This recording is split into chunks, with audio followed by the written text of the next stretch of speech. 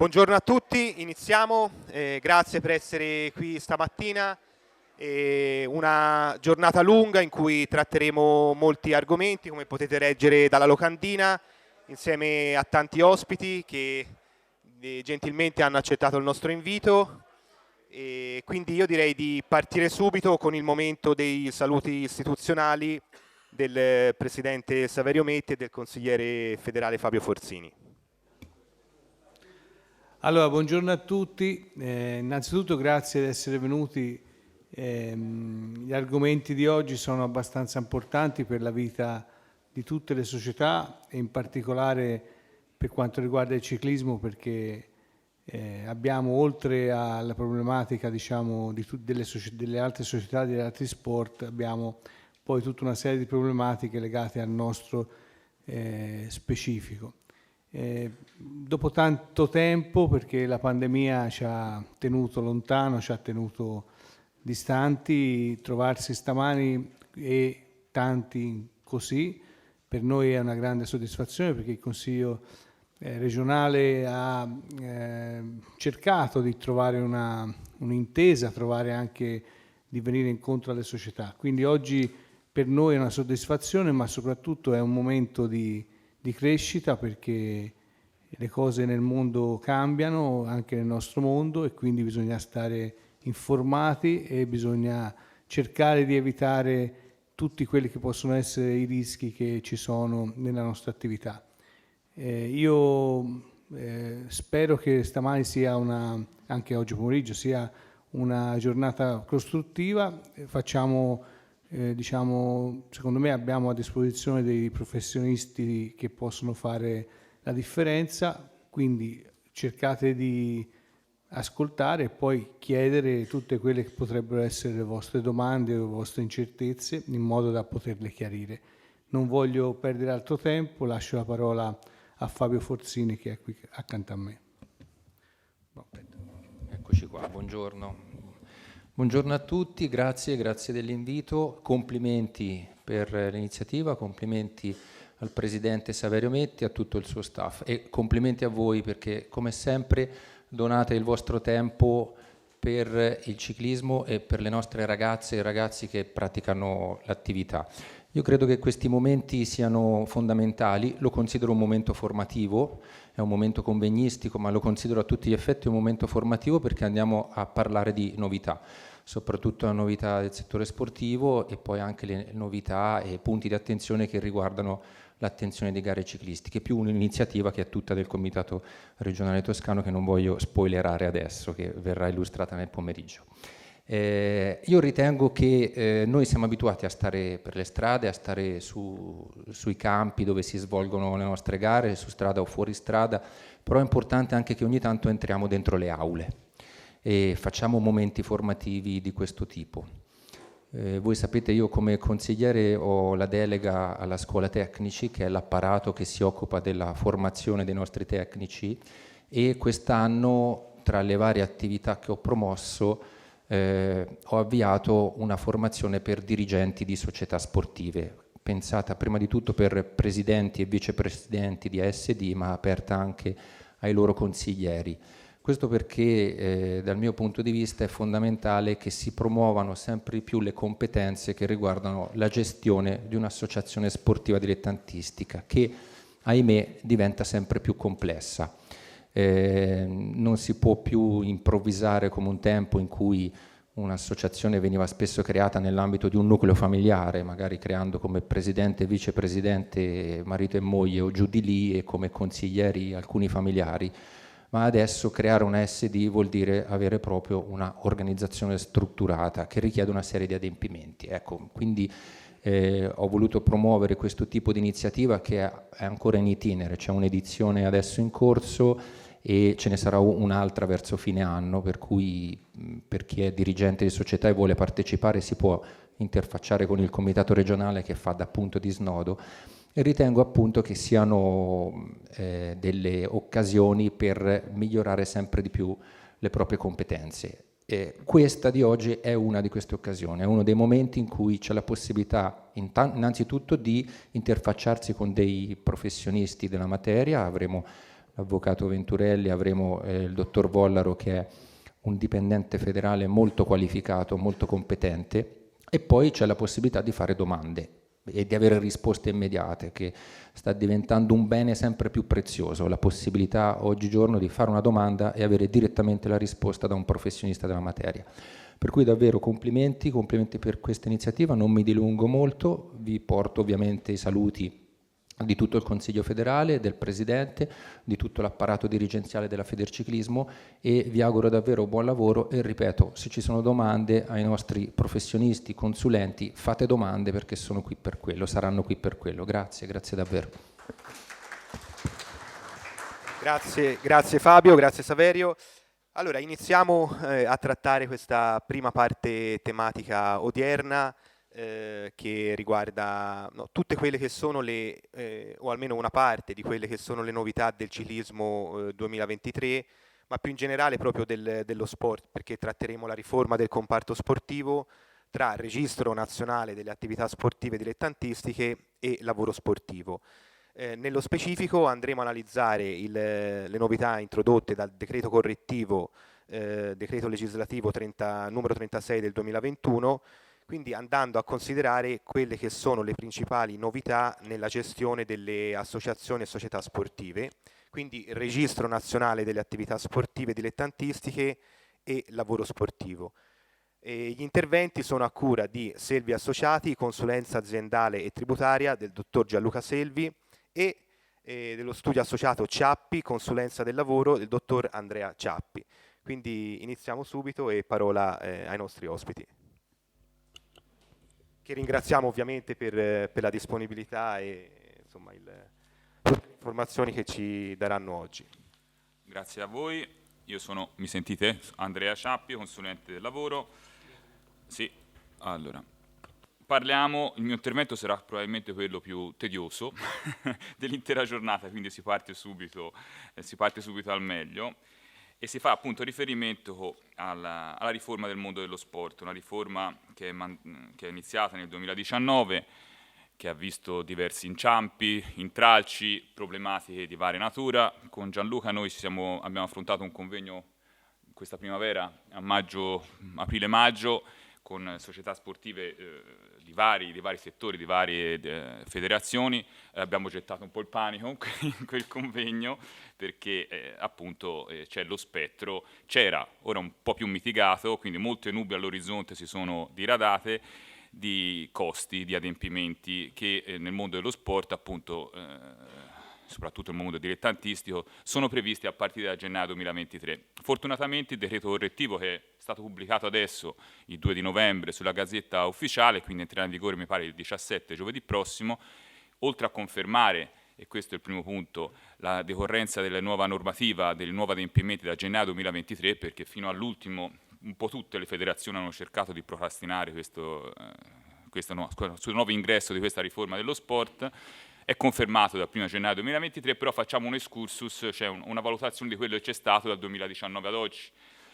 Molte critiche, correttivi in corso d'opera, interpretazioni che un po' si sono accavallate, una ha sconfessato la precedente e così via, quindi si è gettato un po' di panico appunto nel mondo dello sport, soprattutto nel settore dilettantistico, già aggravato da 2 anni di pandemia, e giocare ora il carico, anzi il doppio carico dei contributi e delle tasse sui compensi dati agli operatori sportivi evidentemente è un peso, un macigno non da poco. Fortunatamente, vi anticipo, il decreto correttivo ha recepito tutte queste criticità, tutti questi adempimenti, questa burocrazia, e quindi ha risolto quasi totalmente tutte queste problematiche, cioè più che altro dando delle certezze, perché fino ad oggi sostanzialmente tutto era molto, molto in dubbio, sia sulla decorrenza della nuova normativa, sugli effettivi adempimenti e i costi che le società sportive dilettantistiche si sarebbero dovute sobbarcare inizialmente dal 2022, poi dal luglio 2022, poi dal 1 gennaio 2023, 1 gennaio parte il tutto.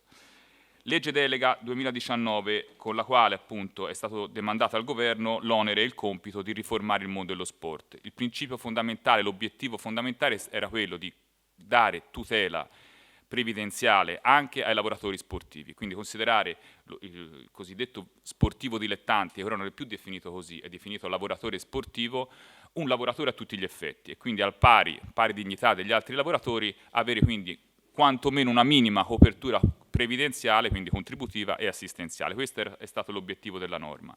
Da lì si è passati a dire ora saranno tutti dipendenti, chissà quanto ci costerà. Fortunatamente questo spettro iniziale si è un po' diradato e quindi non sarà semplicemente una subordinazione, un rapporto di lavoro dipendente, un rapporto di collaborazione coordinata e continuativa.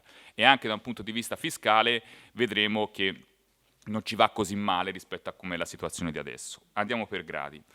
Abbiamo parlato di una legge delega che ha previsto poi a febbraio 2021 l'emanazione di 5 decreti fondamentali, decreti di riforma del mondo dello sport, il numero 36, tutti uno dopo l'altro, 36, 37, 38, 39 e 40. Il decreto legislativo del 28 settembre, il numero 36, è quello che più ci interessa, e testualmente parla di riordino e riforma delle disposizioni in materia di enti sportivi professionistici e dilettantistici, nonché di lavoro sportivo. Dà la definizione di lavoro sportivo. Ora li analizziamo nel dettaglio. Gli altri interventi, gli altri decreti sono più marginali, ci interessano fino a un certo punto. Il 37, li menziono per diritto di cronaca, dovere di cronaca, si parla più che altro dell'esercizio dell'agente sportivo, la professione dell'agente sportivo. Il numero 38 invece norme di sicurezza e ammodernamento e costruzione degli impianti sportivi. Il 39, anche questo è importante perché istituisce, lo abbiamo anticipato, il nuovo registro nazionale delle attività sportive dilettantistiche. È un nuovo registro che viene tenuto presso il Dipartimento dello Sport, Presidenza del Consiglio, e va a sostituire sostanzialmente le funzioni del CONI. Tutte le società sportive, associazioni sportive dilettantistiche, dovranno essere iscritte in questo registro, soprattutto ai fini delle agevolazioni sui compensi. Questo registro, però, l'iscrizione è automatica, chi è iscritto al CONI automaticamente non deve fare nessun tipo di adempimento, automaticamente viene riportato su questo registro. Quindi tutte le associazioni attualmente iscritte al CONI, associazioni sportive dilettantistiche, automaticamente vengono elencate, vengono riportate in questo registro, e questo fa sì che i compensi corrisposti ai vari lavoratori sportivi, vedremo poi nel dettaglio chi sono, abbiano determinati benefici. Okay? Quindi questo passo è fondamentale. Il decreto legislativo numero 40 invece misure in materia di sicurezza nelle discipline sportive invernali, quindi ci interessa praticamente zero. Abbiamo visto nel corso di questi 3-4 anni un andirivieni normativo, ovvero norme che sconfessano la precedente, interpretazioni, modifiche.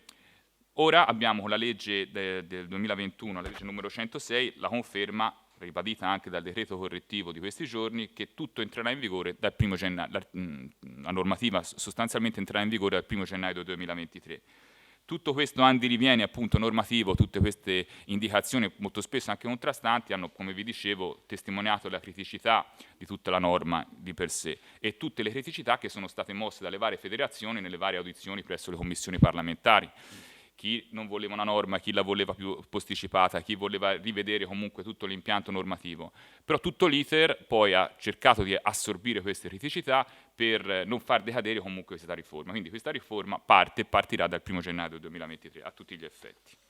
Il decreto legislativo 36 ci dà la definizione di lavoratore sportivo, ovviamente l'atleta, primo sportivo per eccellenza, ma ci dà la definizione appunto che non è soltanto l'atleta da considerare lavoratore sportivo, ma sostanzialmente, ora vi leggo la definizione, ma ve ne anticipo, sono tutti quei soggetti che sono funzionali alla manifestazione sportiva, quindi non soltanto l'atleta, l'allenatore, l'istruttore, il commissario di gara. Poi ogni federazione dovrà dare magari anche a pro della federazione stessa un'indicazione utile a tutti quei soggetti che sono funzionali all'attività dell'associazione stessa, alla manifestazione sportiva, perché tutti quei soggetti considerati funzionali sono soggetti per i quali il compenso dato al singolo componente dell'associazione è un compenso che ha un privilegio, un'agevolazione contributiva e fiscale.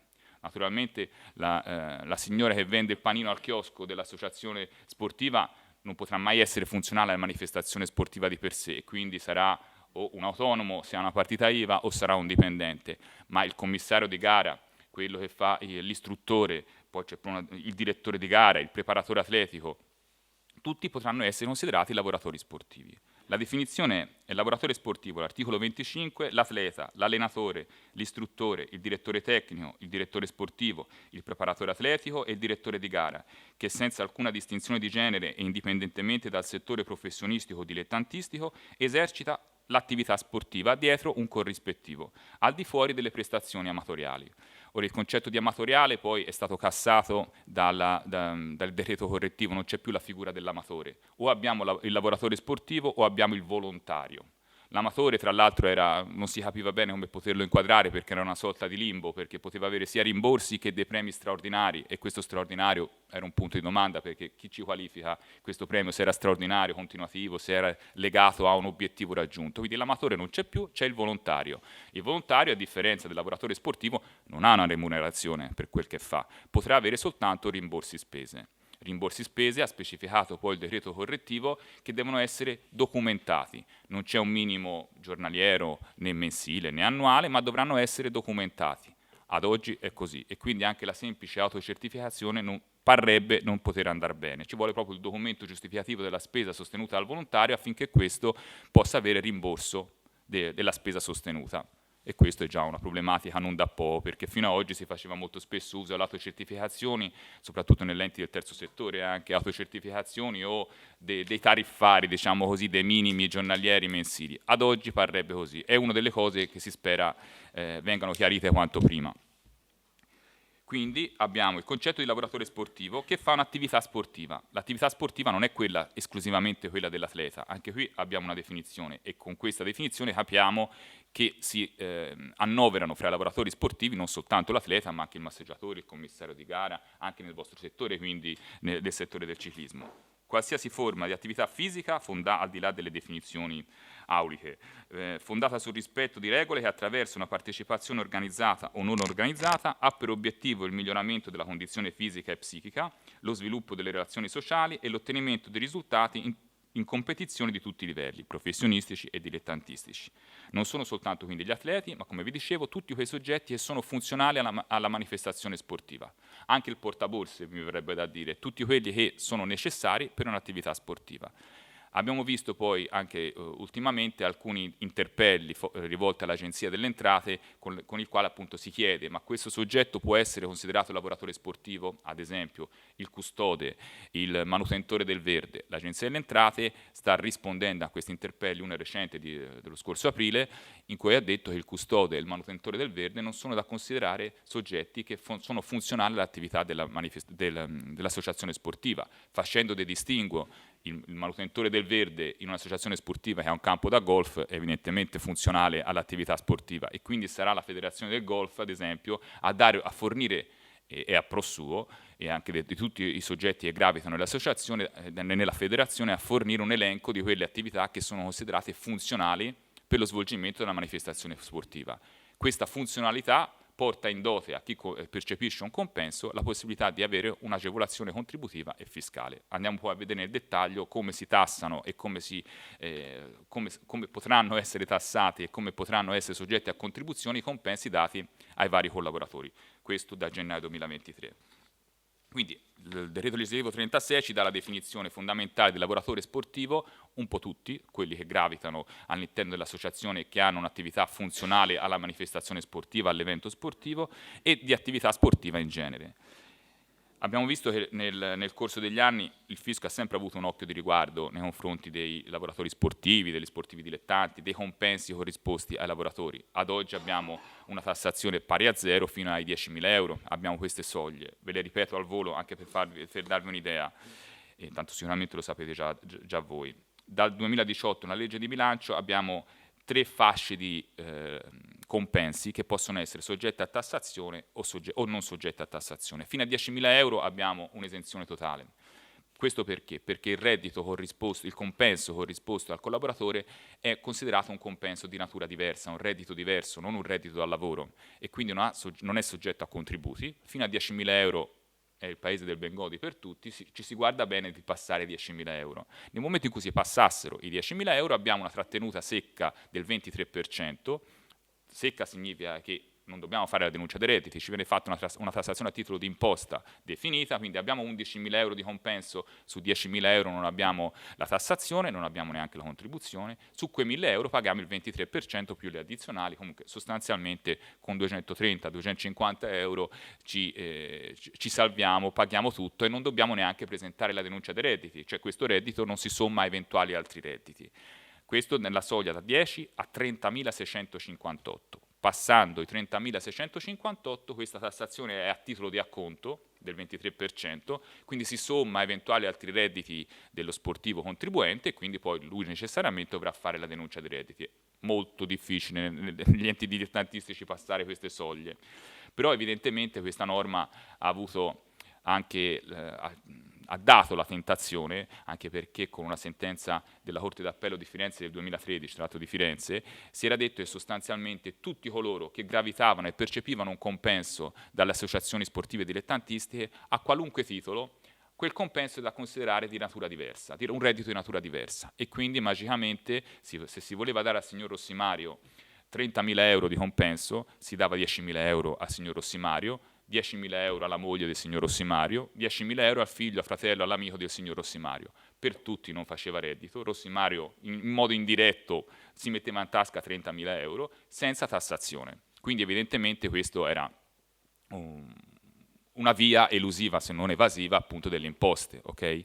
Ora, ultimamente, soprattutto da dicembre 2021 ad oggi, oltre 30 sentenze della Cassazione e anche interpretazioni dell'Agenzia delle Entrate hanno sottolineato il fatto che per considerare un reddito di natura diversa, non reddito al lavoro e quindi far beneficiare a chi lo percepisce questa esenzione, doveva essere un reddito, diciamo così, marginale o soprattutto non professionale e continuativo. Quindi se a maggior ragione il soggetto faceva soltanto quell'attività e io gli do 10.000 euro, l'Agenzia delle Entrate ritiene quei 10.000 euro, attività unica del soggetto e non ha altri redditi e lo svolge magari per tutto l'anno, non poteva essere un reddito di natura diversa e quindi non beneficiare di questa agevolazione di non pagare tasse, contributi fino a 10.000 euro.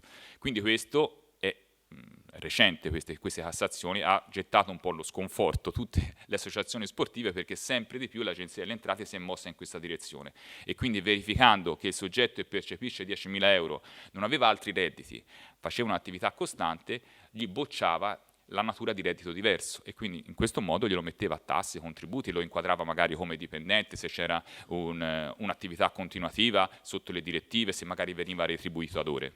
Tutto questo impianto normativo del decreto legislativo 36 però difetta, e fortunatamente il decreto correttivo poi l'ha modificato, di un inquadramento del lavoratore sportivo, perché non ci dice che il lavoratore sportivo, a prescindere dal compenso gli verrà dato, debba essere inquadrato come dipendente, come autonomo, come prestatore occasionale. Starà a ogni associazione verificare le caratteristiche della singola prestazione resa dal singolo soggetto.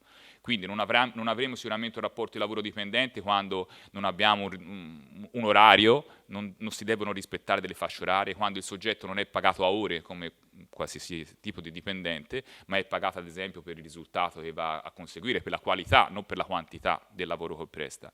Però questo naturalmente ci mette in difficoltà, perché al di là della forma che le parti possono sottoscrivere anche di accordo, se viene fuori domani l'INPS, l'Agenzia delle Entrate, la Guardia di Finanza e mette l'occhio su quell'attività e verifica che quello è un'attività magari costante, retribuita a ore, che sotto le direttive di un pseudo datore di lavoro che magari è l'amministratore dell'associazione sportiva, insomma, ci può rompere le scatole e inquadrare quel rapporto di lavoro come dipendente e quindi questo poi tornando indietro anche di 5 anni con un aggravio, con un bagno di sangue, di recupero contributi, evasione eccetera eccetera. Questa era la prospettiva che avevamo fatto a maggio e che magari ha gettato il panico tra le varie associazioni sportive.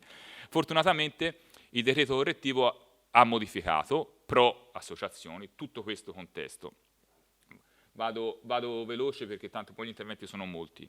E quindi come l'ha modificato? Innanzitutto l'ha modificato dicendo che c'è adesso una presunzione che quell'attività resa dal lavoratore sportivo possa essere inquadrata come COCOCO, collaborazione coordinata e continuativa, che è un altro par di maniche rispetto al rapporto di lavoro subordinato dipendente. Il collaboratore COCOCO dalla legge Biagi del 2003, collaboratore coordinato e continuativo, è comunque un autonomo, non è un dipendente, non ha tredicesima, non ha ferie, non ha tredicesima ferie, non ha trattamento di fine rapporto, cioè non ha tutte le tutele proprie di un rapporto di lavoro dipendente, è un autonomo, ma per i COCOCO si pagano i contributi, okay?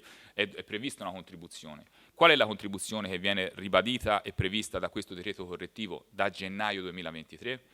È una contribuzione che parte dai 5.000 euro in su, quindi fino a 5.000 euro non abbiamo né tassazione né contribuzione.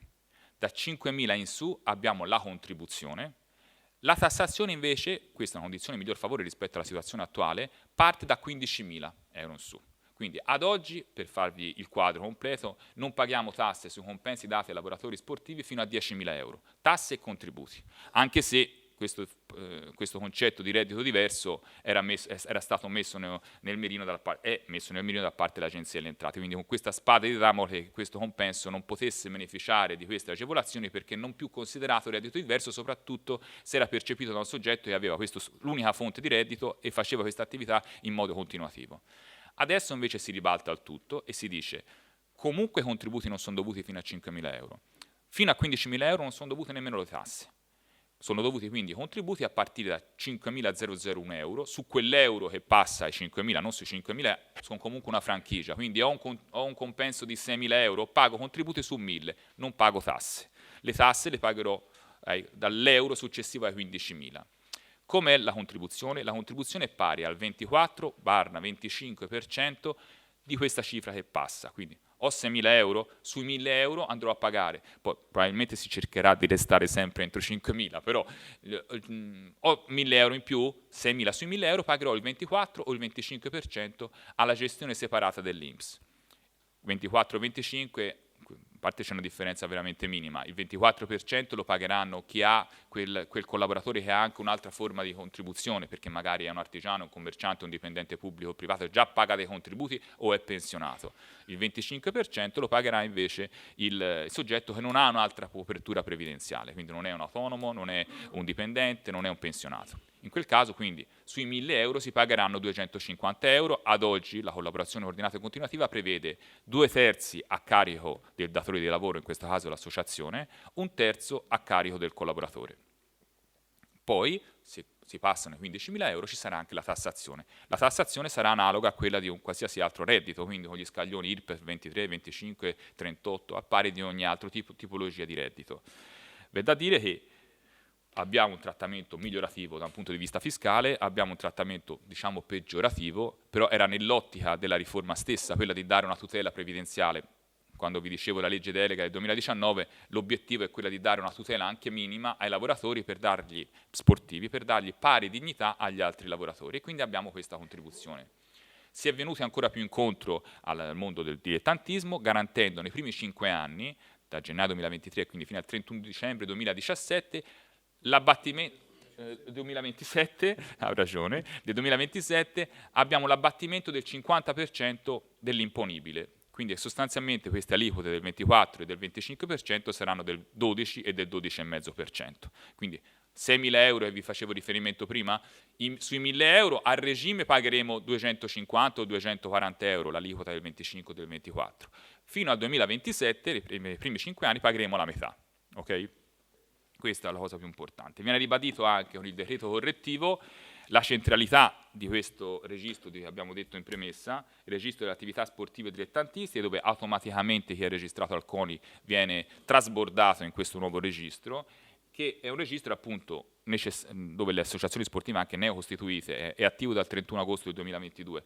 Le nuove costituzioni di associazioni sportive, le nuove associazioni sportive dilettantiste dovranno provvedere a registrarsi proprio per il criterio che chi è iscritto lì può dare compensi agevolati da un punto di vista contributivo e fiscale, con le agevolazioni che ci siamo detti.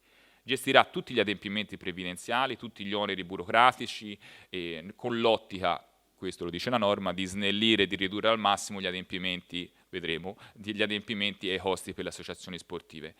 Le procedure telematiche ancora non sono attive, lo dovranno essere, anche questo non si capisce come mai, entro aprile del 2023, quando la norma parte a gennaio 2023, però quindi ci sarà un periodo transitorio che comunque dovrà essere gestito. Poi il decreto correttivo che vi abbiamo detto che è entrato in vigore adesso, anzi ufficialmente ancora no, perché è stato pubblicato il 2 di novembre, 15 giorni dalla pubblicazione, quindi dal 17 novembre, ma non è tanto il 17 novembre, è il fatto che dice dal 1 gennaio, cioè quello che ci interessa è il fatto che dal 1 gennaio partirà questa riforma, abolisce i lavoratori, i cosiddetti amatoriali, quindi non abbiamo parlato più di tanto perché tanto è nato e morto questa figura dell'amatore. Abbiamo la figura invece del volontario che appunto, vi ripeto, ha questa criticità data dal fatto che ovviamente il volontario è chi non percepisce compenso, però i rimborsi che potranno essere corrisposti ai volontari ad oggi sono rimborsi che devono essere documentati. Altra criticità che si spera di risolvere a breve, una delle prime obiezioni e delle prime criticità che sono state sollevate è il fatto che ci sia questa presunzione che l'attività resa dal collaboratore sia di lavoro di co quando è resa per un monte orario settimanale non superiore alle 18 ore settimanali. Quindi tutti magicamente dichiareranno che il collaboratore non svolge più di 18 ore settimanali. Però il primo dubbio che è sorto a leggere la norma è: ma se una settimana ne fa 40 o per un mese ne fa 40 di ore settimanali e il mese successivo ne fa 0 o ne fa 10, si tiene a riferimento una media? Io direi di sì, non c'è scritto da nessuna parte, ma mi sembra... No, ti interrompo, scusa Gian Antonio, vieni qua a sedere. Abbiamo anche il piacere di avere un altro consigliere federale che è Gian Antonio Crisafulli, quindi si siede accanto a Forzini, è arrivato ora, ci fa molto piacere, grazie di essere con noi.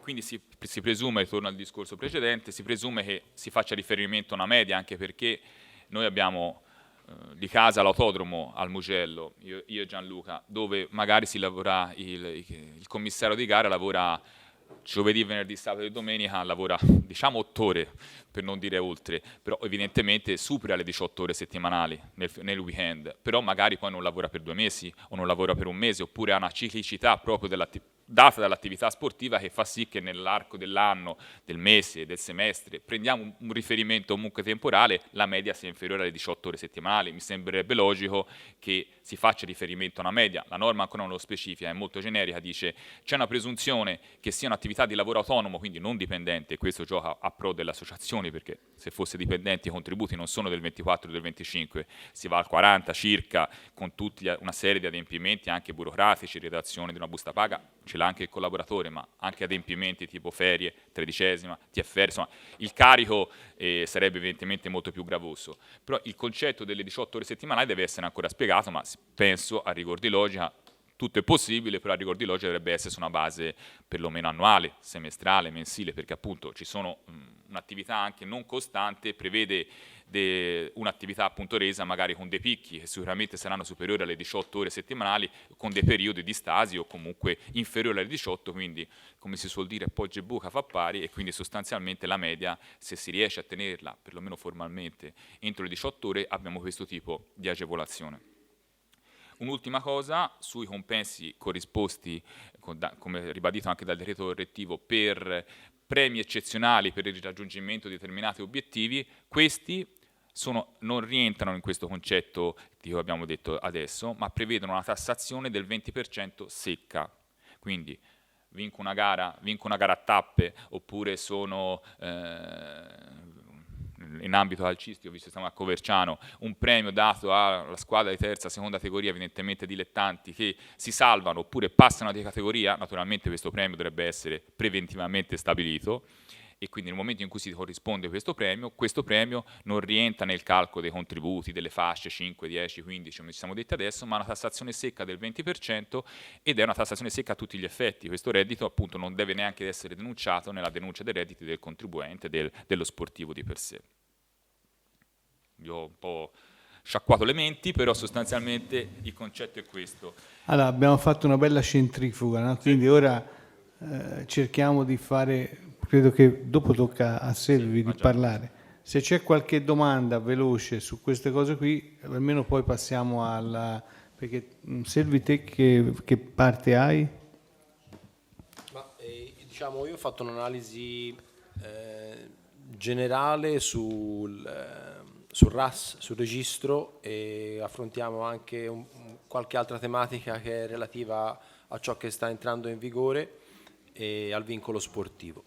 Quindi facciamo qualche domanda e poi parli te, o vuoi andare avanti te e poi facciamo tutte le domande? Come preferiscono loro. Il tempo ce l'abbiamo, tutto sommato siamo ancora in bolla. Una domanda sì, certo. Anch'io. Montepremi federali.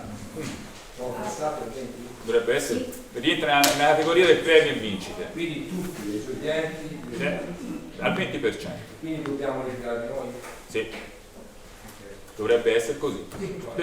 Una trattenuta secca del 20% allo sportivo dilettante, non c'è altro onere se non vedere sicuramente trattenuto questo 20%, non lo deve denunciare, non lo deve dichiarare, non rientra nel contesto. Un'altra cosa importante, come? Noi si devono iniziare. Sì, sistema anniversario. Quindi ci saranno dei moduli. Certo, esatto. La classe è tipo ritenuto dal conto. Ti devo dare 1000, te ne do 800 e 200 li verso alle RAI. E questo vale anche per i minorenni, certo. 14 anni fino a... Sì.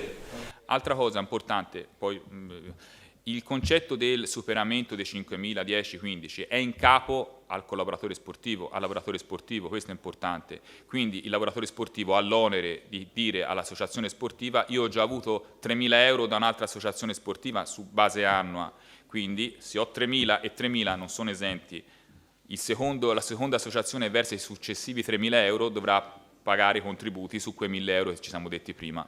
Okay? Gli fa cumulo, quindi è in capo al percettore, non è in capo all'associazione. Che poi il percettore non lo dichiari, ne risponderà lui, va bene?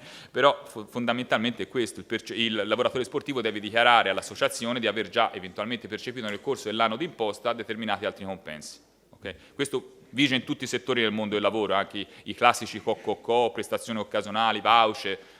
Sta al percettore dichiarare di aver avuto già precedenti emolumenti. Okay?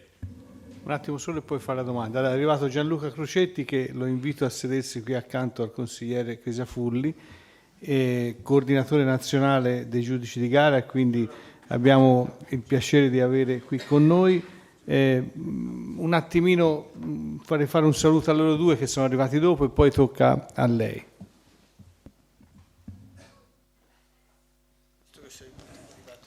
Ecco fatto, come ultimo arrivato mi tocca. No, buongiorno a tutti, scusatemi del ritardo, complimenti per l'organizzazione di questa giornata che sicuramente sarà utile. Anche noi come giudici di gara abbiamo voluto essere presenti, sia io al di là di essere toscano ma anche tutta la commissione regionale giudici di gara, quindi per il momento buon lavoro e buon ascolto a tutti. Grazie. Porgo anche il mio saluto e le mie scuse perché anch'io sono arrivato tardi, ma arrivo da Bergamo, nonostante la partenza in orario antelucano, il traffico e la nebbia c'erano e hanno un po' rallentato. Complimenti a Saverio, innanzitutto grazie per l'invito, complimenti a Saverio per questa importante informazione che dai alla struttura, a chi fa effettivamente poi l'attività. Ed è un piacere poi anche aver qui con Fabio, anche perché con Fabio dobbiamo poi parlare, anche ne approfitto per un altro progetto che stiamo portando avanti. Quindi buon lavoro e mi auguro che escono tutti con le idee molto più chiare. Tocca a te. Sì. Domanda, si equiparano a livello di erogazione dei premi ai dipendenti, quindi tracciabile, CU e poi 770? Sì. Sì, perché c'è la CU e il 770 e sono i sostituti di imposta, è la dichiarazione cioè chi si sostituisce al versare l'imposta per conto di un altro. Ed è il caso nostro, perché io ti trattengo e verso per conto tuo le tasse che sono tue. E quindi l'obbligo però di pagare i montepremi federali con mezzi tracciabili a quel punto. Non la classica busta col contante dentro. No, tra l'altro no. Sostanzialmente, ora a parte stanno ripassando il contante da 2.000 a 5.000 euro a stretto giro, però sostanzialmente tutto ciò che è, tra virgolette, retribuzione deve essere tracciato. Domande? Ma io direi però, visto che tanto siamo sempre in continuità di argomenti, ora volevi fare una domanda? C'era Baldini. Sì. Visto che in questa circoscrizione abbiamo spaziato e spesso anche nel caso, perché ogni federazione avrà le sue figure, no? Certo. Noi quello che va a fare la striscia nel campo non ce l'abbiamo, abbiamo altre figure. La federazione gilistica italiana, le altre figure, quali sono le figure? Questo lo dovete dire voi. Questa è la federazione gilistica e dalle... No, non è così. Finisci di I ciclisti lo so. Certo. Poi lei mi ha parlato di massaggiatore. Io non l'ho letto da nessuna parte, massaggiatore professionale. No, non professionale. Massaggiatore professionale, diventa un po' per massaggi. C'è l'amatore. Chi è l'amatore? L'amatore non c'è più. Chi era l'amatore? L'amatore era colui che prestava la propria attività a carattere gratuito, come se fosse un volontario, ma poteva avere dei premi, a parte si sta parlando di una figura che non c'è più, però che c'è stata per un annetto. Sì, la differenza è che l'amatore poteva avere dei premi correlati al raggiungimento di determinati risultati.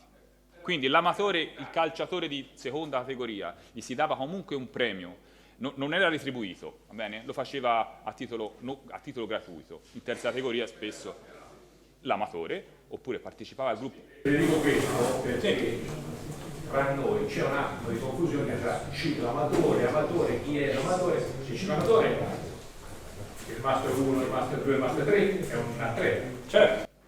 Certo. Il lavoratore sportivo, che ha tutta questa serie di norme, è il lavoratore che percepisce una retribuzione. L'amatore era quello che, come il volontario, non percepiva una retribuzione, almeno certa, però poteva avere dei premi. Questi premi al raggiungimento di determinati risultati. Qui era difficile anche dimostrare che era preventivato, che c'era e non c'era questo premio. In quel caso poteva avere anche questo. No, Baldini, noi abbiamo una digressione, poi magari qui abbiamo anche il responsabile del settore amatoriale, che sia Furli, che magari ci può chiarire.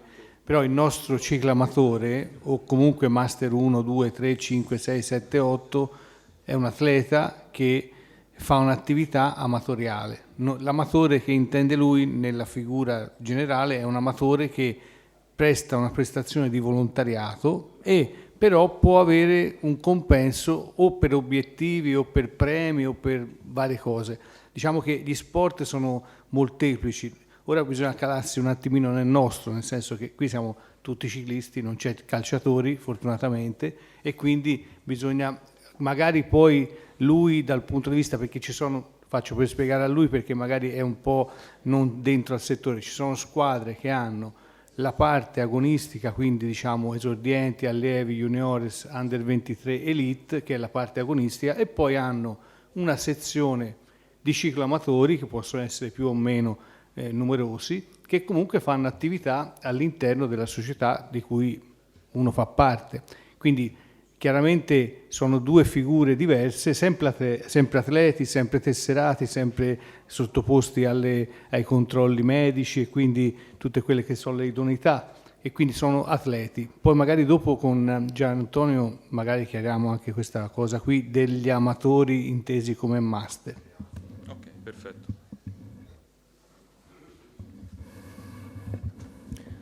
Allora, per dare anche un feedback, no? Sulla fattispecie del nostro mondo sportivo e così inquadrare anche dal punto di vista semantico, concettuale, come siamo messi noi e aiutarvi ad aiutarci, diciamo così.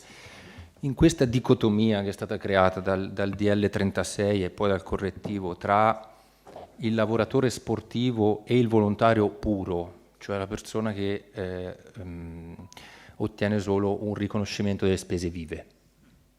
Probabilmente noi nel nostro... Pronto? Si sente? Pronto? Eccoci.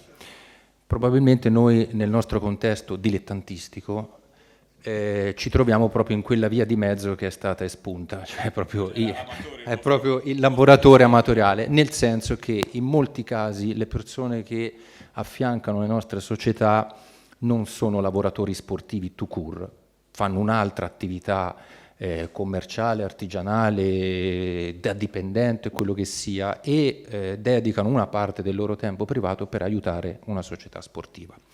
E in molti casi ottengono dalla società stessa un minimo di ristoro che è, diciamo, il minimo indispensabile per ristorare queste persone dal tempo che tolgono alla loro famiglia. Partecipa direttamente alla manifestazione sportiva, no? Oppure un organizzatore che dà un gettone giornaliero a una persona che sta ad un bivio con la bandierina per segnalare il passaggio di una gara, e magari quella persona lo fa una tantum, magari solo un evento all'anno.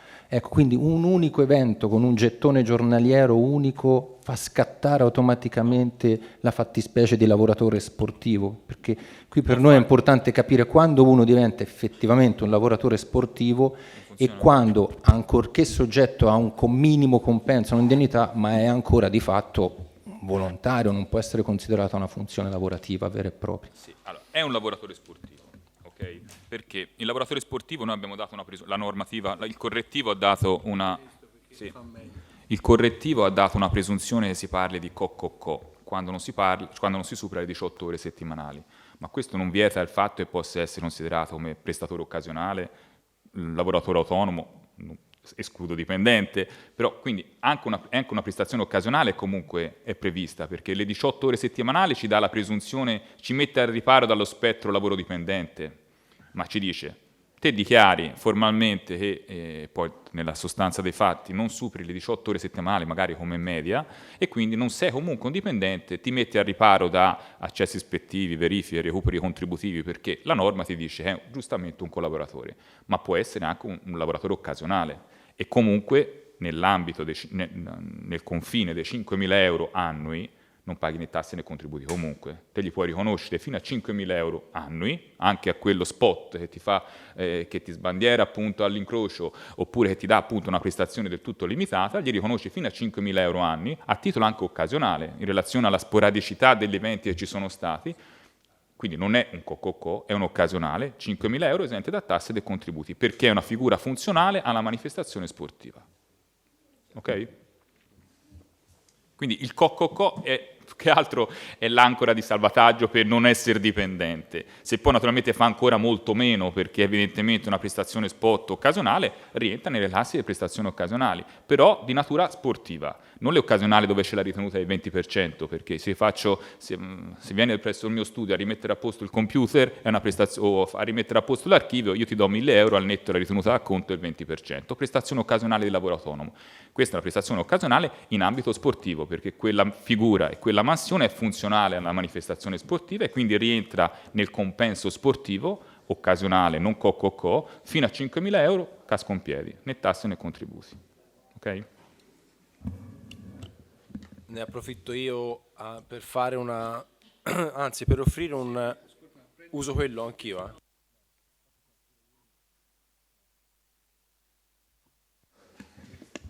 Prendo spunto da quello che è stato rilevato ora in maniera molto puntuale da Fabio Forzini, da Presidente regionale, e colgo l'occasione che ci sono presenti i consiglieri nazionali, perché sono quelli poi che a Roma ci vanno più spesso, e a tutti voi che rappresentate le società sportive, che sfortunatamente per me e per Andrea non sono tutti seguiti da noi, quindi così potete portare la riflessione anche ai nostri colleghi. A come è stesa la norma adesso viene duplicato, a ricorrere di certi presupposti, l'applicazione di una duplicazione INPS, cioè si va dentro quella che noi si chiama la gestione separata dell'INPS al 24-25%, indipendentemente dall'avere già una copertura INPS.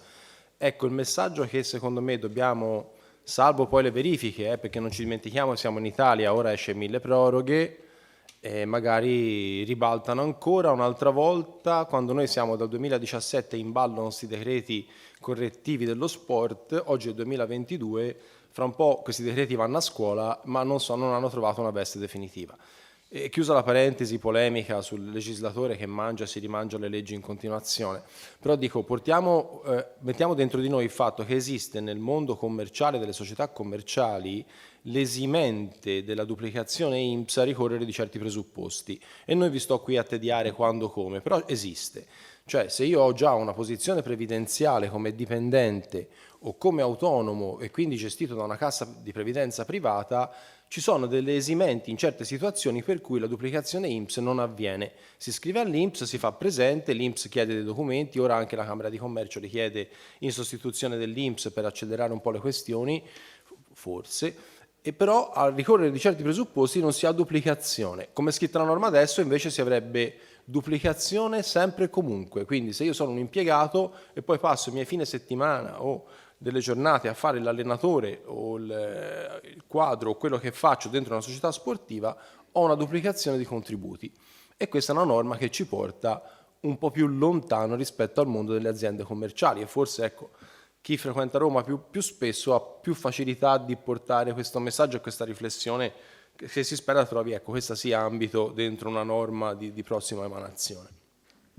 Sì, aggiungo soltanto, infatti come vi dicevo, che chi ha un'altra copertura previdenziale si vede riconoscere uno sconto dell'1% sui contributi, invece di pagare il 25%, visto che ho un'altra copertura previdenziale, sempre in ambito di co-co-co, io verso alla gestione separata il 24%, quando magari ho un rapporto di lavoro, un impiego autonomo, evidentemente a tempo pieno, o anche di dipendente a tempo pieno, dove magari verso tutti i mesi 500-600 euro di contributo all'INPS, e questo mi dà diritto ad avere uno sconto di un 1% rispetto a chi non ha un'altra copertura previdenziale, quindi effettivamente una miseria di esonero, cioè di riconoscimento per il fatto che ho un'altra copertura previdenziale, magari pago contributi, anzi sicuramente pago anche contributi sempre all'INPS, e l'INPS mi riconosce per il fatto che pago altri contributi soltanto un esimio sconto dell'1% rispetto a chi i contributi non li paga. Okay? Sì. Agganciandomi a quello che ha detto il consigliere, molti dei nostri collaboratori sono pensionati, ok? Quindi noi diverseremo il 24%. Ogni 5 anni gli dobbiamo ricordare che devono andarsi a fare l'adeguamento e la richiesta o non vengono riconosciuti? Purtroppo no. Purtroppo no, perché vanno alla gestione separata dell'INPS.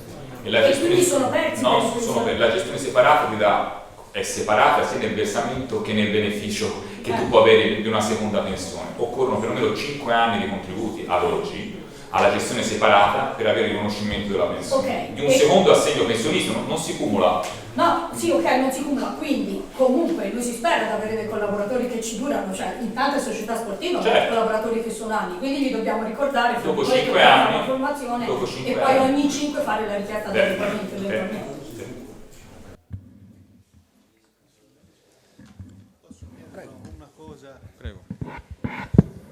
Visto che siamo qui e siamo a fare gli esempi, secondo me andiamoci in fondo. Quali sono le implicazioni che ci sono nel dare un rimborso a un pensionato? Perché ci sono anche le controindicazioni.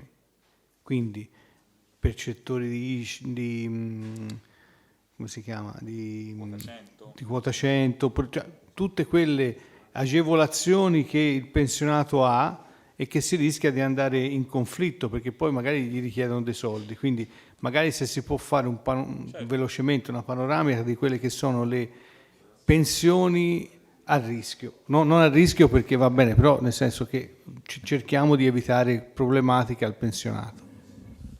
Allora sì, prendiamola un po' più larga, mettiamo anche il discorso di disoccupazione, chi percepisce la disoccupazione, chi è purtroppo, magari un po' meno ultimamente, ma sono negli ultimi 2 anni, cassa integrazione e così via. Allora, è stata materia molto dibattuta questa, ovvero la possibilità di computare, cioè di prendere sia l'uno che l'altro, il compenso sportivo, che la disoccupazione e la cassa integrazione. Poi vediamo anche il discorso della pensione.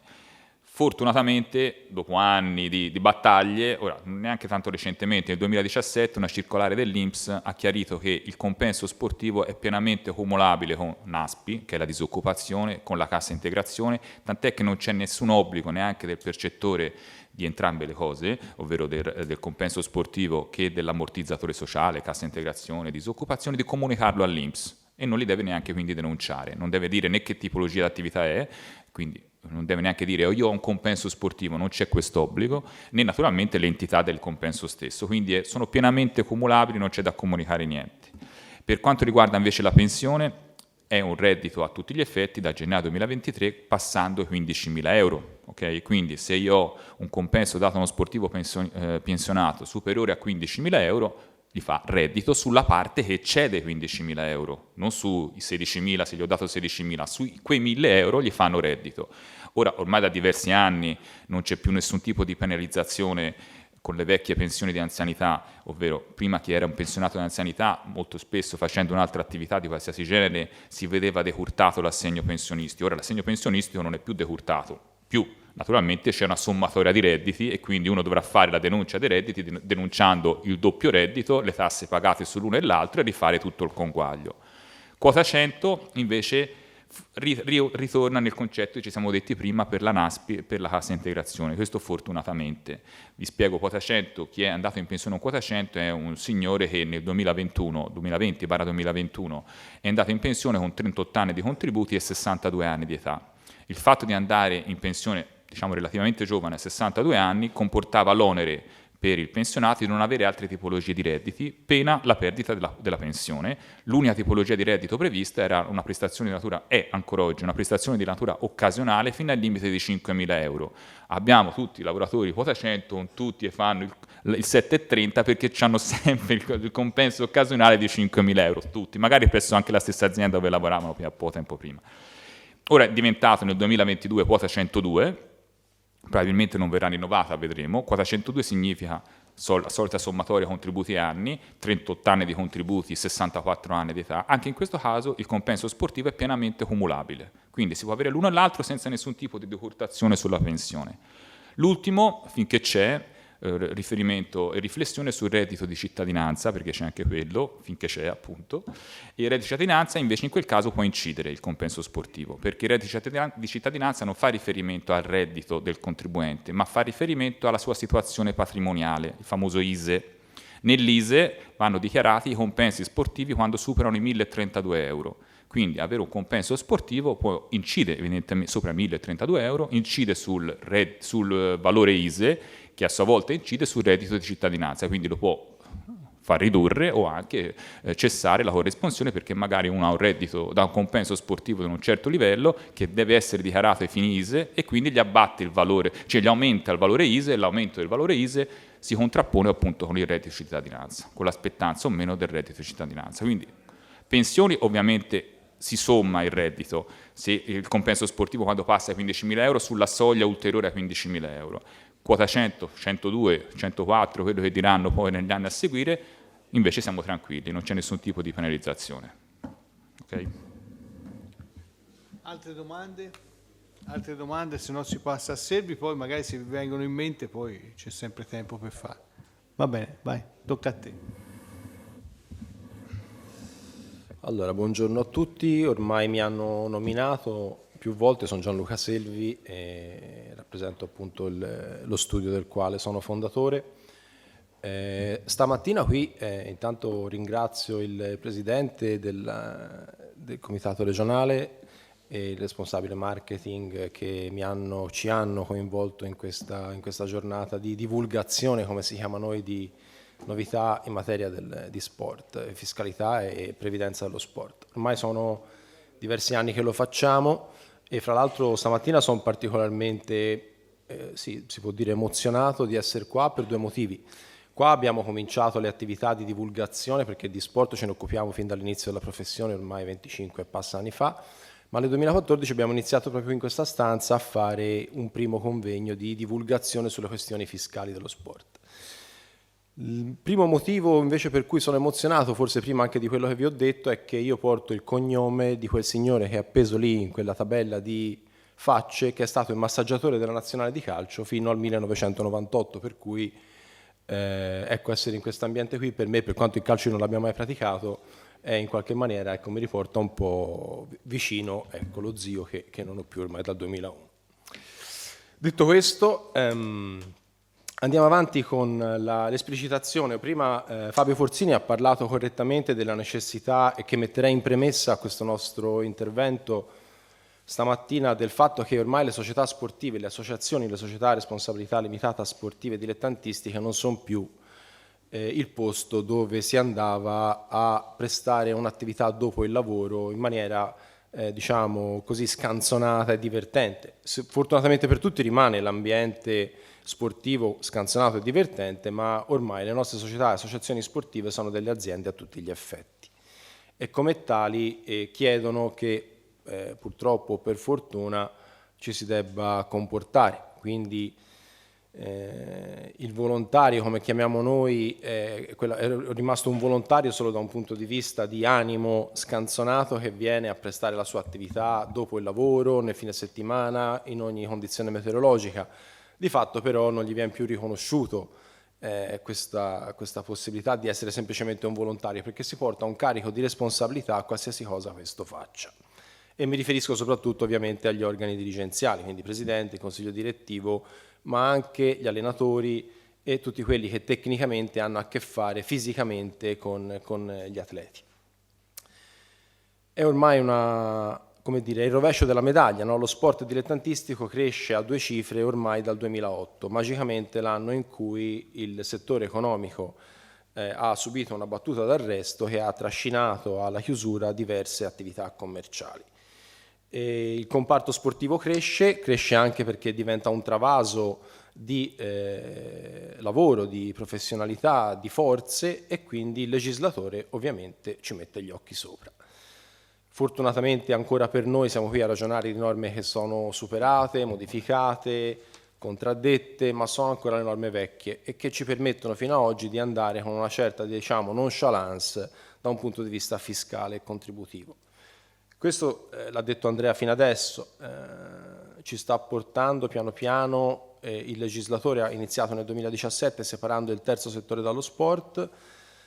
Oggi, fra l'altro, con il decreto correttivo che ha visto la luce 15 quasi giorni fa, la pubblicazione in Gazzetta Ufficiale, da una parte è stata reintrodotta la possibilità che vengano di nuovo amalgamati insieme e credetemi, noi dal nostro punto di vista di professionisti del settore abbiamo fatto non poca fatica a identificare e a mettere correttamente nel loro posto le società sportive e gli enti del terzo settore separandoli, visto che poi il terzo settore, anche quello con fatica, ma ha avuto un suo decreto, un suo registro unico che è partito con fatica ma funziona dall'anno scorso.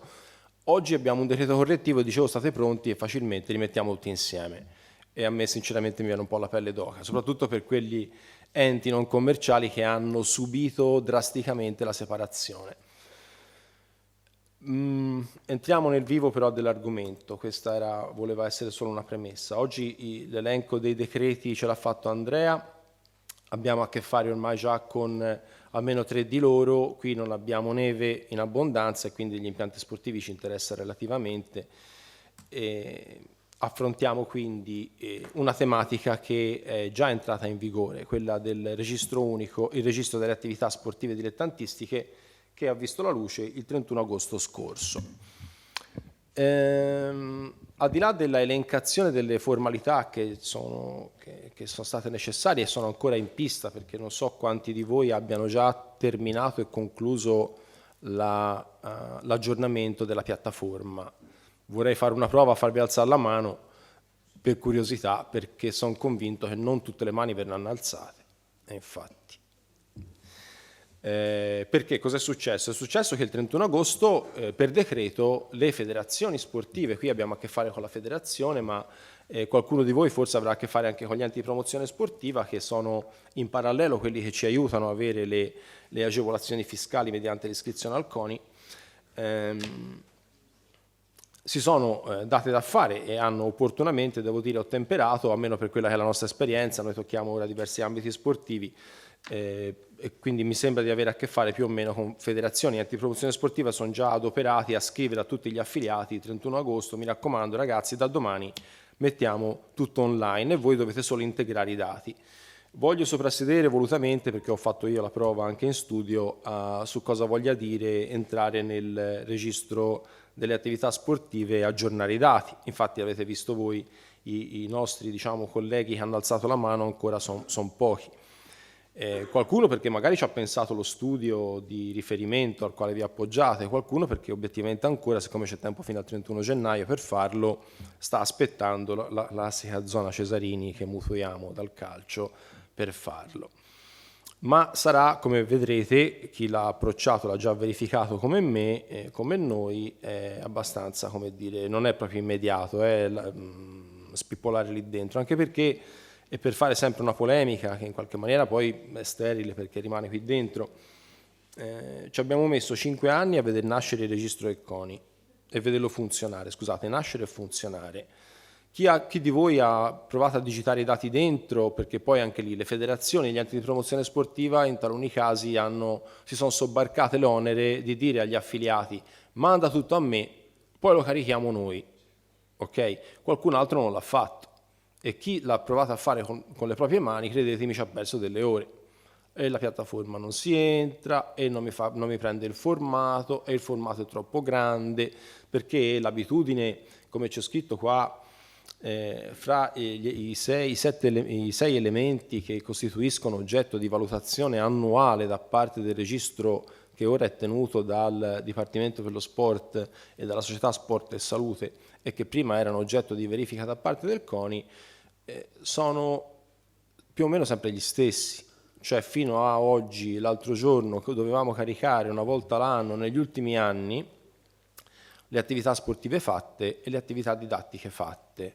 Okay? Adesso l'hanno divisa in 3, ci sono quelle sportive, quelle didattiche e anche quelle formative.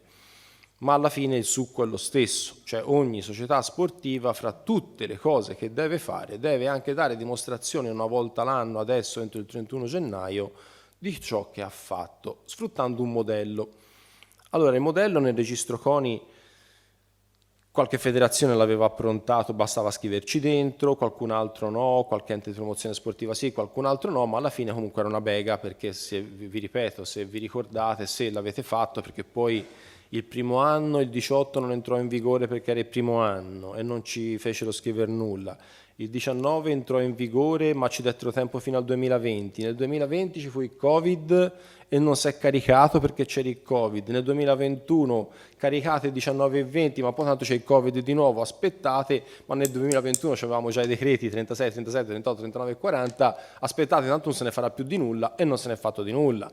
Quel registro CONI chi si diverte ancora a aprirlo perché forse non si può più nemmeno aprire. Io francamente non ho più provato dopo il 31 agosto perché mi basta già il registro, il RAS, no? Ci siamo cimentati su quello, ora anche andare a vedere se il CONI funziona, anche no, ma sono convinto di sì, ecco, lì se si va a provare a mettere i dati qualche difficoltà obiettivamente c'era. Non mi sembra molto più fruibile il RAS, vi ripeto, ci ho provato, ci sono delle schermate, già per trovare dove si entra io ci ho messo un pochino e tutti i giorni siamo a lavorare sul computer, mi domando chi il computer l'accende una volta a settimana come faccia, ma ce lo direte, ce lo diranno e probabilmente ci sarà uno slittamento, classicamente. Ma in ogni caso, fino al 31 agosto si è detto, c'è una norma che dice la trasmigrazione per chi aveva i requisiti CONI e certificato d'affiliazione viene pari pari passato al RAS. Dal 31 agosto quindi tutti noi ci troviamo iscritti dentro, perché suppongo, essendo qua che tutte sono rappresentate società sportive che già funzionano, a questo punto il compito che abbiamo tutti noi è quello di aggiornare i dati con quelli di base l'ha caricati la federazione d'appartenenza dicendo ok è dentro. Non si vede, se aprite il RAS, andate dentro, c'è scritto ok sei dentro da questa data perché ce l'ha messo la federazione o l'ente di promozione sportiva, ma cosa ci abbiamo messo non si sa.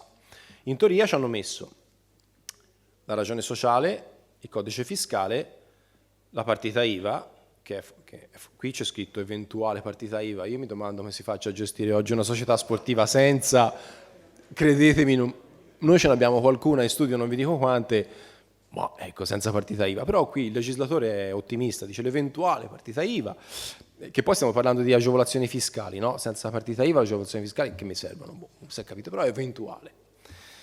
I dati inerenti alla sede legale e ai recapiti, la data dello statuto vigente, la dichiarazione contenente l'indicazione dell'oggetto sociale e le attività sportive didattiche e formative. La dichiarazione contenente l'indicazione della composizione del consiglio dell'organo amministrativo e le generalità dei legali rappresentanti di tutti gli amministratori, i dati dei tesserati. Ecco, ora io non lo so perché obiettivamente il ciclismo non lo pratichiamo, ma suppongo che a essere 100 tesserati in una società sportiva ci si mette un minuto, a occhio e croce, parto dalle mosse di altri sport di gruppo che facciamo e obiettivamente i 100 tesserati o per un motivo o per un altro ci sono. Se voi aprite il RAS, la federazione ha caricato i dati essenziali, non compaiono da nessuna parte i dati dei tesserati. Ma voglio anche dire, gliel'avranno comunicati, perché nel registro del CONI si vedevano. Il registro del CONI dava in una delle pagine, se non mi ricordo male, società, elenco tesserati, e c'era, fra l'altro devo dire in maniera abbastanza apocalittica, c'era il nome del tesserato, il codice fiscale e lo stemma dell'agenzia delle entrate su ogni nome. E uno dice, perché lo stemma dell'agenzia delle entrate? Io suppongo che sia stato un incrocio del sistema nel codice fiscale, suppongo, perché non ce l'ha mai detto nessuno, in 5 anni di registro CONI, ora l'hanno levato e quindi non ci si preoccupa più, però c'erano i nomi dei tesserati e i bollini dell'agenzia delle entrate. Ecco, quindi mi domando, ma avete un'idea, ma ve lo pongo io il dubbio, di cosa voglia dire caricare tutti i tesserati dentro la piattaforma? Perché già era antipatico farlo nel CONI, ma per come è strutturata questa secondo me diventa 2 volte antipatico perché le maschere proprio immediate non sono. E fra l'altro mi sembra che quella dei tesserati è ancora un sapra, non vorrei dire una scemenza perché ho aperto, forse l'ultima volta il RAS l'ho aperto una settimana fa. L'altra cosa mi salta all'occhio leggendo il decreto e preparandomi per i nostri clienti a gestire gli adempimenti è: allora, tutti noi funzioniamo e quindi delle attività sportive, didattiche e formative di un tipo o di un altro le abbiamo fatte, punto. Ma il registro funziona anche per quelli che devono per la prima volta iscriversi e quindi tutti i dati che ho elencato da A a F tutto sommato ci possono essere. Mi domando al punto D la dichiarazione che una società neocostituita fa in ordine alle attività sportive, didattiche e formative quale sia.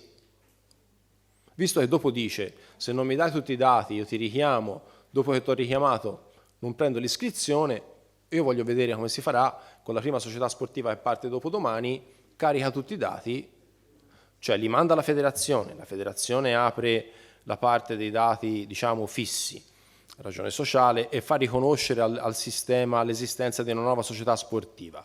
Dopodiché ti scrive e ti dice: allora sei dentro, questa è l'ID, questa è la password, accedi e carica il resto dei dati. Io le attività sportive fino all'anno dopo non le posso caricare, ma qui ci sono elencate fra i requisiti fondamentali per accedere alle agevolazioni, all'iscrizione al RAS e quindi alle agevolazioni.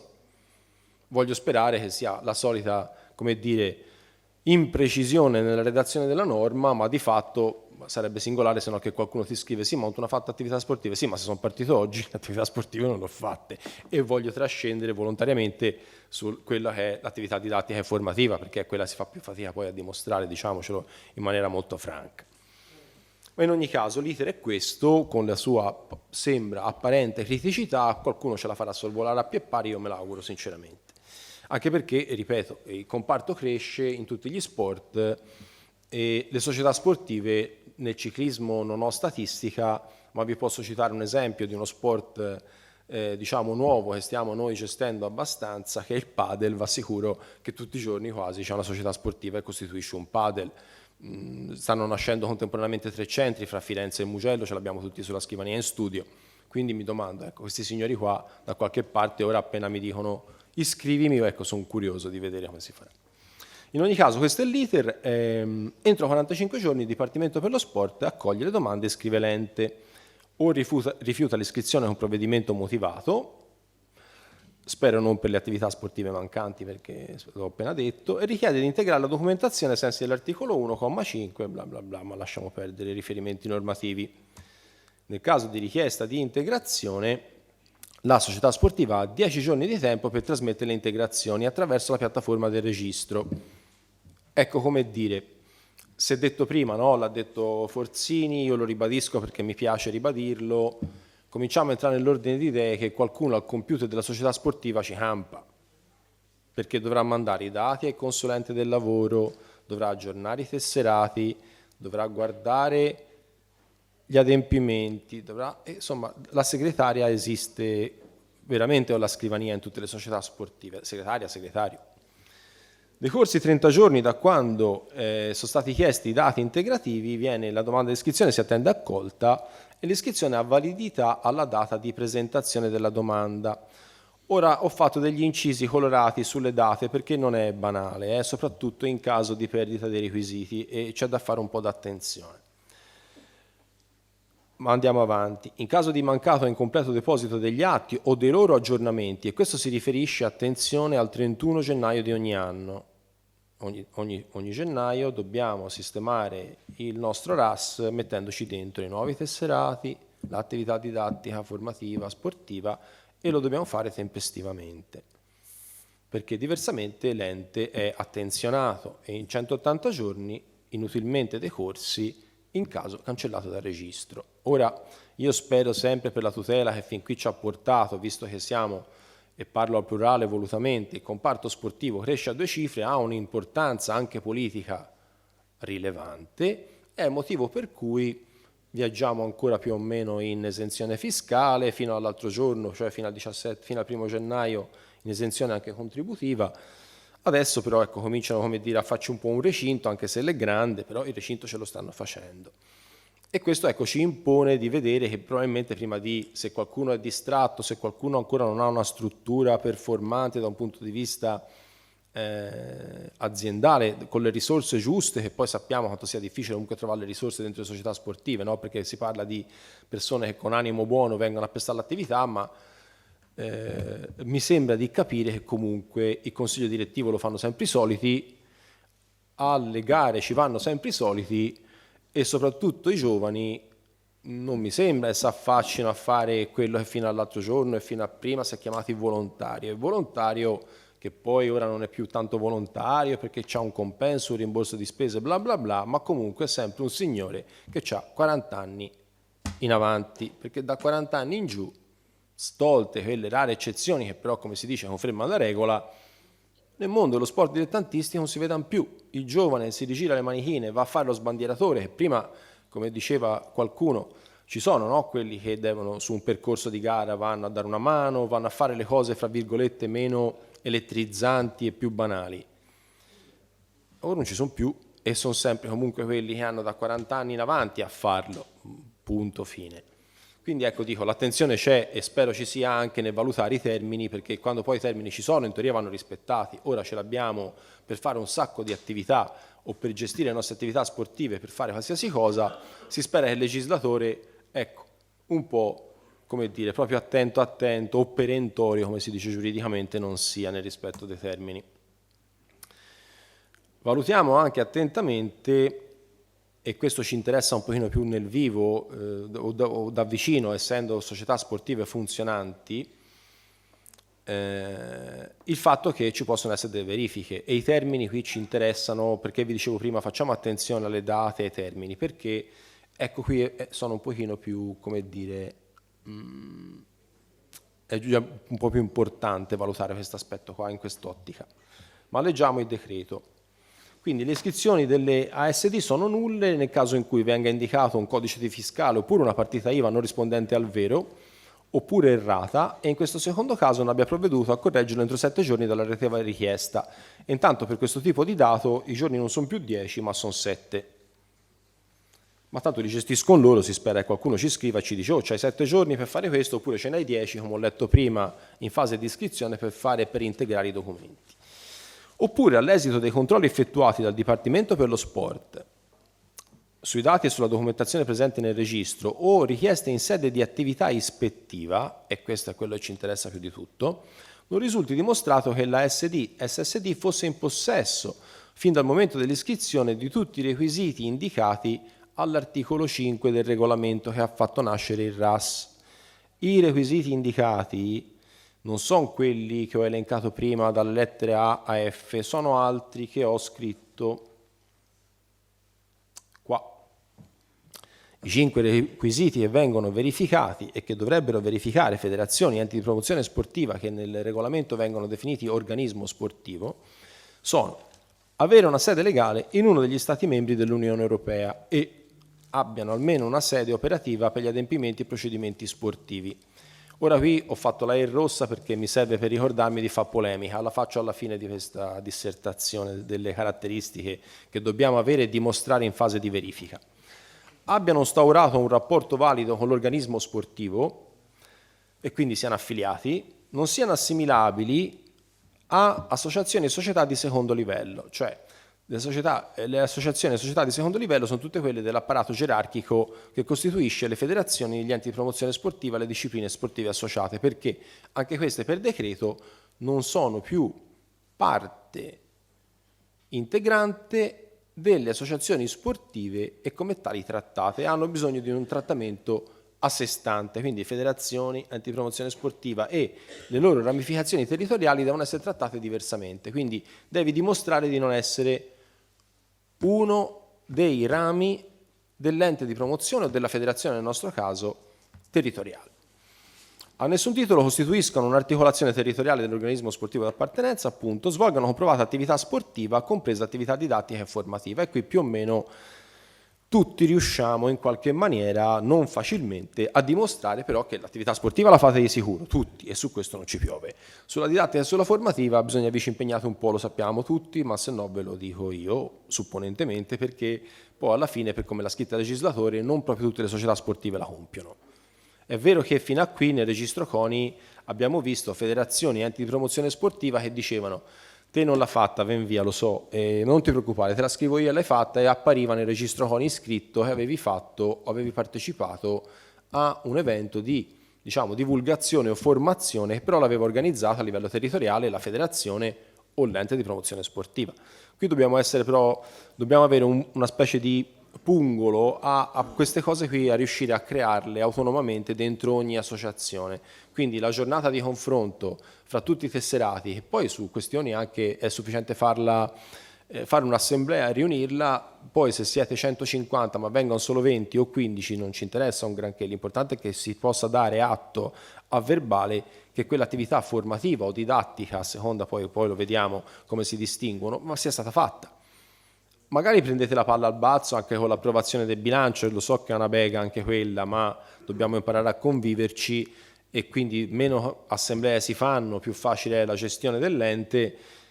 Prendiamo però l'abitudine di ricordarsi che quando si fa un'assemblea, se magari la si riesce a fare buona per tutti gli usi, ci serve e ci fa fare meno fatica, ci fa perdere meno ore di adempimenti. Chiusa la parentesi, abbiano adottato uno statuto conforme alla normativa in materia, ma qui insomma fino a prova contraria, quando ci si deve affiliare lo statuto si manda e la federazione nel nostro caso controlla che lo statuto ce l'abbiate fatto a norma, ma prima della federazione io spero per voi che chi vi segue abbia la capacità tecnica di mandare fuori uno statuto che sia corretto per l'affiliazione. Nel ciclismo no di sicuro, ma vi assicuro che ci sono federazioni antipromozione sportive che lo statuto lo guardano così, e poi ci siamo trovati a qualche malestro. Qua non succede di sicuro, ma l'input è sempre che non ci si può mettere nelle mani del controllore, perché il controllore, per un motivo anche magari corretto, una svista, un impiegato nuovo che tutte le norme della legge 90 del 2002 non le sa, e lo statuto passa corretto, anche se corretto non è. Vi ricordo, siamo nell'era di internet, a noi ci capita spesso in studio, non più tardi di un mese fa, subito dopo le ferie, è venuto un ragazzo personal trainer che ha aperto autonomamente la società sportiva. Secondo lui aveva aperto la palestra semplicemente dentro una galleria sotto un condominio, aveva un fondo commerciale, l'aveva aperto, c'era scritto fuori palestra, e lui aveva fatto lo statuto, ce l'ho scaricato da internet, va bene?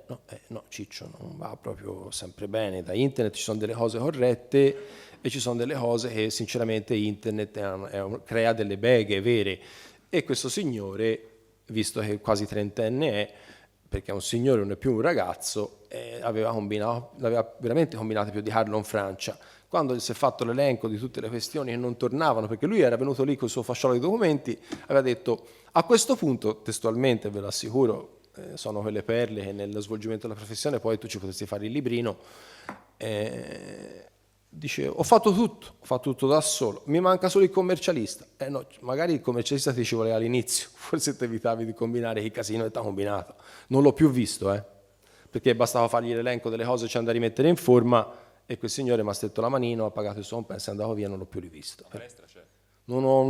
Vi posso dire dov'è, ma si fa presto a saperlo, è qui a Firenze e fra l'altro è qui vicino, però ecco, questo per dire che i primi attori siamo noi, presidente e consiglio direttivo di una neonata società sportiva. È bene che internet o no, parenti o no, amici o no, trovi un consulente di un tipo, ce ne sono appunto diversi nella provincia, ma non solo, e si guarda che lo statuto sia fatto come deve essere fatto. Allora, il problema quindi che invece mi piaceva puntualizzare in questa sede, la questione che ne può nascere in ordine a quando si applicano la data di applicazione di certi effetti, è che l'attività ispettiva si può concludere non tanto simpaticamente, e la perdita, o come c'è scritto qui, la nullità dell'iscrizione è dichiarata con provvedimento del Dipartimento e determina la cancellazione della SD con efficacia alla data dell'avvenuta iscrizione. Quindi se nelle more di decidere come si fa, si integrano i dati, si mandano o non si mandano, passano 6 mesi, ma per 6 mesi hai svolto l'attività e in maniera, devo dire, senza colpa, senza dolo di sicuro, ma hai fatto fatture di sponsorizzazione, hai incassato quote, hai fatto, e poi dopo 6 mesi dicono: no, guarda, te non sei buono a niente, non ti vogliamo nel registro, e te hai messo in piedi semplicemente una società commerciale con tutti i rischi e debiti conseguenti, perché le imposte non sono più a forfait sui 3% del fatturato, il 24%, bla bla bla, che tutti conosciamo. Le imposte sono intere, l'IVA si paga intera e i costi non valgono perché magari non hai tenuto nemmeno la contabilità, perché c'è ancora sto costume. La società sportiva non ha contabilità, è la cosa più sbagliata che si possa mettere in piedi oggi, soprattutto per far fronte alle ispezioni, ma se abbiamo tempo ve ne parlo alla fine. Quindi, siccome l'attività ispettiva si può concludere con un esito antipatico, anche quando la società è già iscritta al RAS e poi si perdono i requisiti dal momento in cui l'ispezione, e lo dico dopo,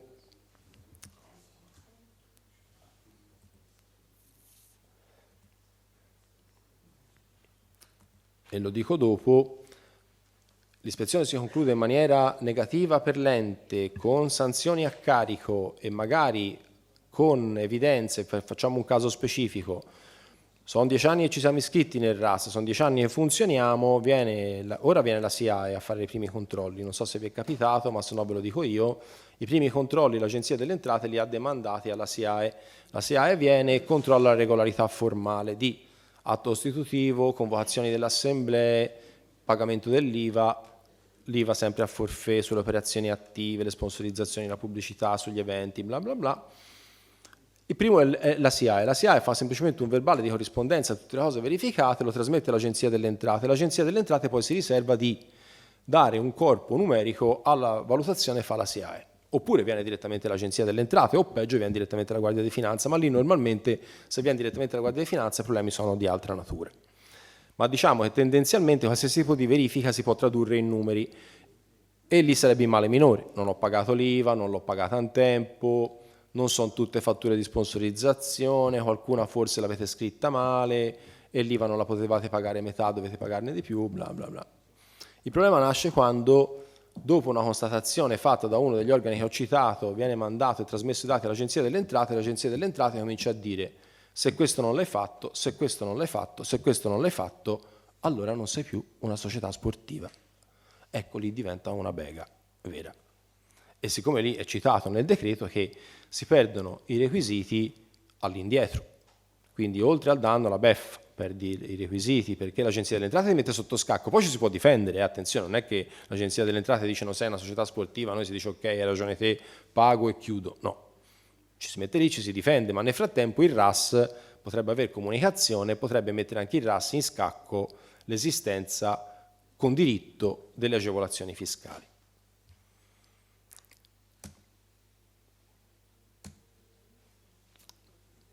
Breve cenno sull'acquisto della personalità giuridica. Era prima un iter che serviva a dotarsi di un'autonomia patrimoniale, no? Perché per dire una cosa detta e ridetta ormai da tantissimi anni, sappiamo tutti che l'associazione sportiva non ha un'autonomia patrimoniale e si dice sempre no, ci rimette il presidente, si dice in maniera molto colloquiale, ma di fatto è giuridicamente la vera verità. Non essendo che la società sportiva, l'associazione sportiva ha uno schermo patrimoniale, un suo capitale e una responsabilità giuridica determinata, mette, fra virgolette, in croce il povero presidente. Infatti noi si dice da tempo, no? Fino a prima di certe cautele che possiamo adoperare, il presidente bene la casa non ce l'abbia, se non c'ha bene non rischia nulla e così sta sereno. È una battuta, se si può fare, ma insomma per dire che in effetti il povero presidente è parafulmine di tutte le attività sociali, delle responsabilità civili non coperte da assicurazione e quant'altro. Quindi l'acquisto della personalità giuridica in passato come adesso dovrebbe essere uno strumento che ci serve a dire la mia è un'associazione sportiva ma c'ha la personalità giuridica e quindi c'ho un patrimonio determinato, quindi capiente o non capiente comunque rispondo fino al patrimonio, ma soprattutto salvo il presidente e in prima battuta e in seconda battuta tutti i consiglieri direttivo dalle responsabilità personali che discendono ai noi dalla gestione delle attività sportive. E ripeto, non sono solo l'IVA non pagata o le tasse l'Agenzia delle Entrate può accertare perché secondo loro non siamo meritevoli delle agevolazioni fiscali, ma ci sono le responsabilità civili più che mai che mi preoccupano, soprattutto in sport dove, come nel vostro, se si ruzzola ci si fa male e qualcuno purtroppo c'è anche rimasto, quindi poi ci sono responsabilità anche penali, no? E questo, se hai una personalità giuridica in qualche maniera, in certi casi purtroppo ho citato per ultimo il penale, e dal penale non si scappa, ma il civile e comunque le responsabilità che derivano da gestire un nucleo più o meno numeroso di sportivi si fermano con l'autonomia giuridica dell'ente. Allora, vengo alla spiegazione, poi ve la leggete, queste slide ve le mandiamo. Il concetto però qual è? Oggi abbiamo strumenti, ormai dal 2002 abbiamo uno strumento secondo me molto bellino e performante, che è la società sportiva dilettantistica a responsabilità limitata. Se devo andare a impiegarmi, anche se il legislatore è convinto e fammi un piacere, come c'è scritto lì dentro, dice prendi la personalità giuridica, basta andare dal notaio, se c'è tutti i requisiti, lui trasmette gli atti al Dipartimento dello Sport, chiede il riconoscimento, noi ti si dà e siamo tutti a posto. E che ve ne fate? La domanda è: che ve ne fate? Se volete una tutela, la cosa più facile, visto che siamo andati dal notaio, è trasformare la ASD in una SSD-RL. Punto, fine, non ci sono altre forme. Anche se poi nei decreti abbiamo citato prima con Andrea, addirittura avevano aperto alle società in nome collettivo, se Dio vuole nel correttivo se le sono rimangiate, perché come diceva un mio professore all'università, è meglio pestare una bomba in certi casi che fare una società sportiva in nome collettivo. Noi stiamo cercando gli imprenditori commerciali a smettere di avere l'SNC. Ve lo immaginate se io spingo un nucleo di persone sportive a fare un SNC sportiva dilettantistica? Quando ho letto nel correttivo l'abbiamo tolto, ho detto via, meno male, perché nel convegno che si è fatto a maggio col comune di Scandicci e col comune di Scarperia e San Piero, appunto ancora ne stavamo parlando, l'ha detto prima Andrea, e abbiamo detto mi raccomando, c'è scritto nei decreti, ma non vi passi mai l'idea di andare da qualche parte a fare una società di persone sportiva dilettantistica, perché veramente, come si dice a Firenze, non solo ci servirebbe la sete del prosciutto.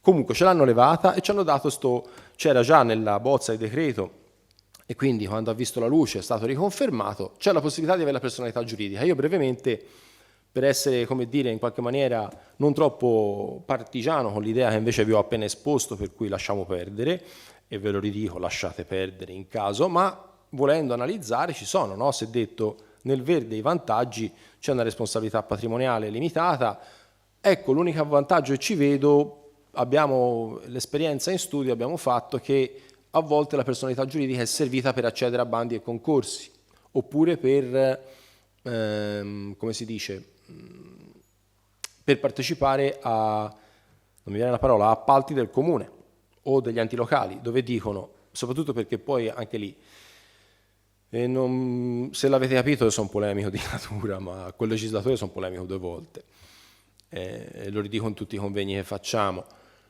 Ancora ci si misura con enti pubblici che hanno vincolate le possibilità di dare in gestione attività come i centri estivi, che più o meno, ora non so se esista anche nel vostro mondo di prendere in carico il centro estivo nelle vostre società sportive, no?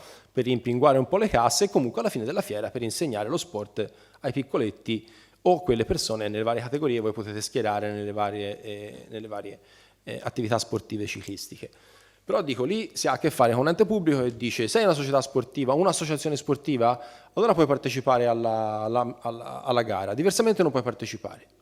Ancora si trova scritto così e noi si va e si dice scusa, dal 2002 io posso essere anche una SRL, sportiva dilettantistica. E lì abbiamo sempre un referente comune che dice no, qui c'è scritto associazioni, con il riconoscimento in caso, ma associazioni, no, guarda, perché non l'avete aggiornato.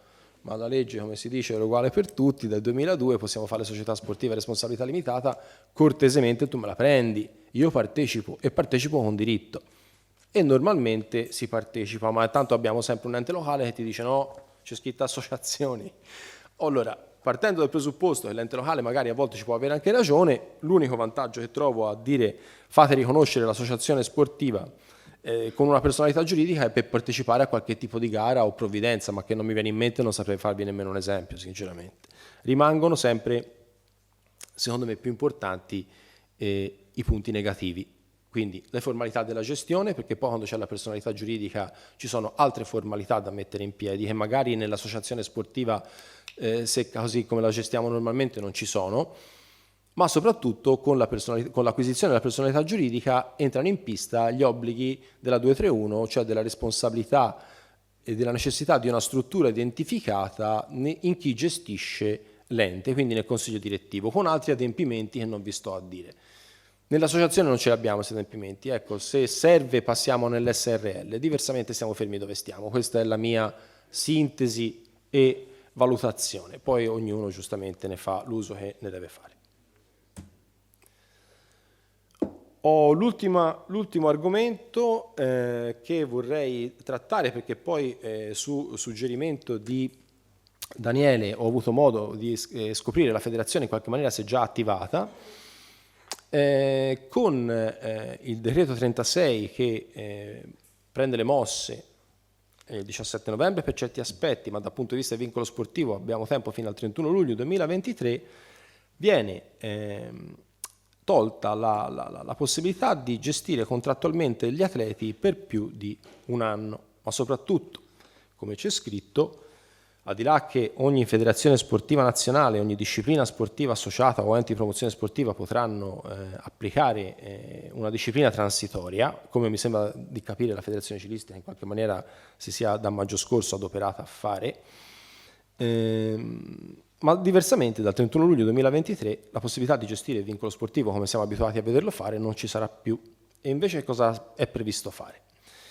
È previsto che le società sportive professionistiche riconoscano un premio di formazione tecnica proporzionalmente suddiviso, secondo modalità e parametri che tengano conto della durata e del contenuto formativo del rapporto, tra le società sportive dilettantistiche che hanno avuto in carico l'atleta negli anni precedenti fino a che questo signore non è diventato un professionista.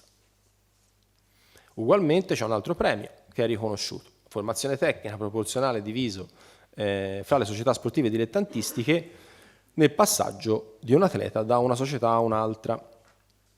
La misura del premio di cui è presente articolo è individuata dalle singole federazioni secondo modalità e parametri che tengano adeguatamente conto dell'età, della durata, del contenuto patrimoniale del rapporto tra questi ultimi e la società e associazione sportiva con la quale concludono il primo contratto di lavoro sportivo. E qui, secondo me, tanto per cambiare, il legislatore si è intortato. Perché? Andrea ci ha finito di dire adesso che a ricorrere di certe condizioni si parla già di lavoro sportivo. Quindi, tolte dalle 18 ore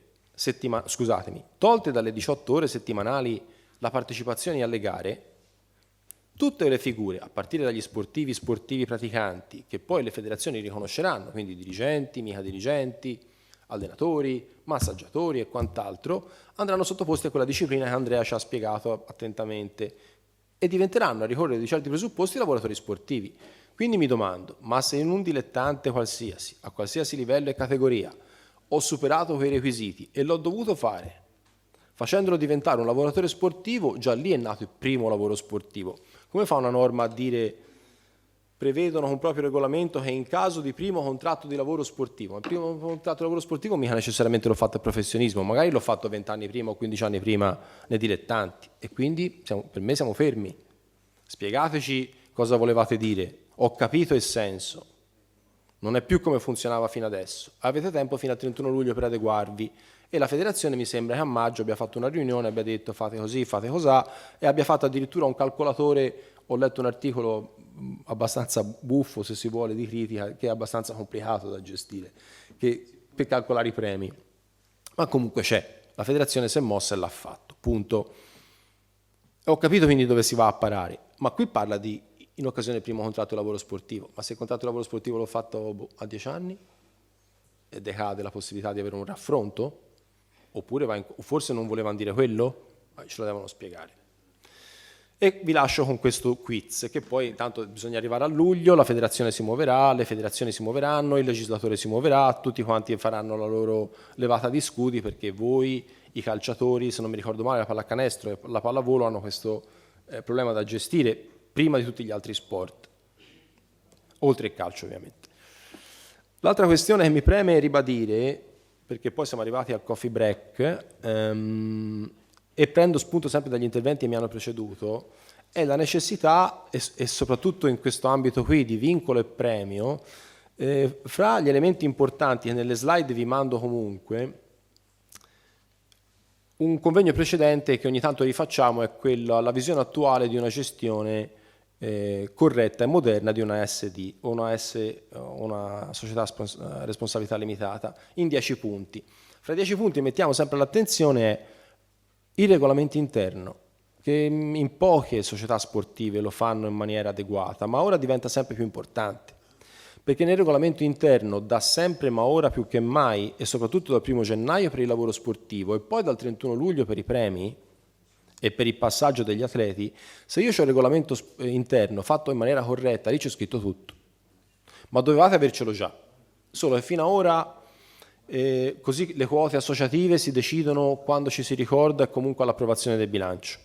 Ma le indennità sportive che fino ad oggi le stiamo corrispondendo a son di 10.000 euro esentasse, io sfido chiunque di voi, se volete provare a alzare la mano, io sono qui a vedere, ma semplicemente, ovviamente ci mancherebbe il contrario, senza giudizio, ma solo per statistica, quanti di voi hanno previsto le indennità sportive dilettantistiche nel regolamento interno della società sportiva?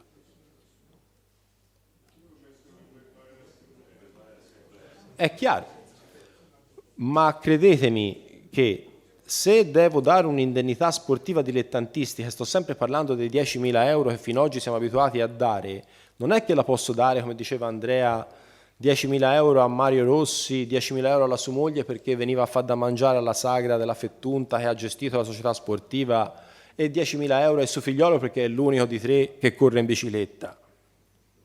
Perché il problema non è solo l'erogare le indennità senza un criterio, il problema è anche creare un'omogeneità nella gestione della struttura societaria.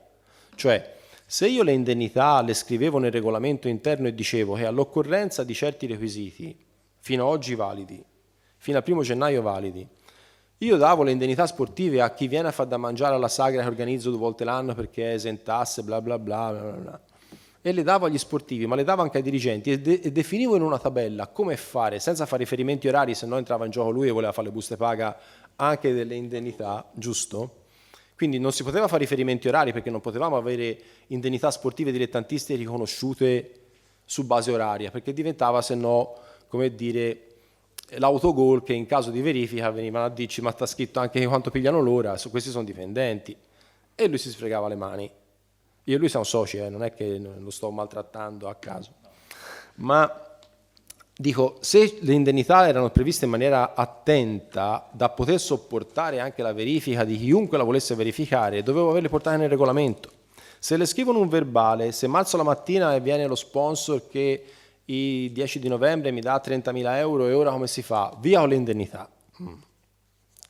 Tanto siamo fra di noi a parlarne, spero che nessuno dei partecipanti poi sia uno di quelli con le divise grigie camuffato, ma ce l'abbiamo? Sì, grande. Cioè, ragazzi, cioè, proprio top. Però oggi è dei nostri. Quindi, però dico, ecco, se si deve fare una cosa fatta in maniera a prova di verifica deve stare scritto nel regolamento, se no la fattura, il verbale, malzo la mattina è la regola che invece abbiamo utilizzato tutti fino ad oggi. Ora, in qualche maniera ci hanno levato il vino da fiaschi perché il primo dell'anno non si fa più, perché il primo dell'anno prima dobbiamo vedere tutti quelli che prendono 5.000 o di più, poi dobbiamo vedere tutti quelli che hanno 18 ore o di più. E poi ci si mette a sedere con lui e si dice allora questa è la panoramica, che si fa? Si fa che questi sono collaboratori, questi sono lavoratori sportivi, questi sarà meglio pigliare una partita IVA, nel frattempo se nessuno ci ha modificato l'andazzo e soprattutto signori lo scriviamo nel regolamento, perché il prossimo che passa l'uscio, che sia uno sportivo devo sapere dove va a finire, il prossimo dirigente che passa l'uscio devo sapere dove va inquadrato e c'è scritto nel regolamento, se c'è scritto nel regolamento può venire chi volete e siamo a posto sempre.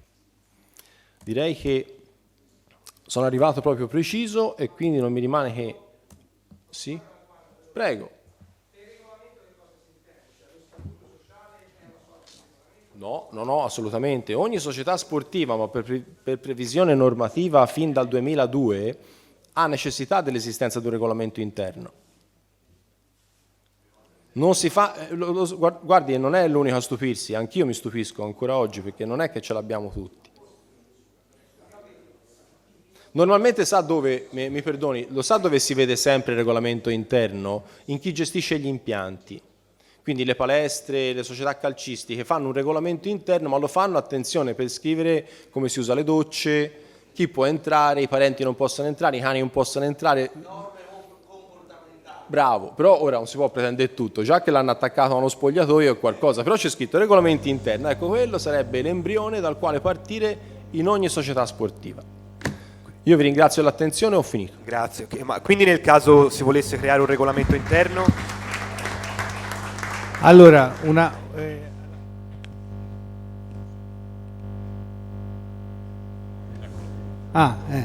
allora dicevo una cosa, velocemente, ringrazio loro due perché sono stati veramente, credo, esaurienti, bravi, professionali, che era quello che era l'obiettivo di stamani. Devo anche essere onesto, l'ultima parte di Selvi,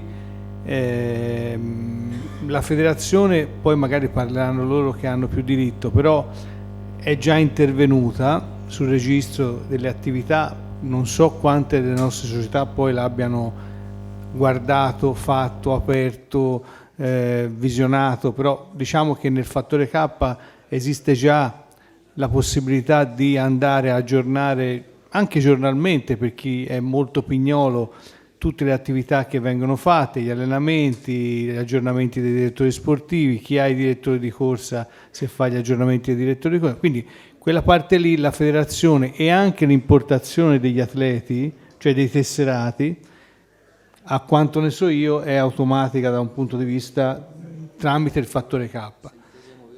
Ora magari questo lo verificheremo.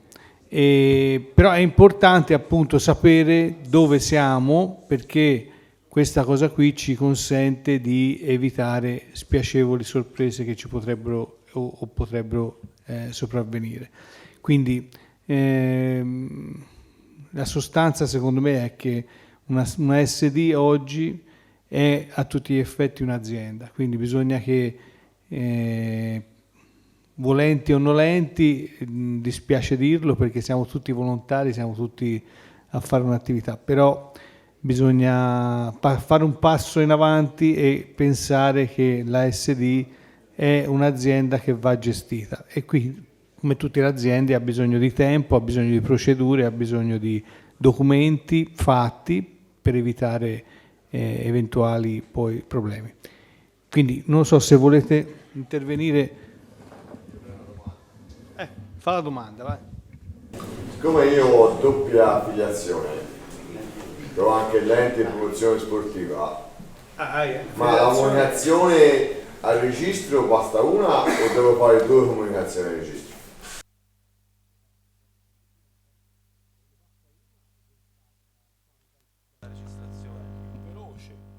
Probabilmente, perché le federazioni sicuramente hanno messo in moto la macchina e vanno reso adatti a scriverci dentro. Poi, come dicevo prima, per quanto ho provato io, non mi sembra il registro sia immediatamente ricettivo e così intuitivo, però ovviamente loro vi hanno travasati, siete dentro, travasato una volta, siamo a posto.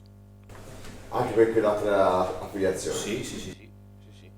Il titolo è unico, nel vostro caso avreste due possibilità di accesso, ma credo ve ne sia stata data una. Scusate un attimo, prima delle domande volevo fare un applauso a Francesca Mannore, che è il primo direttore di corsa del Tour de France che è qua giù, e quindi abbiamo una toscana che insomma ha fatto direttore di corsa del Tour de France, donna, perché Crocetti l'aveva fatto Saverio, prima. Scusami, giudice di gara, se no qui confondiamo i ruoli. Scusami, io da direttore di corsa vedo tutti i direttori di corsa. Scusami. Ma è il bello della diretta, perché io va bene. Si è capito che è il primo giudice, presidente di giuria del Tour de France femminile. Va bene, ok. Vai. C'era Luman. Riguardo a RAS, mi sfugge una cosa, mentre nel registro del CONI si doveva redigere il rendiconto annuale, mi è sfuggito oppure nel RAS non è previsto? Chissà. C'è. Ho frullato ma non è... Ho sentito nel registro CONI 2022 mi ci va automatico o lo dovrei inserire anche quello lì? Io ho visto solo i dati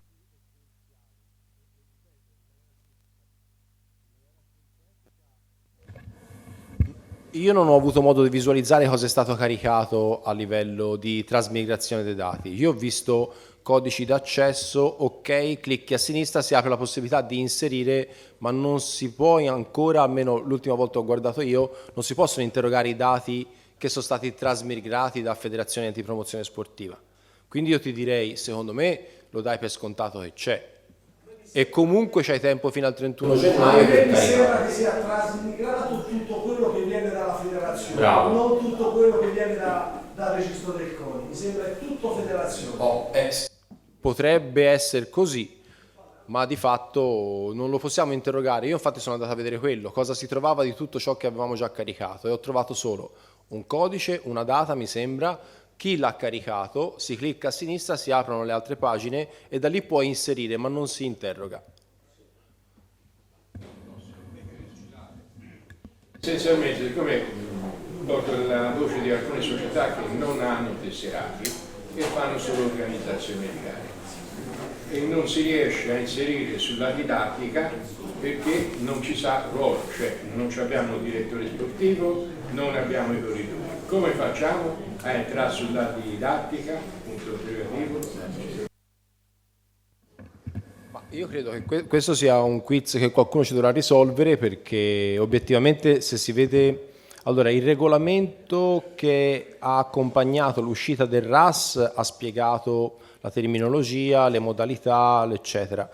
Non mi sembra che... c'è una guida operativa, devo dire la verità, dentro nel Sport e Salute c'è una guida operativa, si scarica, però ecco, non mi sembra ci sia una previsione che vi comprenda, cioè nella addirittura io ho dei direttori di orsa internazionali e sono tesserati della società e non me li prendo. Non mi prende il direttore sportivo, potrebbe essere anche... Però mi perdoni, ma per entrare nello specifico, perché come abbiamo detto non sono dentro le questioni particolari della vostra federazione, però dico, non ci sono tesserati sportivi, praticanti, tutti gli altri sono tesserati però. Appunto. Atleti, quindi, e quindi secondo me lei dovrebbe poter caricare come tutti gli altri, secondo me. Mi blocca quando mi dice cosa devo inserire. Dice io inserisci il direttore sportivo. No, diciamo che a livello di attività, però avevo parlato l'altro giorno con Francesco che mi avevi detto cos'è che avevano aggiunto nelle attività?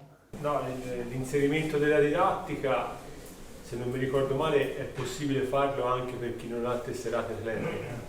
Quindi è stato cambiato nella tendina? Perché l'inserimento della didattica inizialmente era legato al fatto di avere un direttore sportivo e degli atleti.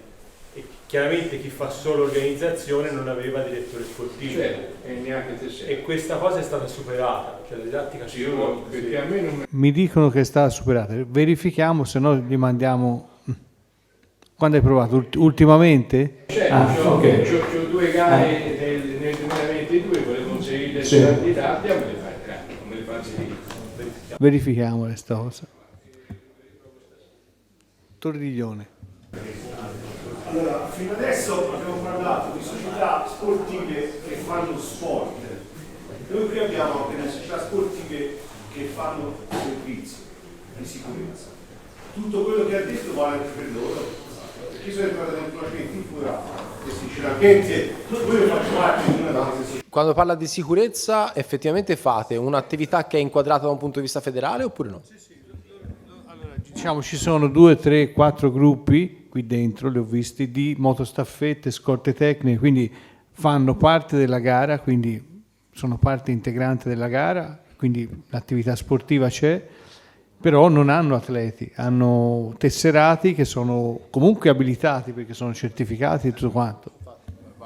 Valgono le stesse cose che abbiamo detto, dal momento in cui ci sono, siccome devo dire che con il correttivo è stata anche chiarita una cosa che per noi era già palese, ma non è così condivisibile in tutte le società e associazioni sportive, cioè al momento in cui si entra a far parte del sodalizio si acquisisce la qualifica di associato o tesserato del sodalizio. Poi, cosa a sé stante è che il sodalizio prenda quei nomi lì, li trasferisce alla federazione e ottiene i tesserati della federazione. ok? Quindi quando si ha a che fare con la regola per voi tutti è questa, cioè tenetelo presente, ci possono essere persone che fanno parte dell'associazione e non sono tesserati e non levano nulla a nessuno, ci possono essere. 2, e cosa più importante, tutti quelli che hanno una tessera federale sono soggetti a questa normativa, quindi se i team o come si chiama il gruppo che fa la sicurezza ha un riconoscimento nelle categorie previste di tesseramento federale è sottostà alle normative che abbiamo detto, e fiscali e previdenziali. D'altra parte, l'ha detto prima Andrea, saranno le federazioni a identificare quali sono le figure per le quali si applica il concetto di lavoro sportivo. Attenti, anche qui però il legislatore, devo dire, non ha inventato nulla, perché nel 2016 ci fu una prima circolare dell'Ispettorato del Lavoro, la 1 del 2016 se non mi ricordo male, con la quale in seguito a una verifica che fece scalpore e in seguito a danni creati da un punto di vista economico a diverse entità e diversi enti non commerciali, fu già lì l'Ispettorato del Lavoro a dire: fate una cosa federazioni, mi date voi l'elenco delle persone che servono, così quando io vado a vedere, mando l'Agenzia delle Entrate o si va a fare noi una verifica, si stabilisce a bomba chi sia meritevole di prendere le indennità sportive dilettantistiche e chi no.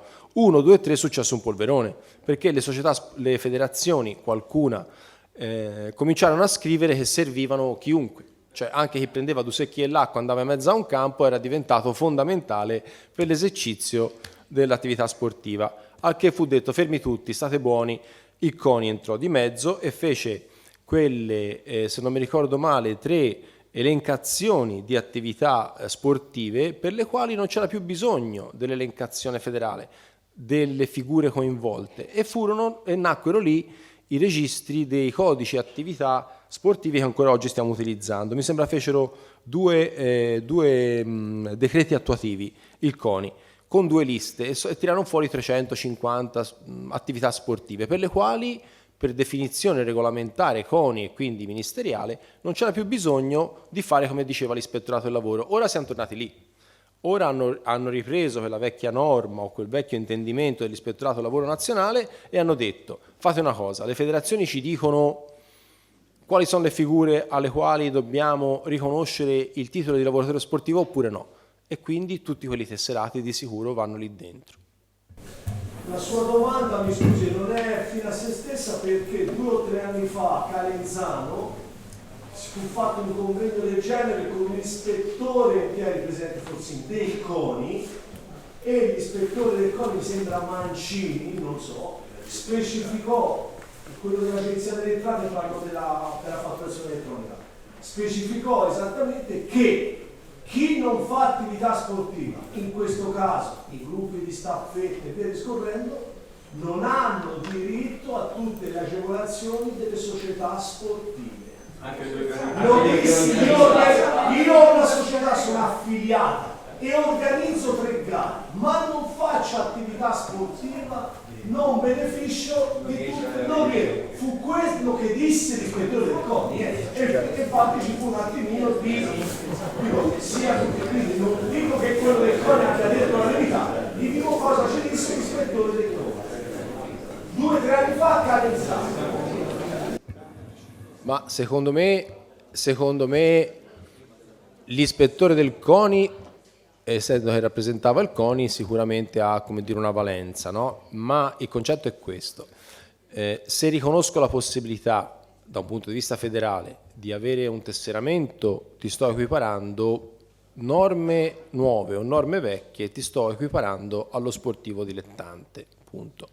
Quindi hai merito e possibilità di ottenere le agevolazioni fiscali. Ovvio poi che sta nella gestione dell'ente, no? Perché, faccio un esempio, i cronometristi sono stati tirati fuori dall'applicazione delle norme, i medici pure. Nel motorsport abbiamo i commissari di gara e di percorso, che di sportivo obiettivamente non fanno nulla, ma senza di loro le gare non si fanno. E se io levo come si dice, i gruppi di sicurezza, o piuttosto aver capito appunto chi chiude la gara, chi la apre, chi fa le staffette, mi domando: la gara non si fa più, allora senza di loro io credo che forse lì serviva di dare un colpo a cecchino alla botte, non c'ero, non lo so, non me lo ricordo, cioè non me lo ricordo, non lo posso sapere, ma credo di poter interpretare le vostre parole in questo senso qua, cioè in quella sede, essendo presente l'Agenzia delle Entrate, il CONI, l'Ispettorato del Lavoro, forse serviva di dare un colpo a cecchino alla botte. E poi attenti, vi faccio un esempio e credo di non sciupare la privacy di nessuno, come vi ho detto prima, perché il primo controllore delle formalità dovete essere voi stessi? Perché non per, come dire, inefficienza di nessuno o per colpa di qualcuno, ma non è che l'ente che riceve i vostri documenti tutte le volte la indovina a dire ok, vanno bene. Non so se, ma penso di sì, la Federazione Motociclistica Italiana 3 anni fa ha pubblicato online lo statuto tipo per creare un'associazione sportiva.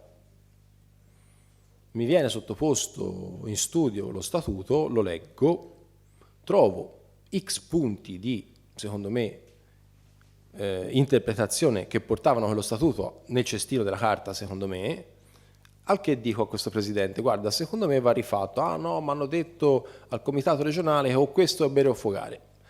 Conosco il comitato regionale personalmente, alzo il telefono, chiamo il presidente, dico: presidente, guarda, io qui ho un tuo potenziale nuovo affiliato che mi ha scaricato, dice dalla federazione nazionale, lo statuto, che secondo me va nel cestino della carta.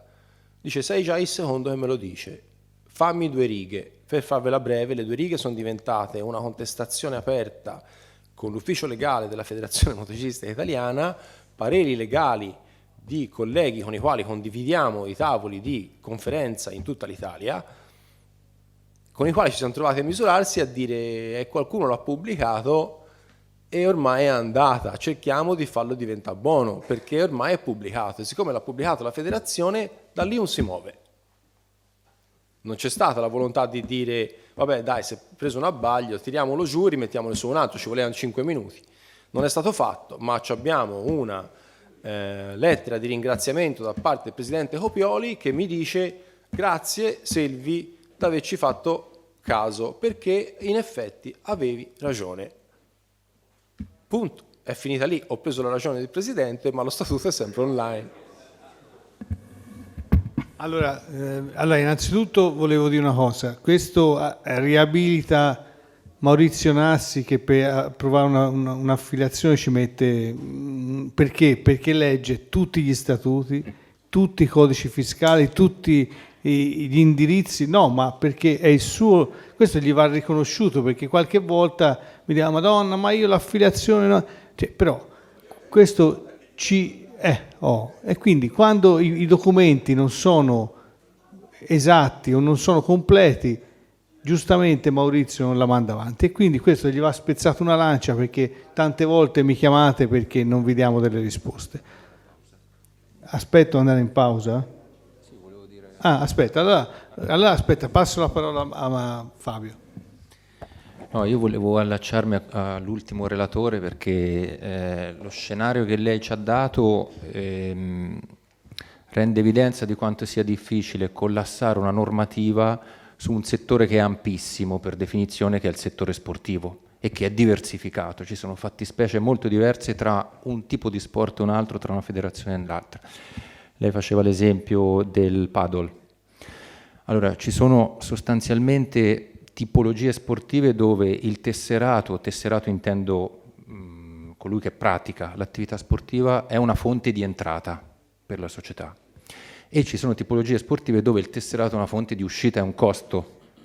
Per noi nel 95-98% delle nostre SD il tesserato è un costo, perché anche se non è riconosciuto un compenso, in molti casi sono dei minorenni, ma comunque gli forniscono una bicicletta che costa n.000 euro, forniscono un abbigliamento invernale ed estivo, hanno spese di carburante, di autostrada, quindi in rarissimi dei nostri casi il tesserato è una voce di entrata economica per la SD, e questo purtroppo stride con queste nuove previsioni normative che vedono un po' il sistema sportivo come la scuola di danza. Io per mandare mia figlia a danza pago una quota mensile, arrivo là, trovo una struttura, trovo una segretaria, la lascio alla segretaria, non posso entrare dentro la scuola, la bambina va dentro e fa la sua attività. Idem a nuoto.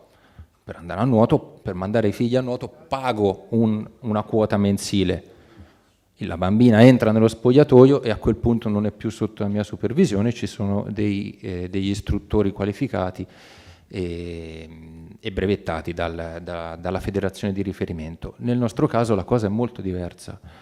Noi per definizione le nostre società non hanno una sede fisica dove l'atleta entra dentro, è uno sport che si pratica all'aria aperta, si pratica per la strada e quindi c'è proprio una fattispecie che è totalmente diversa e che si fa fatica a inquadrarsi dentro queste logiche normative che stanno andando verso questa direzione. C'è una tipologia sportiva, una tipologia organizzativa che noi abbiamo e stiamo promuovendo, che sono le scuole di ciclismo. Abbiamo qui qualche esponente di scuole di ciclismo. Ecco, lì la fattispecie è diversa, cioè lì c'è proprio una struttura fisica, spesso un parchettino, un campetto recintato, dove i bambini vengono lasciati dalle famiglie e vengono istruiti dai nostri docenti qualificati. Però ahimè è una realtà che da noi nel nostro sistema sportivo fa fatica a prendere l'abbrivio e invece dovremmo andare verso questa direzione, ce lo fa capire anche il legislatore stesso. Se non sbaglio in Toscana ce ne sono soltanto 6 di scuole di ciclismo. Ecco. Invece è una realtà che dovremmo promuovere di più perché indirettamente salvaguarderebbe anche l'attività agonistica classica. Cioè la scuola di ciclismo può rappresentare un bacino che porta tesserati dove le famiglie pagano una quota mensile per far fare attività sportiva al bambino o alla bambina, poi crescendo i selezionatori, gli istruttori selezionano gli atleti che reputano in grado di andare a fare le gare e allora poi c'è un altro apparato della società che li porta alle gare. Secondo me dobbiamo iniziare ad andare verso questa visione, perché altrimenti continuare a cercare il famoso sponsor, il famoso azienda che ti dà una mano diventerà sempre più difficile, no? Quindi volevo fare questo ragionamento perché dal mio punto di vista di consigliere il futuro sta un po' andando verso quella direzione, che ha un senso anche dal punto di vista pedagogico. Io mi occupo appunto di pedagogia, di psicologia e ha un senso da quel punto di vista perché in una scuola di ciclismo tu hai un'ampia platea di bambini e bambine, guardi il loro grado di apprendimento e reputi quelli che sono in grado, vedo Gaia, no? Reputi quelli che sono in grado di andare a fare un'attività agonistica, andare a fare una gara e quelli che ancora non lo sono e quindi questo ha un senso anche dal punto di vista della crescita e poi collima con tutto quel discorso che abbiamo visto nel registro delle attività sportive, fare un'attività formativa, fare un'attività didattica, fare un'attività sportiva, 1, 2, 3.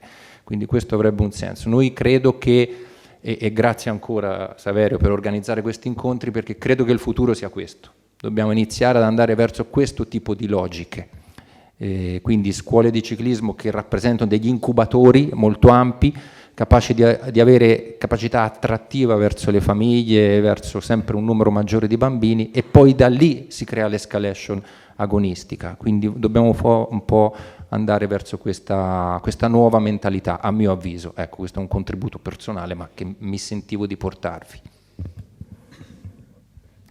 Vabbè, allora io dicevo, siccome è finita la prima parte, ringrazierei Selvi e dimmi il tuo nome, Ciappi, gli farei anche un applauso perché se lo meritano. Loro ora vi manderanno tutte quelle brochure che abbiamo visto, poi se avete domande, insomma, non ci sono problemi.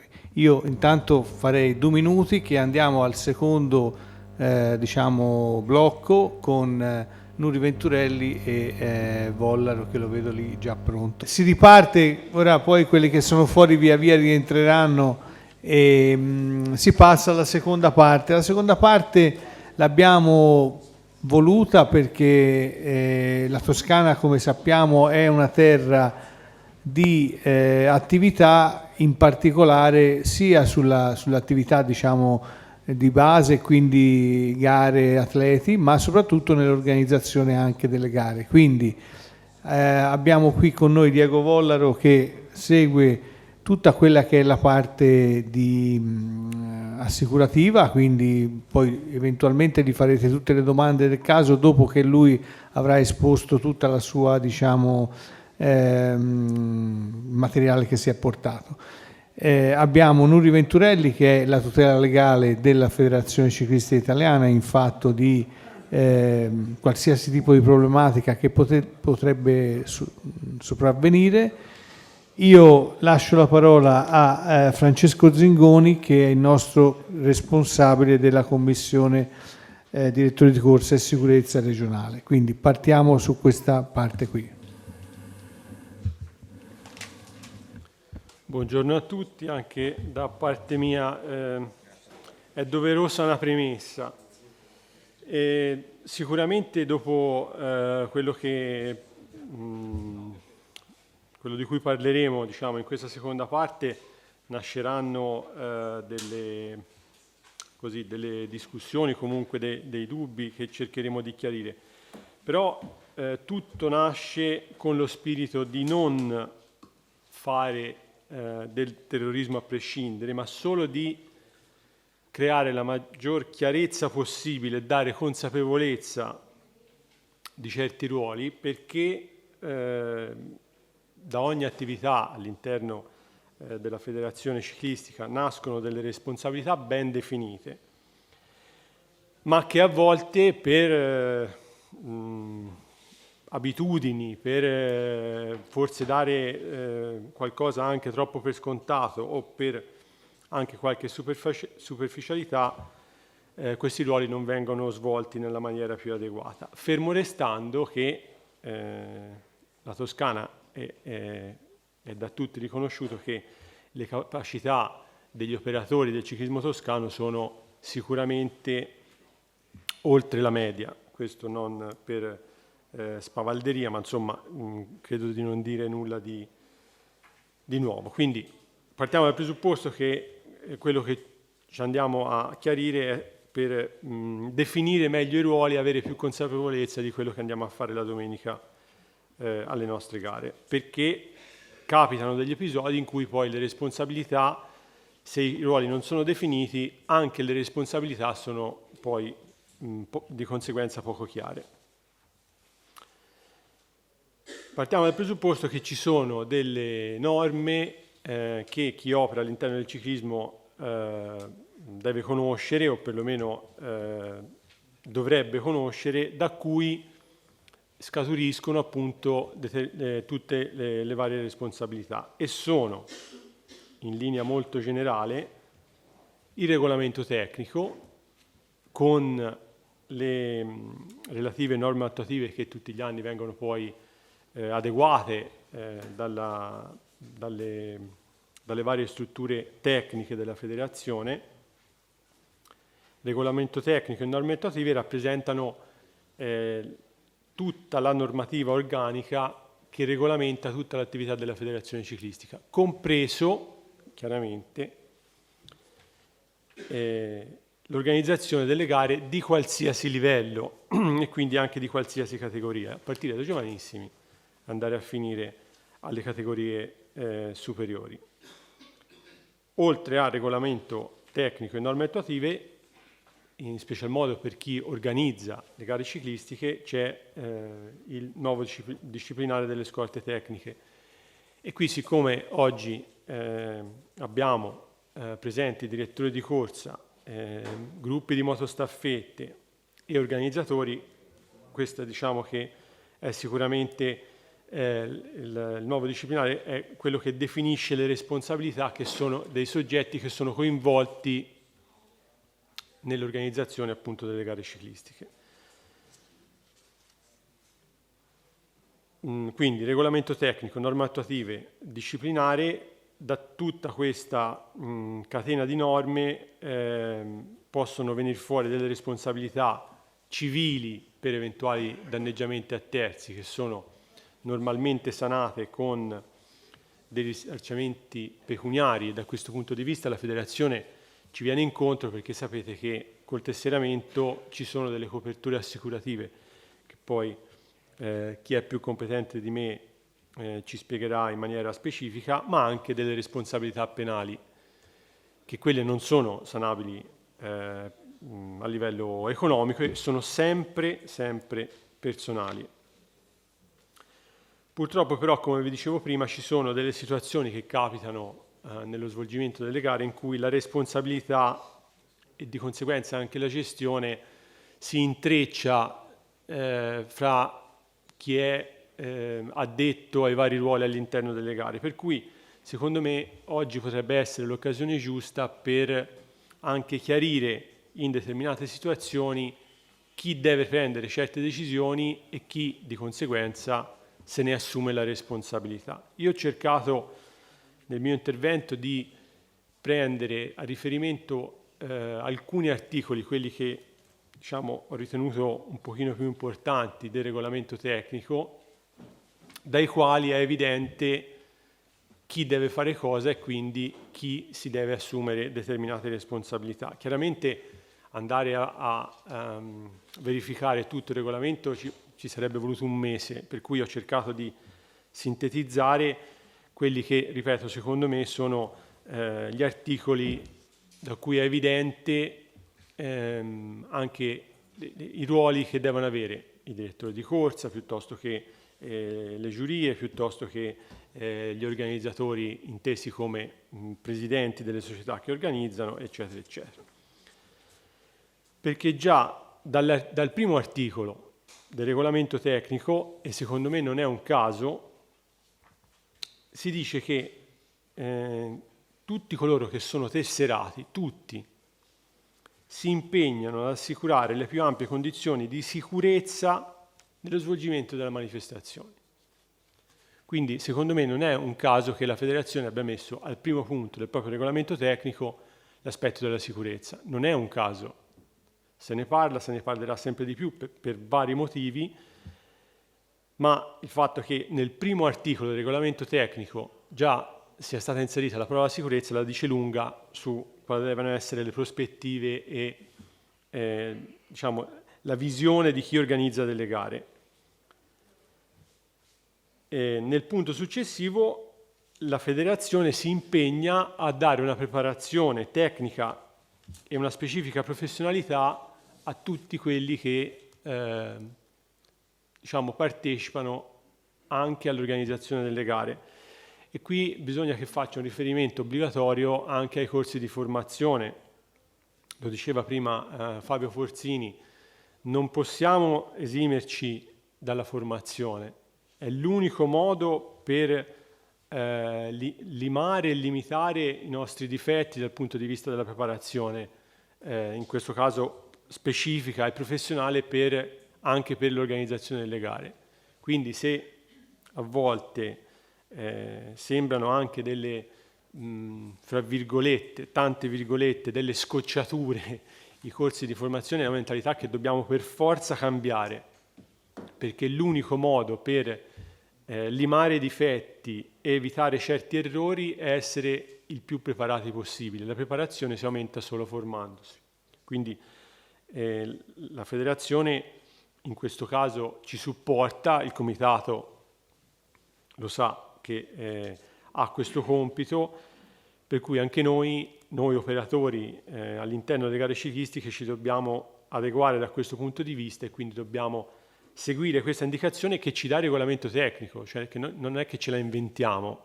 Il regolamento tecnico ci dice che dobbiamo essere preparati tecnicamente e avere una specifica professionalità, ognuno nel proprio ruolo. Andiamo più nel dettaglio.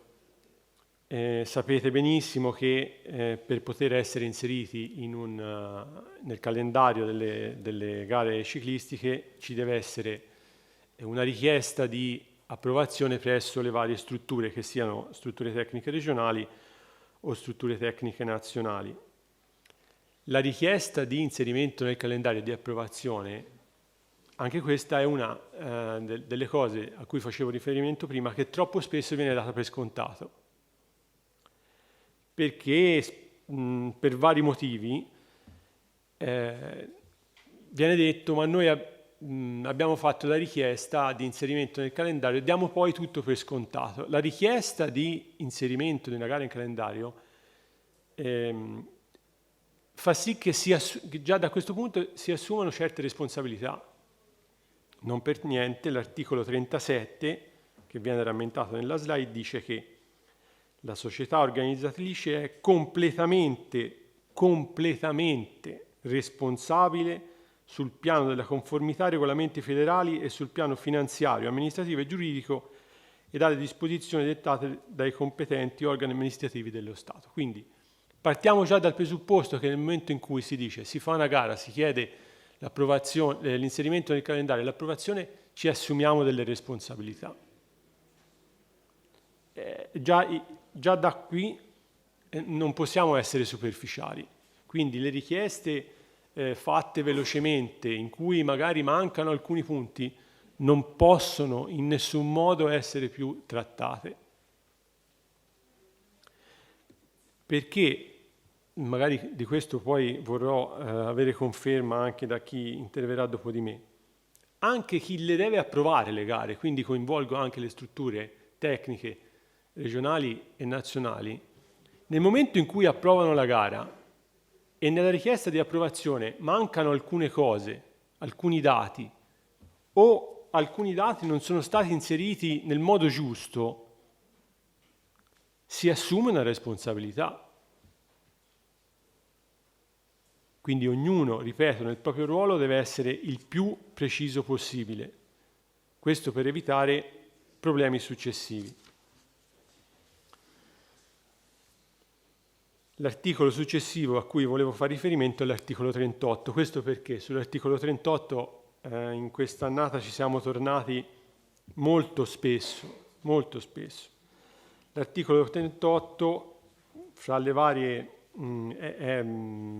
cose che servono per chiedere l'approvazione delle gare, dice che devono essere indicate in maniera precisa le caratteristiche del percorso con l'indicazione delle misure di sicurezza adottate.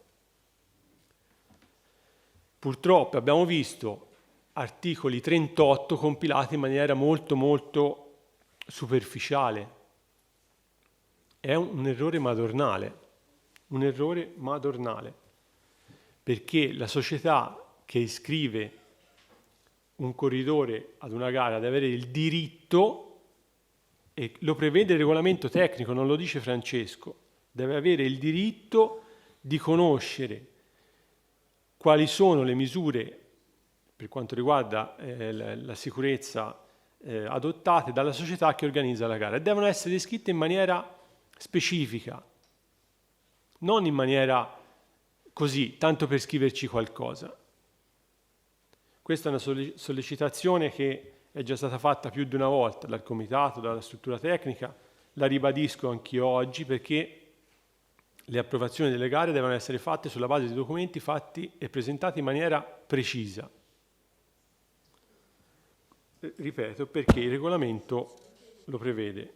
L'articolo 38 per le gare regionali, l'articolo 39 per le gare nazionali e internazionali, ma poi nella sostanza le gare nazionali e internazionali hanno il proprio regolamento di gara, dove all'interno c'è anche la descrizione delle prescrizioni in materia di sicurezza e di assistenza sanitaria di competenza della società organizzatrice.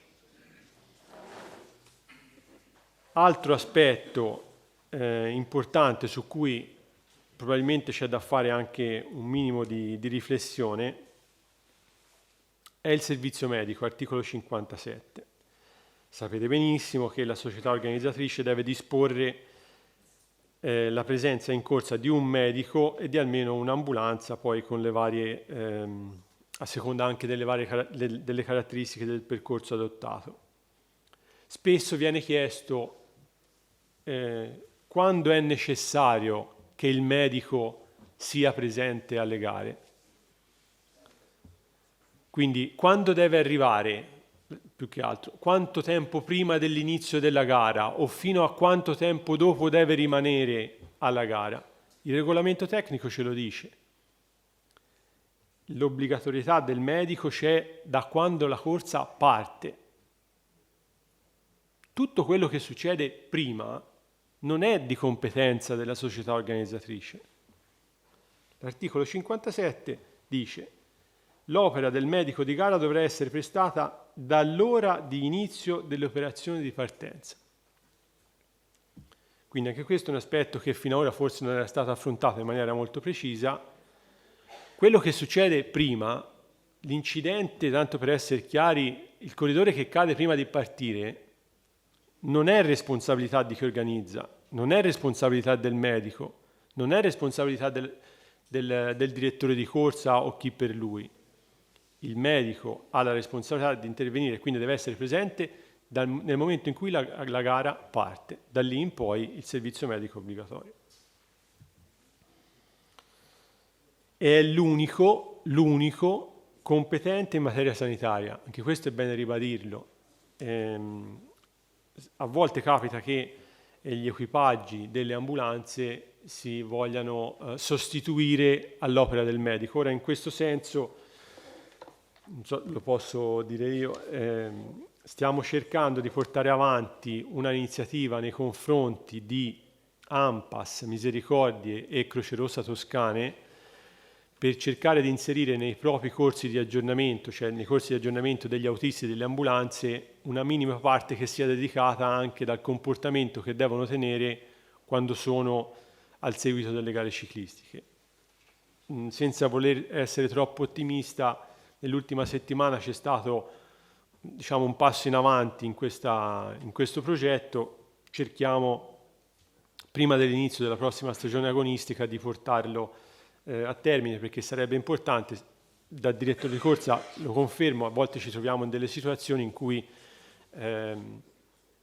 un po' di difficoltà, ecco, chi guida le ambulanze a volte non sa bene come comportarsi quando è al seguito della gara, in caso di caduta o situazioni un po' particolari. Altra situazione che in questo caso mi rivolgo in particolarmente ai colleghi direttori di corsa è il percorso di gara. A volte passiamo noi direttori di corsa da pignoli, passatemi il termine, da pallosi, da troppo precisi, però il regolamento tecnico ci dà questo compito, cioè dobbiamo dare ausilio agli organizzatori nella scelta del percorso e quindi nel limite del possibile consigliare un percorso che eviti situazioni particolarmente complicate a livello di transito stradale, di viabilità in genere. Per cui gli organizzatori devono comunque avere un'interfaccia nei confronti del direttore di corsa da questo punto di vista, perché anche qui ce lo dice il regolamento tecnico, che quindi dà al direttore di corsa un certo tipo di responsabilità in questo senso.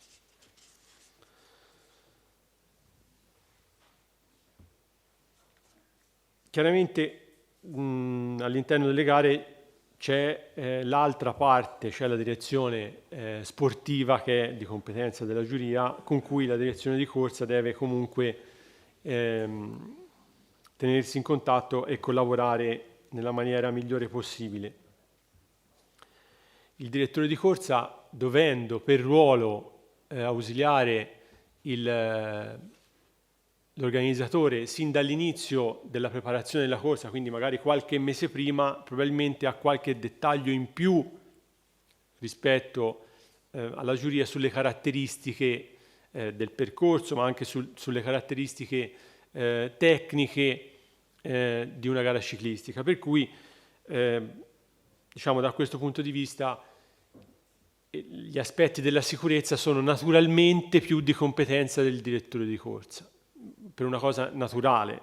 È chiaro che poi durante lo svolgimento della gara la collaborazione ci deve essere e nella stragrande maggioranza dei casi fortunatamente c'è. C'è un altro obbligo del direttore di corsa che spesso viene sottovalutato, a volte viene sottovalutato, che è quello per cui deve rappresentare nei confronti delle società, attraverso la riunione tecnica, attraverso il comunicato delle direzioni di corsa, rappresentare quelle che sono le misure adottate a livello di sicurezza da parte della società. Anche qui sapete meglio di me che a volte la riunione tecnica non è granché partecipata e qui bisogna fare un'opera di convincimento anche nei confronti delle società.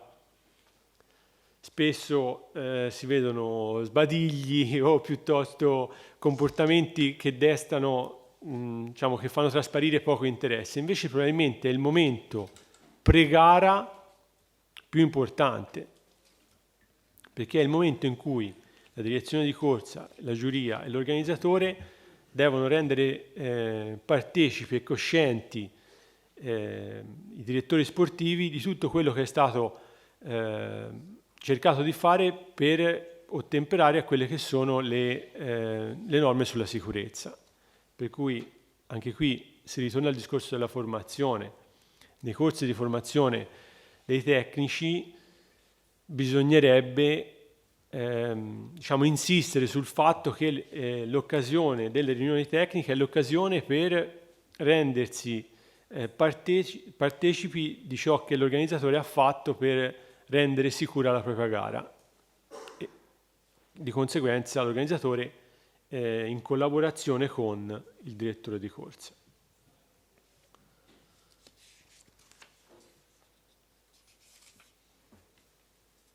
L'altro aspetto su cui probabilmente c'è da fare anche qui una riflessione è l'autorizzare o meno le vetture al seguito delle manifestazioni. Il direttore di corsa autorizza le vetture e le moto al seguito e, come dice l'articolo, se ne assume la responsabilità. Purtroppo sono capitati dei casi in cui questo fatto che il direttore di corsa è responsabile delle auto al seguito sia stato un po' così sottovalutato. Non va sottovalutato. Il comportamento, cioè chi è al seguito della gara e il comportamento di chi guida, di chi è conducente delle macchine, delle moto al seguito della gara, la responsabilità di queste persone è in capo al direttore di corsa. Per cui ogni comportamento sbagliato o superficiale o dato per scontato, la responsabilità se la prende il direttore di corsa. Per cui non si può più dire, entro nello specifico ma sono costretto, una moto o una macchina ha un atteggiamento diverso rispetto a quello che gli dice il direttore di corsa. Non si può fare. Perché vuol dire mettere a rischio la responsabilità del direttore di corsa. Finita la corsa, si va dal direttore di corsa e gli si dice: per me è sbagliato a far muovere quella moto o quella macchina in quel modo, ma durante la manifestazione questo tipo di movimentazione viene fatta e decisa dal direttore di corsa e si fa quello che dice il direttore di corsa. Poi il direttore di corsa sbaglia, ma se ne assume la responsabilità. Non possiamo prendersi delle responsabilità che non sono nostre, perché poi, fra virgolette, succede il problema e la responsabilità se la becca il direttore di corsa. Su questo volevo essere chiaro perché le problematiche ci sono state anche supervisionate, anche approfondite, era giusto attenzionarle.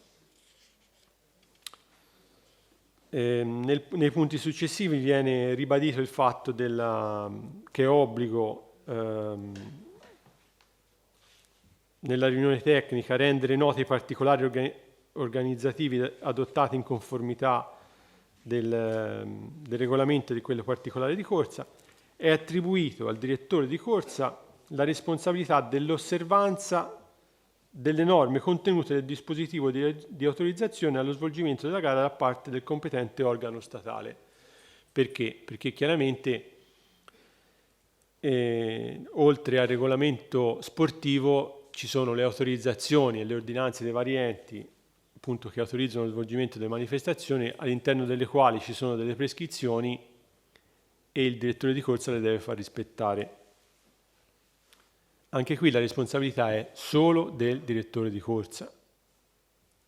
se nella ordinanza di sospensione c'è una prescrizione di un X numero di scorte, quel numero di scorte ci deve essere. L'organizzatore non si può mettere di traverso, perché la responsabilità è del direttore di corsa, non dell'organizzatore. Se vengono prescritte 10 scorte ci devono essere. Capisco che possono essere un onere economico, ma la responsabilità, se queste prescrizioni non vengono rispettate, è del direttore di corsa. Quindi quello che è scritto sulle autorizzazioni piuttosto che sulle ordinanze va rispettato, senza nessuna ombra di dubbio.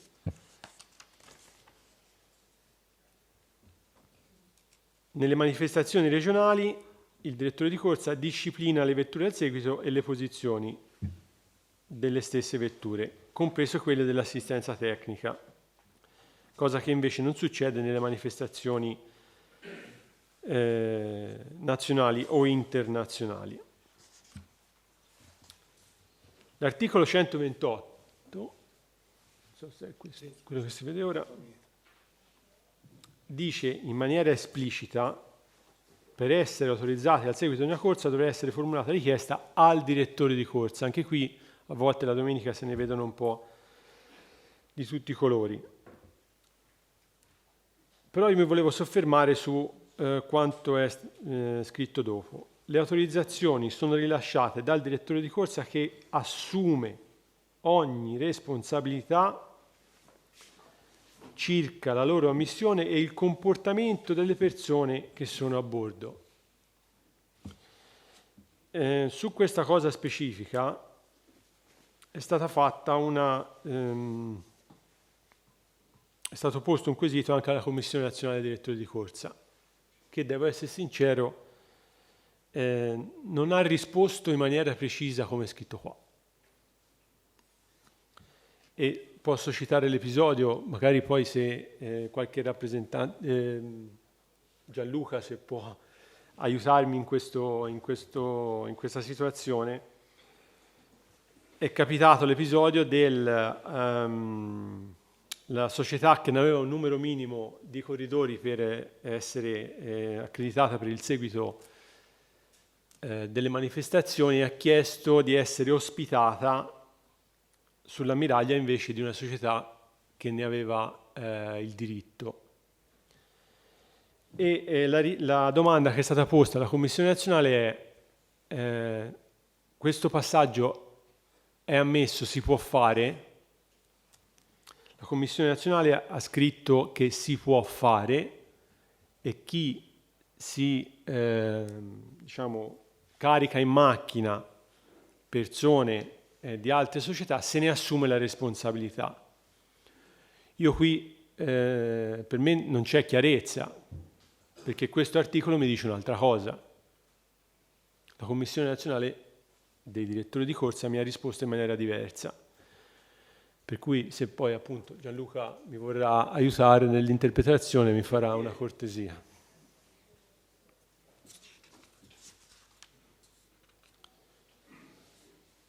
L'articolo 131, anche qui, anche in questo caso, secondo me ci può essere una riflessione da fare. Le auto da adoperare per il seguito delle gare. Il regolamento tecnico, per cui, ripeto, non Francesco, dice che sull'autovettura del direttore di corsa e del presidente di giuria ci deve essere sempre un posto libero, perché in caso di guasto di una delle due macchine l'uno deve ospitare l'altro. Quindi a volte alle gare si vedono per il direttore di corsa o per il presidente di giuria macchine a due posti, non vanno bene, non si possono adoperare, perché se una di queste macchine ha un guasto e si ferma, non ha le caratteristiche previste dal regolamento tecnico. Per le altre figure è prevista una vettura, come vedete dall'articolo, per cui una vettura può essere una vettura, anche a 2 posti al limite, ma presidente di giuria e direttore di corsa, le macchine a 2 posti, il regolamento tecnico non le prevede. Allora io qui mi metto un po' anche nei panni di un organizzatore, che magari la domenica viene l'amico che gli fornisce quel tipo di macchina e non sa, o lo sponsor, e non può dirgli di no. Allora quelle macchine devono essere adoperate per tutti i servizi, meno che il direttore di corsa e il presidente di giuria, perché anche in caso di incidente o problema a livello assicurativo e qui poi la persona competente ci aiuterà, non so fino a che punto possiamo essere tranquilli, diciamo così.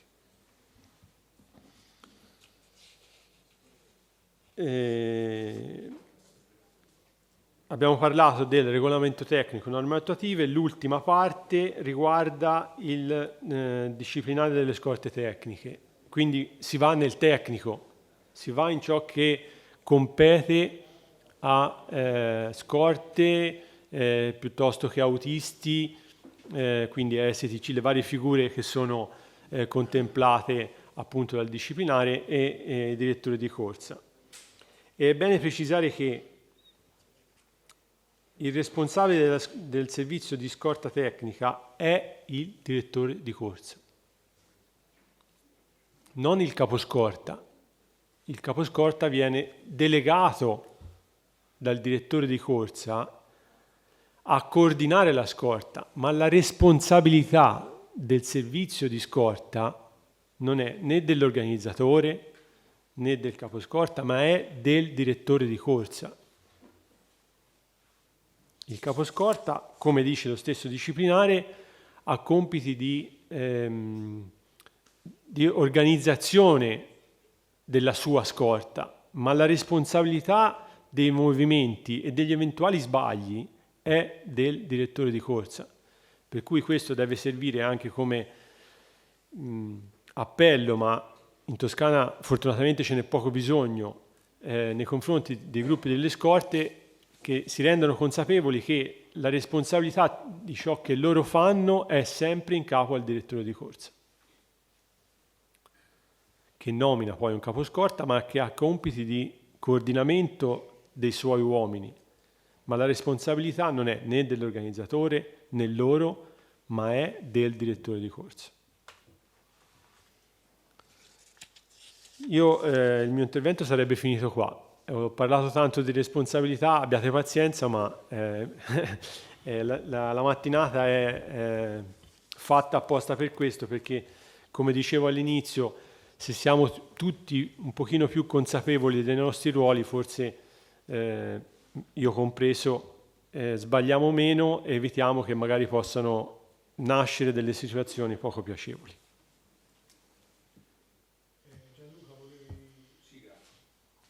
Visto che mi ha tirato in causa, intervengo allora. Intanto non solo per la domanda che mi ha fatto, ma per 2 considerazioni. Non vale per la Toscana, ma parlo anche a livello generale, quindi non entro nello specifico. Sicuramente i programmi di gara anche per noi è una battaglia, perché comunque continuiamo a insistere che i programmi di gara devono essere fatti bene, devono rispettare il regolamento e non sempre avviene. Non è una modifica, quindi che se ne continui a parlare ora forse è grave, no? Perché comunque non è una novità regolamentare di ora, è sempre stato, e il regolamento comunque di una gara è un po' passatemi il termine, la Bibbia comunque del ciclismo e la Bibbia di quella gara, perché tutte le componenti che sono all'interno della manifestazione leggono il regolamento e tramite il regolamento capiscono di che gara si sta parlando, capiscono che effettivamente i livelli di sicurezza ci possono essere e tante volte, ma sia sugli orari sia su tanti altri aspetti, sono un pochettino carenti, e quindi sicuramente un miglioramento. Vedo anche i rappresentanti della struttura tecnica regionale, anche a livello regionale, oltretutto una maggior sensibilizzazione da parte delle strutture tecniche sarebbe sicuramente importante. è fondamentale, parliamo di sicurezza e parliamo di rispetto dei ruoli, anche per noi giudici il rispetto dei ruoli è fondamentale sotto tutti i punti di vista. Per niente organizzeremo 25, 26, 27 a Riccione comunque un incontro insieme ai direttori di corsa proprio per parlare di sicurezza, per parlare di tutte quelle che sono le cose che possono accadere in una gara, proprio per cercare di migliorare. Ma tutti partecipiamo alla sicurezza, perché comunque la responsabilità è a capo del direttore di corsa, ma tutte le persone che sono all'interno di una gara ciclistica sono responsabili della sicurezza, perché i comportamenti di ognuno fanno sì che la gara è più o meno in sicurezza. Prima Francesco citava l'amico, citava lo sponsor. Tante volte purtroppo, e lo capiamo, che l'amico o lo sponsor è importante dargli un ruolo di riferimento anche all'interno della gara, però una persona che non è capace di stare in una gara a guidare una macchina diventa una persona dannosa per tutto il movimento, diventa dannosa per la sicurezza della gara. Tante volte il medico di gara, viene trovato un medico di gara perché questo viene, il medico di gara, lo diceva prima, è fondamentale all'interno di una gara, può salvare o non salvare una vita umana e l'incidente può succedere. L'autista della macchina del medico è importante perché se rimane troppo indietro, se non rimane sotto, ci sono tante situazioni. Le persone che guidano la macchina dovrebbero essere delle persone capaci, sperimentate e non uno che, tra virgolette, accapita all'ultimo momento e gli dà in mano una macchina all'interno di una gara, perché ci sono corridori da tutte le parti, ci sono tante situazioni che tutti voi conoscete, ma è fondamentale percepire che le persone che stanno all'interno di una gara devono essere competenti e professionali. Questo secondo me è fondamentale ed è un punto fondamentale. Per ritornare alla risposta della macchina a due posti, bravo, che me l'ero segnata, ha ragione, la macchina a due posti non vale, ma non vale anche secondo me sotto un certo punto di vista di sicurezza, perché quante volte si vedono, non solo i direttori di corsa, tante volte anche dei colleghi giudici, che sono seduti sul vetro di una macchina a due posti. Dov'è la sicurezza? È la cosa più insicura che ci sia, oltre che per il discorso di avere la possibilità di far salire a bordo qualcuno, ma anche un discorso di sicurezza. Tutto, vedete, si ricollega alla sicurezza. Entro e poi chiudo nel rispondere alla domanda della squadra che sale a bordo dell'altra. Ci sono due aspetti secondo me, un aspetto regolamentare di validità della gara, quindi è un aspetto sportivo di pertinenza fra virgolette della giuria, perché comunque questo non avrebbe diritto a essere all'interno della gara, ma sale su un'altra macchina anche col discorso dei numeri comunque del seguito, quindi può essere più o meno agevolato.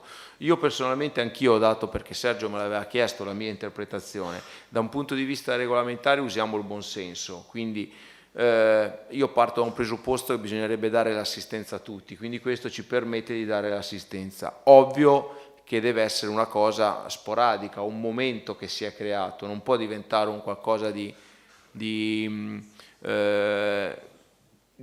impostato, comunque mi sfugge la parola, comunque che si ripete la stessa squadra insieme all'altra all'interno della gara. Questo secondo me non va bene perché scaturiscono poi altre situazioni. Però da un punto di vista di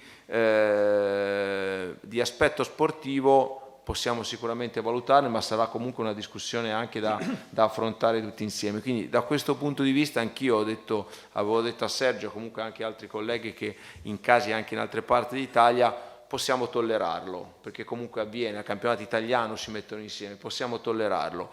Da un punto di vista di sicurezza, quindi la responsabilità del direttore di corsa, io la interpreto nel modo che, un po' come ti hanno dato la risposta ai direttori di corsa a livello nazionale, che di fatto il responsabile è colui che guida comunque quella macchina.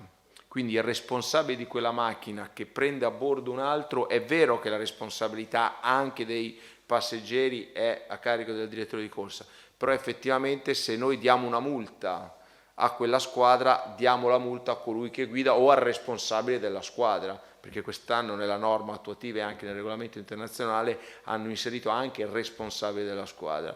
Quindi ecco, fermo restando secondo me di avere una uniformità in tutto il territorio nazionale, non la vedrei proprio come una cosa non negativa da non fare, fermo l'abuso che ci possa essere, che va quindi a ledere l'aspetto sportivo della gara. Posso? Certo. Sull'uso del buonsenso, da parte, io parlo a livello personale, sfondi una porta apertissima. Diciamo che si scontra la questione responsabilità con la questione sportiva, perché se è vero che io adopero il buonsenso e quindi in maniera sporadica, come dici te, autorizzo questo tipo di operazione, però non ci si può rispondere, parlo con mia commissione, che la responsabilità se l'assume chi li ospita, quando invece il regolamento mi dice un'altra cosa. Quindi o questa cosa viene messa per scritto, quindi alzo le mani, anzi sarei contento perché si va incontro al buonsenso, altrimenti siamo veramente borderline, perché qui mi dice una cosa e invece poi ne viene fatta un'altra. Quindi in caso di incidente o di situazione particolare c'è un punto di domanda grosso. Io sono d'accordissimo su quello che hai detto sul fatto di agevolare che tutti i corridori abbiano un'assistenza, fermo restando però che qui mi dice un'altra cosa.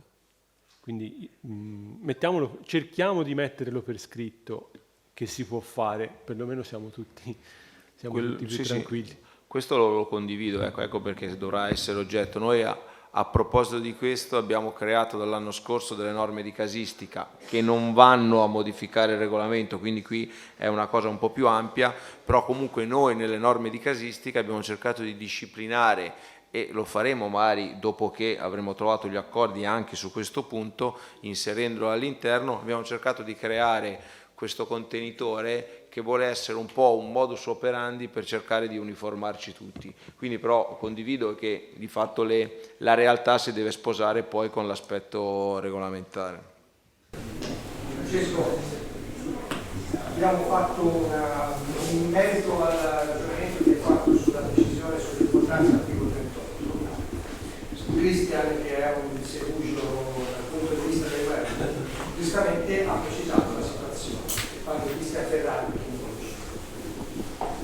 Una società, se va a consultare il dettaglio gara su K-Sport di una gara organizzata da un'altra società, non riesce a vedere l'articolo 38 se questo è inserito nella sezione documenti denominata altro. Lo vedi solamente con un account federale, lo vedi o un comitato provinciale o un comitato provinciale. Quindi questa è una situazione che sul K-Sport dovremmo trovare a capo provinciale, perché altrimenti va a farsi benedire tutto quello di cui abbiamo parlato sull'importanza di questo documento, che dovrebbe piacerci necessario scaricarsi e sapere in caso di problematica dove doversi mettere. Prima cosa. Seconda cosa, mi rifaccio a quello che ha detto ora la Donna Procedura sul discorso delle sanzioni ai responsabili della squadra. Sempre il programma federale K-Sport non permette di irrogare sanzioni a tesserati che non siano di atleti.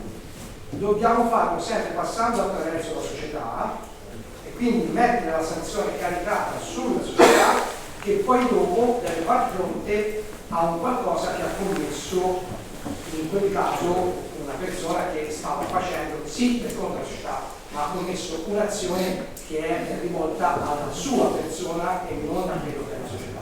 Poi il fatto che la merda, se non viene pagata, si può andare a sospendere il tesserato, anche lì non è possibile, bisogna sospendere l'attività della società.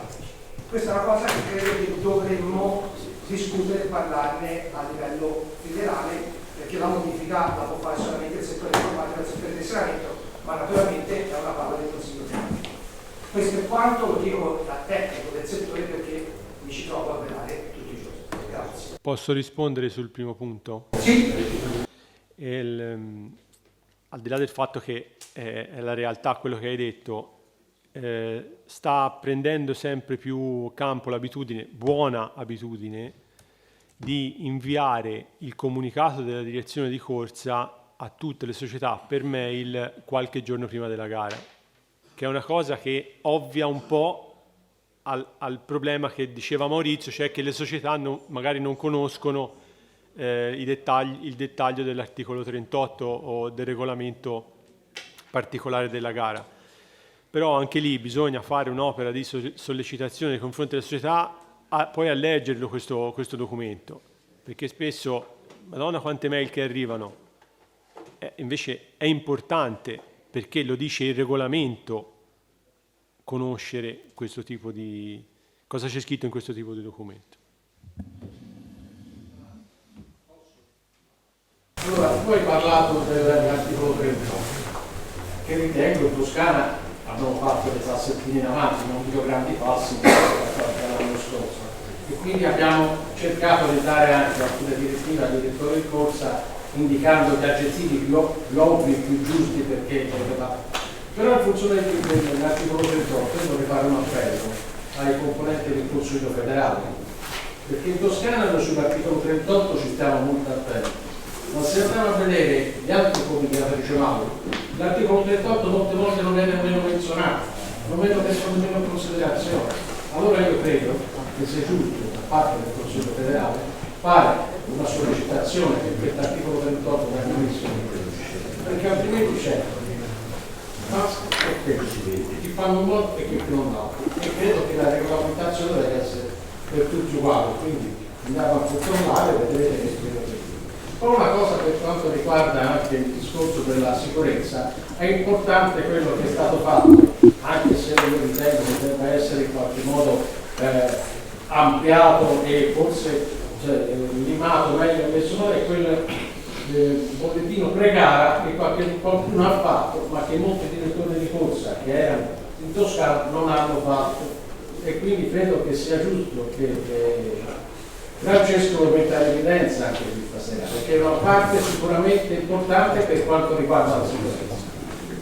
Molto probabilmente ci troverà, e dopo noi ci troveremo per questo, per portare un miglioramento, perché ritengo che si debba fare un passo ulteriore avanti in funzione di quello che è la sicurezza totale delle cose. Colgo un attimo prima di dare la parola all'avvocato Venturelli. Allora, come Toscana penso che abbiamo fatto, forse perché diciamo ci abbiamo messo un po' la testa, in modo sperimentale abbiamo fatto un progetto che è quello di fare un rapporto pre-gara che voleva essere un controllo, una checklist, che praticamente fosse stato fatto tutto quello che era da fare per l'organizzazione della corsa, quindi partendo dalle autorizzazioni, questa c'è, questa non c'è, cioè quello che teoricamente un direttore di corsa dovrebbe fare in autonomia, però renderlo diciamo un po' più organico e organizzato. E questo l'avevo chiesto anche a Gianluca, che aveva detto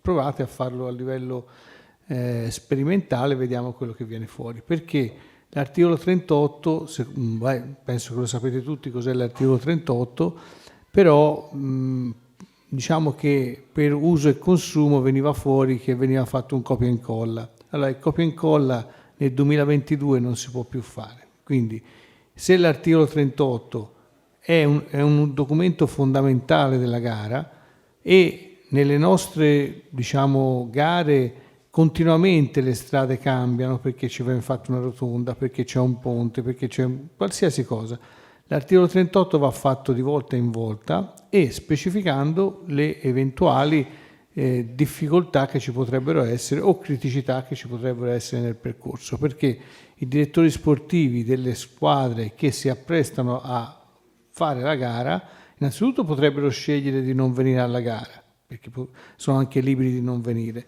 ma comunque sarebbero informati di quelle che sono le criticità del percorso e in sede di riunione non pre-gara ma della loro riunione con i ragazzi dovrebbero spiegare, perché la sicurezza si fa tutti insieme, ha detto bene Crocetti, ma partendo dall'informazione di tutti. Quindi siccome siamo tutti grandi e vaccinati e io vedo molto spesso che c'è tanto tempo a volte per parlare di cavolate, per fare massaggi, per guardare se il freno frega o non frega, però spesso non c'è il tempo per spiegare e tanti ragazzi a volte partono, non sanno nemmeno che c'è un traguardo volante a premio. Quindi bisogna che noi sui direttori sportivi facciamo la nostra opera di sensibilizzazione, ma dall'altra parte i direttori sportivi possono trovare tutte le informazioni di cui hanno bisogno sul fattore K, in questo caso non è visibile, ma tramite le mail. Quindi questa era una cosa che volevo mettere in chiaro, perché altrimenti poi dopo si rischia di non capire bene quelle che sono le cose. Le procedure ci sono, l'educazione a farle rispettare è quella che richiede un po' più tempo e bisogna che la nostra opera vada avanti costantemente. Grazie. Buongiorno. Io seguo da tanti anni la federazione e uno dei primi casi che ho avuto è stato un incidente avvenuto nella zona di Como. Un giovane stava scendendo per una discesa, era autunno inoltrato, quindi la strada era costeggiata da alberi, il terreno era praticamente coperto da foglie che con la pioggia è diventato uno scivolo. Questo povero ragazzo è finito fuori strada e ha fatto una triste fine. Si è aperto un procedimento penale e in quella sede, molti anni fa, il giudice mandò assolti sia l'organizzatore sia il direttore di corsa, sostenendo che le corse ciclistiche su strada sono di per sé una situazione in cui il corridore si assume la responsabilità rispetto alla velocità che tiene, alla sua condotta di gara, del percorso che effettua. Questo avveniva circa 30 anni fa. Purtroppo oggi la situazione è diventata diversa, perché un po' perché c'è stato un certo lassismo nell'assistenza ai soggetti che venivano chiamati a rispondere penalmente o civilmente dei danni in sede di organizzazione, e si è stabilizzato invece il principio ormai pacifico che l'attività ciclistica è un'attività pericolosa, il che comporta un obbligo di diligenza dei soggetti chiamati a organizzare e a sorvegliare il buon esito della gara di particolare rilievo. Più vicino.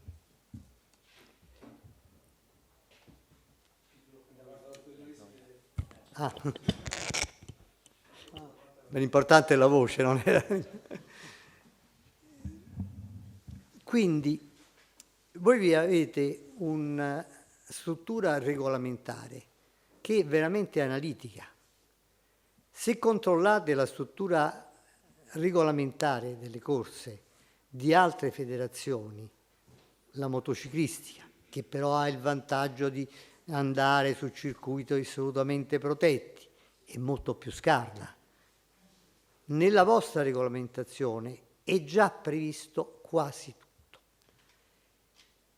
Questo purtroppo impone l'obbligo che è stato qui già sollevato, di rispettare esattamente quella regolamentazione e perderci tanto tempo. Questa è una premessa che volevo fare, perché sono tantissimi anni che seguo la federazione ciclistica, ormai è una famiglia e mi rendo conto delle responsabilità che chi ha ancora il coraggio di organizzare delle gare e di fare il direttore di corsa si assume. Allora dobbiamo cercare di fare in modo che queste responsabilità siano coperte in modo adeguato e comunque siano condivise con tutti i soggetti. Parliamo dell'organizzatore in primo luogo. L'organizzatore è di per sé teoricamente un imprenditore che affronta un'operazione di organizzare una manifestazione in realtà senza un vero e proprio scopo di lucro, perché ben poco ci guadagna, ma con tante responsabilità e con la passione di organizzarle. e risponde rispetto alle norme intanto del codice civile. C'ha le responsabilità previste da una serie di articoli del codice civile, risponde in proprio per quello che sbaglia, risponde per le obbligazioni che assume, risponde per gli errori dei suoi collaboratori in gara.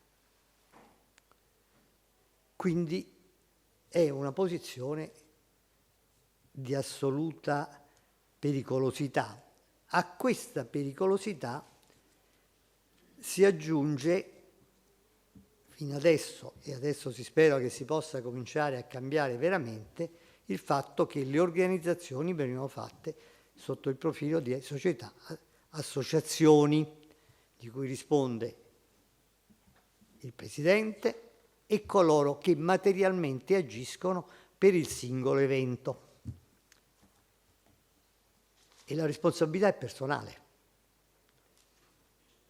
Abbiamo un'ottima copertura assicurativa per la responsabilità civile in questo momento. Si è faticato negli anni a limare le polizze, però oggi è abbastanza operante. Però, a mio avviso, come vi è già stato suggerito prima, dovete cominciare a pensare, voi organizzatori, a come riorganizzare le vostre società, a stabilizzare il principio che economicamente, perché voi fate queste cose principalmente per passione, non dobbiate rispondere con i vostri beni in proprio, ma ci sia una copertura che è un fondo della società e ci sia poi un'adeguata copertura assicurativa. E questo sotto l'aspetto proprio economico della responsabilità. Poi abbiamo un altro aspetto, la responsabilità penale. Responsabilità penale che l'organizzatore condivide con i direttori di corsa. Anche lì vi sono delle norme,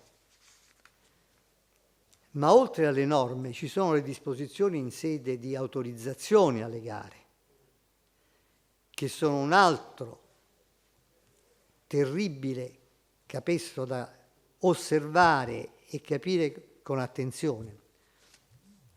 Io da anni seguo il caso di un incidente avvenuto ai margini di una gara ciclistica in Sardegna, dove si prevedeva nell'autorizzazione prefettizia che il traffico veicolare venisse fermato da 30 minuti prima del passaggio della vettura di inizio corsa al momento del passaggio della vettura di fine corsa. Nello stesso tempo c'era un'altra norma che diceva che il traffico veicolare deve essere fermato per il tempo strettamente necessario al passaggio della carovana e in questo caso per 15 minuti. Punto. Le due norme erano in contrasto. C'è stato un giudice che ha rinviato a giudizio organizzatori e direttori di corsa, perché dice: voi dovete fermare il traffico veicolare prima e avere sul posto un presidio prima, 30 minuti prima, perché l'incidente è avvenuto di un altro ciclista fuori gara che ha attraversato una strada statale e è stato investito da una macchina che andava a 120 all'ora. Quindi una cosa che non c'entrava niente con la corsa ciclistica. Però in questa autorizzazione prefettizia c'era questa cosa. Vanno lette, perché è vero che vengono dal prefetto, è vero che vengono dalle autorità, ma tutti possono sbagliare. E l'organizzatore che si trova con una autorizzazione di questo tipo non può permettersi di applicare la norma abituale che ferma il traffico esattamente per il tempo necessario, perché quell'incidente è avvenuto prima del passaggio della vettura di inizio corsa. Prima. Quindi tecnicamente per noi non ci sarebbe problema. Confidiamo che in dibattimento alla fine verranno tutti prosciolti, ma sono 10 anni che stanno combattendo una battaglia giudiziaria su questo punto. Quindi bisogna essere attenti. Ma ci sono anche degli altri strumenti. La riunione precorsa è fondamentale. Alla riunione precorsa partecipano i direttori sportivi. La responsabilizzazione dei direttori sportivi, che è prevista nel vostro regolamento, che il direttore sportivo deve informare l'atleta delle difficoltà della gara, deve informare l'atleta delle misure di sicurezza che sono state adottate, che sono state illustrate nella riunione precorsa. Lo stesso atleta, e lo dice il regolamento, si impegna a conoscere attentamente il percorso. Allora, queste norme che ci sono vanno assolutamente rispettate. E dovete cominciare a fare un'altra cosa che non trovo mai: i verbali delle riunioni precorse, quantomeno uno schema, una sottoscrizione di qualcheduno che dice che c'era e che ha visto che è avvenuto. Io devo provare con i testi che c'è stata una riunione precorsa, perché se no non c'ho nulla da portare. Ci devono essere questi verbali. Ci deve essere la sottoscrizione dei direttori sportivi. I direttori sportivi devono impegnarsi a riferire agli atleti, e questo comincia a riportare il livello delle responsabilità dei direttori di corsa e dell'organizzatore su un livello più umano. Perché se tu sai che scendendo, come quel ragazzo di 30 anni fa, vai a una velocità e in discesa e c'è la strada bagnata e ci sono le foglie, lo sai perché vai in bicicletta, lo sai, ci vai tutti i giorni, lo sai che scivoli, e se ti trovi una curva poi in fondo esci fuori strada, non riesci a fermarti più delle volte. Allora la responsabilità dell'atleta va condivisa con quella del direttore sportivo e con quella del direttore di corsa. Il direttore di corsa deve dimostrare però di aver adempiuto alle sue obbligazioni, e le sue obbligazioni sono tante, sono precise. Deve essere un direttore di corsa che ha partecipato al programma della gara, non chiamato all'ultimo momento, che il percorso della gara lo conosce non per averlo fatto il giro il giorno prima, ma perché lo conosce bene. E se c'è una curva da coprire, ci deve essere lo sbandieratore, ci deve essere il personale addetto. Queste sono le cose. Si può fare tutto. Questo, certo, richiede una maggiore organizzazione. E la maggiore organizzazione richiederà dei maggiori costi per organizzare le gare. E allora anche su questo dovete pensarci. Perché se ci vogliono tanti sbandieratori, avranno un costo anche quelli. Sono volontari, ma gli dovrete dare da mangiare, gli dovrete portarli. Ci vogliono le scorte tecniche ci devono essere. Attraversiamo delle strade di campagna, esce il trattore. Se non c'è una scorta tecnica adeguata che sta lì e blocca, il trattore esce e traversa mentre passa il gruppo. Succede, è successo. Bisogna riportarsi tutto questo a realtà imprenditoriale dal punto di vista dell'organizzatore e a livello di professionalità del direttore di corsa. Non si può fare il direttore di corsa all'ultimo minuto. Bisogna conoscere il percorso, bisogna seguirlo, bisogna essere impegnati in quello. Le responsabilità ci sono poi, ci sono e vanno. Quando arriva un evento, in particolare ci sono le responsabilità penali. Non vanno sottovalutate, non vanno sottovalutate. Se c'è un evento che può dare luogo a una responsabilità penale, e con la vostra esperienza lo capite subito se c'è stato un incidente che un ragazzo si è fatto molto male, se è capitato una persona che ha attraversato il percorso di gara e è stata investita, dovete immediatamente attivare le coperture assicurative e dovete immediatamente fare le denunzie anche alla compagnia che copre la vostra tutela legale per le gare. Sia i direttori di corsa, sia gli organizzatori, sia altre figure godono di una tutela legale nell'ambito e questa tutela legale deve intervenire immediatamente. Ci sono dei casi dove siamo riusciti a intervenire immediatamente.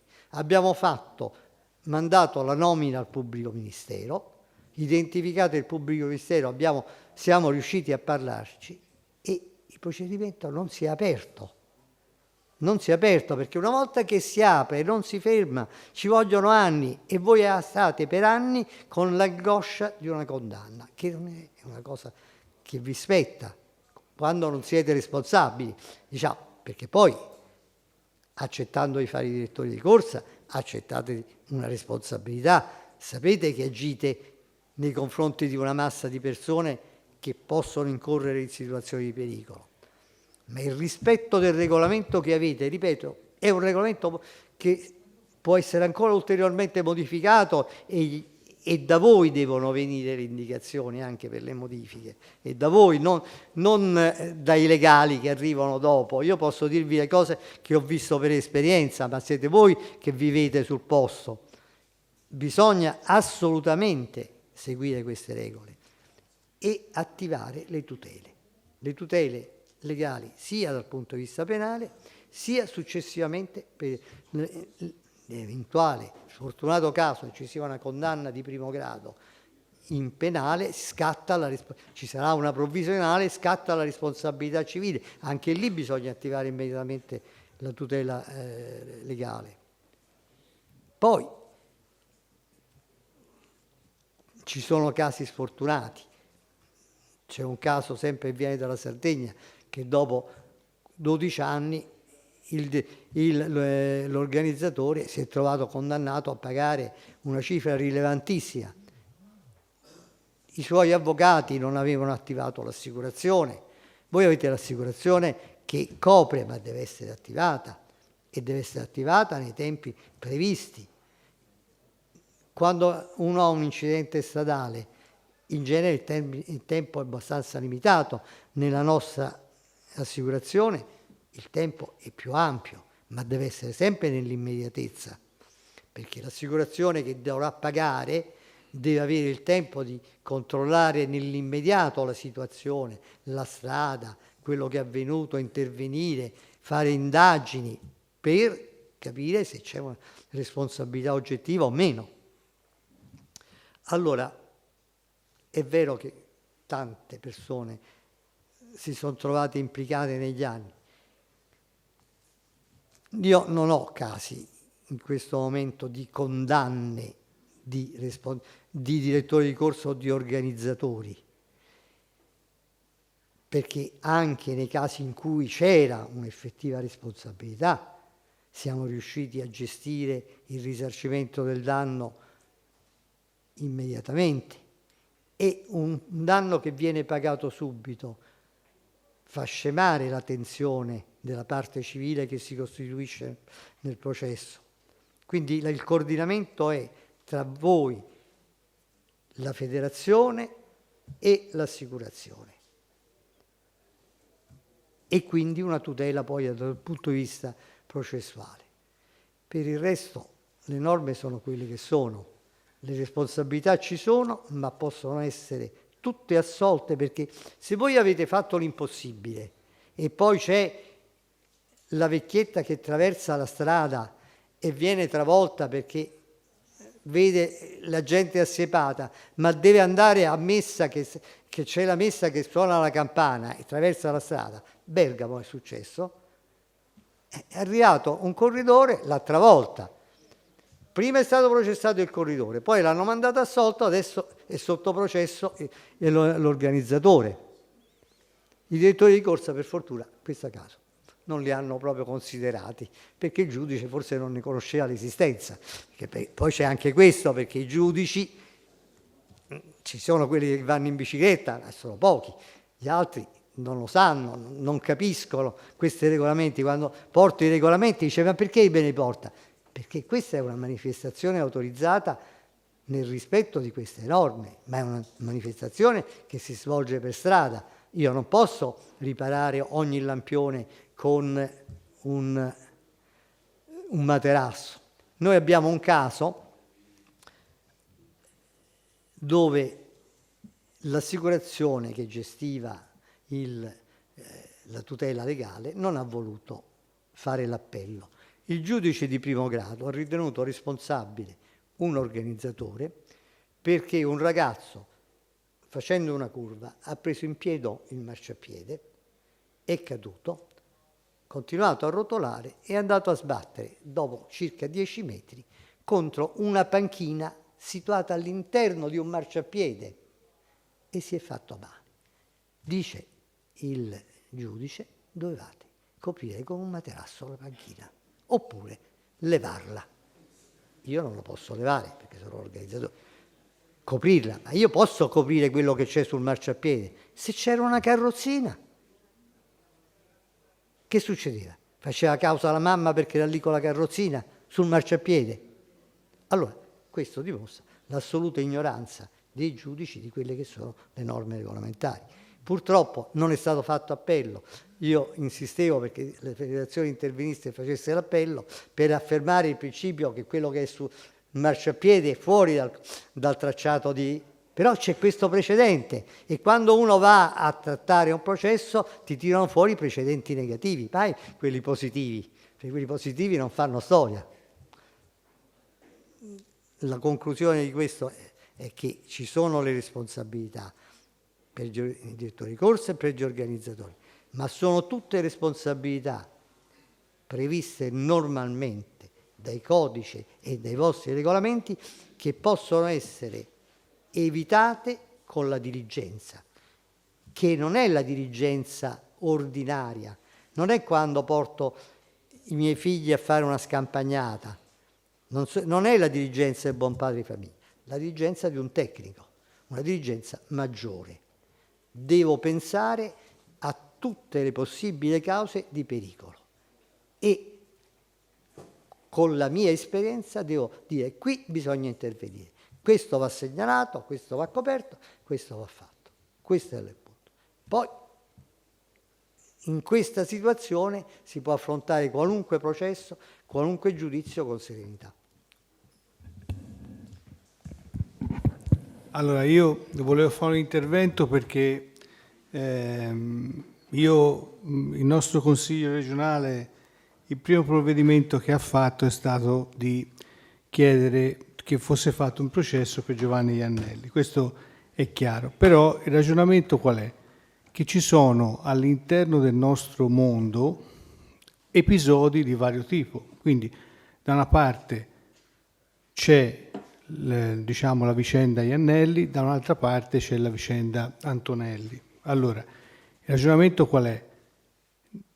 Io non so chi è che decide, come decide, perché non sono un avvocato, non entro nemmeno nel merito, perché veramente non lo so. E i processi si celebrano nei tribunali, non siamo qui a fare i processi. Però, secondo me, ci vuole un pre-filtraggio per capire qual è la responsabilità. Cioè, nel senso, io dico, se c'è una responsabilità va trattata come responsabilità, se non c'è una responsabilità va trattata come, lasciatemi la parola perché nella tragicità è sempre un problema, però va trattata come, diciamo, sfortuna, come lo vogliamo chiamare, come un episodio che capita, che non è imponderabile, no? Quindi chi è che fa questa distinzione? Cioè, chi è che decide come avviene e perché avviene una cosa? È una domanda che faccio io, da un punto di vista... Allora, sotto il profilo dell'assistenza legale dice no. Cioè, Quando si entra nel merito della cosa, no? Perché capita una sciagura e va bene, no? Poi dopo a un certo punto si apre i vari procedimenti che stabiliscono se è una cosa che ha delle responsabilità o non ci sono delle responsabilità. Questo è un momento procedurale, credo, non lo so, io sì. Lo chiedo. Quando c'è una notizia di reato, c'è un evento, il fascicolo viene portato all'attenzione del procuratore della Repubblica del giorno, che opera uno smistamento secondo il tipo di evento, secondo il tipo di reato che viene denunciato. Va a un magistrato, il quale delega immediatamente la polizia giudiziaria o altre a fare delle indagini che devono essere fatte con urgenza e immediatezza e riferite immediatamente al giudice, il quale poi comincia a valutare la situazione. Se del caso dispone una perizia, e questa è un'ipotesi che si sta cercando di evitare, che vengano disposte delle perizie dove è presente solo la parte offesa, oltre al perito nominato dal tribunale, ma se si parla di soggetti che possono essere coinvolti, sono un certo numero, si avvisano e questi hanno diritto di interloquire e il processo nasce bene dall'inizio. Il più delle volte invece neanche uno ha notizia del processo. Ti arriva la notizia del processo con la conclusione delle indagini del pubblico ministero e ti dice: guarda, io ho fatto una lunga indagine a tuo carico, mi sono convinto della tua responsabilità, hai 20 giorni per darmi darmi una memoria, produrmi documenti, se no io formalizzerò la mia richiesta di rinvio a giudizio. Questo è il meccanismo attuale. Quindi non c'è nessun vaglio se non quello del pubblico ministero, che deve necessariamente valutare se ci sono gli estremi di un reato o meno. L'azione penale in Italia è ancora obbligatoria, non so per quanto, ma ancora è obbligatoria. Quindi sotto questo profilo la parte lesa ha una tutela, perché se ci sono vedo scuotere la testa, ma se non ci viene avviato il processo e c'è la richiesta di archiviazione, la parte offesa ha diritto di fare la sua opposizione, che va davanti a un altro giudice, il quale valuta a sua volta, giudice diverso dal primo, valuta se c'è o non c'è. Forse non sono stato preciso. Sulla richiesta di archiviazione viene formulata dal pubblico ministero, ossia il soggetto che è delegato a istruire il processo, e la porta al giudice istruttore. Il giudice istruttore valuta se ci sono gli elementi per archiviare o meno e se decide l'archiviazione archivia e dà notizia alla parte offesa. La parte offesa ha diritto di opporsi. Il processo ritorna al giudice istruttore e c'è un dibattimento, un mini dibattimento su questo rinvio. Se ancora viene confermata l'archiviazione, la parte offesa ha diritto a un ulteriore appello, che è il reclamo sull'ordinanza di archiviazione, che è un reclamo più di tipo procedurale, se non sono state rispettate le norme che permettevano alla parte offesa di espedire tutte le proprie difese. A quel punto, quando anche il reclamo viene rigettato, il processo penalmente è finito. Ma è giusto che sia così, perché ci sono stati il vaglio di 3 soggetti chiamati a decidere se c'era o non c'era un reato. È giusto che sia così.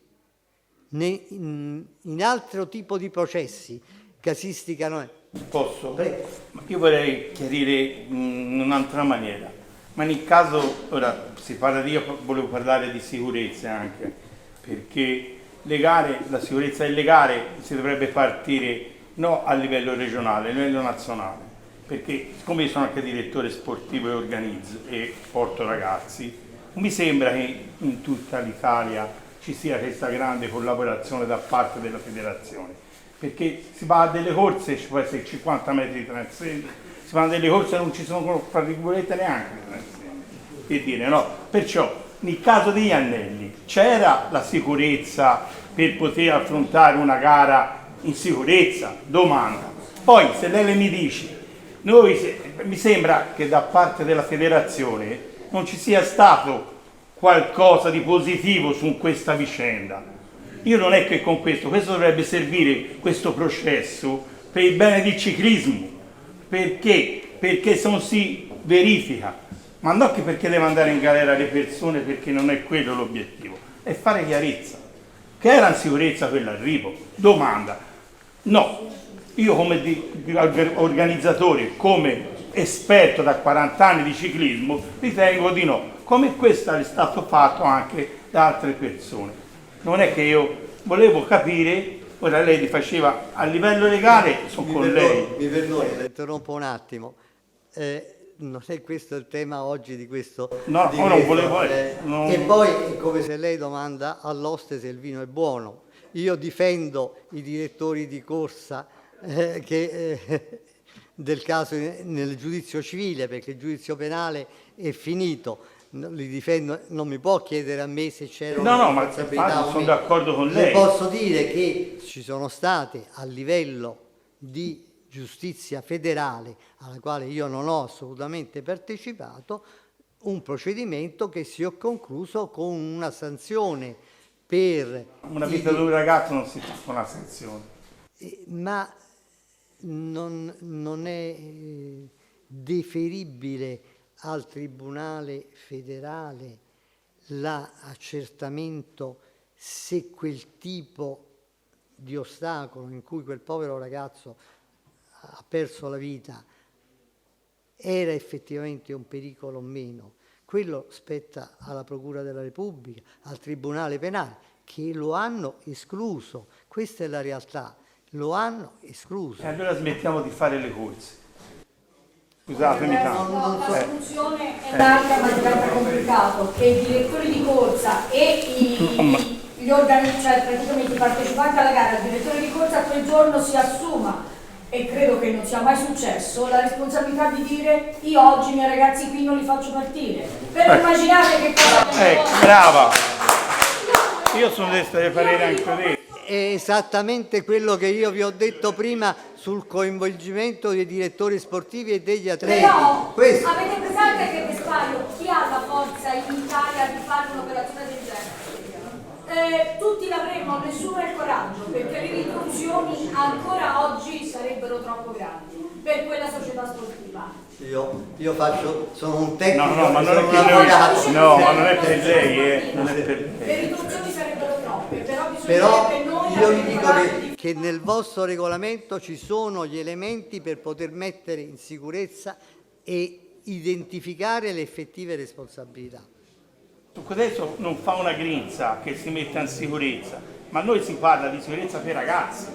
Cioè, qui c'è due sicurezze. No, la sicurezza lei mette per in ragazzi, sicurezza il direttore di corsa, l'organizzatore, ma noi bisogna mettere in sicurezza ragazzi. Quando un percorso non è idoneo, e io mi riallaccio ai direttori di corsa, perché si vuole le verifiche? Perché non si sta a sentire quando ci dicono guarda, questa curva mettiamola più in sicurezza, guarda, sta arrivo è pericoloso, cerchiamo di metterlo più in sicurezza. No, non si può fare l'arrivo qui, si fa da un'altra parte. In quel caso lì non è stato fatto questo, è stato aperto tutto, e questa cosa che fa male. Hanno organizzato, io parlo per me, a me organizzatori, perché guardi, io questa battaglia sono sempre vicino, perché questo ragazzo l'ho visto nascere e porterò in fondo questa battaglia, perché un processo era il minimo che potesse fare per poter chiudere questa vicenda e dare, diciamo, un po' d'ossigeno alla famiglia, anche se è un momento difficile. Voglio dire questo e basta. Farulli. Che passaggi che avete fatto per andare a cercare le responsabilità di Tizio Vicario attraverso il tribunale? Quanto quanto incide e quanto è importante sia le richieste che vengano mandate alle prefetture all'organizzazione e quanto incide le regole che la federazione si dà per quello che riguarda l'organizzazione di carattere generale, cioè attrezzature, palco e compagnia. Ha una sua valenza, ha una sua importanza. Le dico che il pubblico ministero ha richiesto al perito che aveva nominato di portargli tutte le regole disciplinano le corse su strada da parte della Federazione Ciclistica Italiana, portargli le autorizzazioni della prefettura e dell'autorità locale. E ha voluto anche sapere se quel percorso di gara era stato autorizzato in precedenza, ed è venuto fuori che era un percorso di gara autorizzato da 87 anni. Da 87 anni.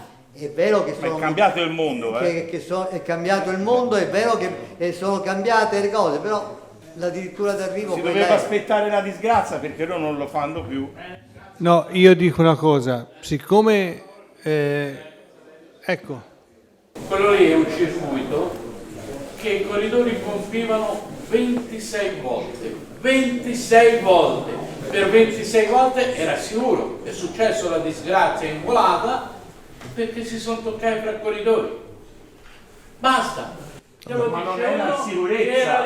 Ma non è che, scusa, no, fermi un attimo, Boni tu, allora, Boni, perché ora si va su un tasto che non ci voglia andare, quindi fine della storia. Allora, i processi si fanno dove devono essere fatti, però qui siamo a spiegare perché un organizzatore fa una gara, cioè organizza un evento, e quali sono dalla parte dell'organizzatore gli obblighi, e li ha detti tutti Francesco, perché ne ha tanti di obblighi l'organizzatore, e quali sono la parte assicurativa e di tutela legale, in questo caso Nuri Venturelli è la tutela legale della federazione, in cui l'organizzatore si possa appoggiare nel caso in cui ci sia dei problemi. All'interno di questa sala c'è anche chi è coinvolto attualmente in dei procedimenti, quindi non entro né in uno né nell'altro, perché non sarebbe giusto nei confronti di nessuno. Voglio però che chi ha delle domande, perché organizza delle gare, perché organizza degli eventi, esca da qui con l'idea di quello che deve fare, come lo deve fare e cosa deve fare in caso ci sia dei problemi legati, perché ora c'è Diego Vollaro che spiega tutta l'assicurazione. Quindi è chiaro che noi toscani siamo tutti toccati e anche disperati, però questo non ci deve essere oggi l'argomento di cui si cerca di fare. Purtroppo da una parte mi dispiace perché sembra che Nuri sia sì, e lo capisco perché io in questa vicenda ci ho veramente messo tante cose, però purtroppo le cose sono andate come sono andate perché dei giudici l'hanno deciso, non è che nessuno di noi avrebbe voluto. Quindi cerchiamo di capire, poi dopo che ha parlato Diego, e le domande che farete, perché le domande sono tante, perché se da una parte c'è la vicenda che Franco menzionava, dall'altra parte c'è un tessuto di organizzatori che dopo la vicenda Antonelli si domandano: ma cosa si deve fare noi domani? Cosa si può fare? Quindi noi delle risposte bisogna dargliele da federazione, da quelli che gestiscono questo movimento. Poi ognuno farà le sue valutazioni e prenderà le sue decisioni, però ecco, questo è il tema di oggi, che dobbiamo arrivare a sviscerare e anche avere delle risposte da parte vostra. Quindi hai finito te, Nuri? Sì, ma con Diego riprendiamo dopo la pausa. Gianluca voleva intervenire. Volevo fare solamente una domanda all'avvocato, perché prima ha citato una cosa, siccome è una proposta che volevo fare proprio nel prossimo convegno. Quando parlavamo della riunione pre-gara, lui dice che ci vorrebbe la firma. un verbale o comunque una firma. Noi facciamo firmare il direttore sportivo quando iscrive i corridori, no? Nella verifica licenza. Però alla fine effettivamente quando alla riunione noi non sappiamo realmente chi c'è o chi non c'è. La proposta che io vorrei fare è, oltre a fare l'appello tot squadra, fare anche il nominativo del responsabile della squadra. Potrebbe aiutare questo comunque, perché comunque rimane, tutti siamo presenti, quindi potrebbe essere. Certo, ed è una proposta che volevo fare ai direttori di corsa a livello nazionale che secondo me può aiutare. Siccome è successo anche di direttori sportivi che ci dovevano essere, non c'erano, oppure quello che è venuto alla riunione non si sa se è della società. Bravo, proprio anche per quello. E noi bisogna che... No, perché se no si va... Allora, o cambiamo il regolamento e quindi alle riunioni dei direttori sportivi diciamo che ci deve venire solo il direttore sportivo, come era, ma in realtà nella normalità arrivi te e fai Maltinti, ora non perché se batti, Maltinti, e quello alza la mano. Fine. Allora, invece bisogna dire Maltinti, bene, chi è? È lo Scarselli, bene, viene lì e firma Scarselli. Ora lo faccio per fare un ragionamento, per far capire, perché sennò si rischia che alla riunione c'è uno che non parla con i corridori, quindi alla fine poi quello che non parla con i corridori, che glielo dovrebbe dire, non glielo dice. In attesa però di una modifica del regolamento, che forse potrebbe richiedere anche tempi un pochino più lunghi, ora con WhatsApp diciamo questa idea del verbale della riunione va fatta per forza. Questo è un'idea dell'avvocato che va per forza fatta. A questo punto cioè è un'idea rivoluzionaria da questo punto di vista. Chi è presente alla riunione dovrà firmare che era presente, anche perché nel comunicato delle elezioni di corsa c'è scritto che alla riunione partecipano i rappresentanti delle società che hanno diritto al seguito, ma anche chi non ce l'ha il diritto al seguito. Quindi se quello partecipa e firma, poi il corridore glielo deve dire, se non glielo deve dire la responsabilità se la prende lui. Quindi, ho capito, ma può dire che alla riunione... Il direttore sportivo è una catena debole. Si dice gli atleti comunicato di gara. Come? Si dice gli atleti comunicato di gara. Però l'avvocato ha detto io sono costretto poi a cercare, è un'idea che va portata avanti.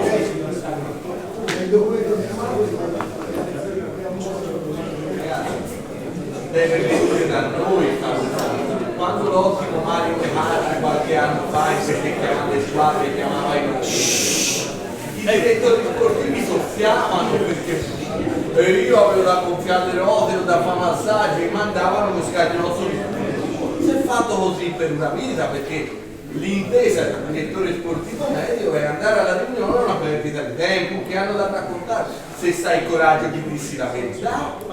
E quindi che cosa è successo? Si è fatto di tutto per levare l'appello nominale, perché il direttore di Orza fa l'appello nominale, oi dice non me la fa tutta, quando realmente sta a noi, perché oltre alla responsabilità civile e penale c'è anche una responsabilità umana nostra che si porta questi ragazzi a correre.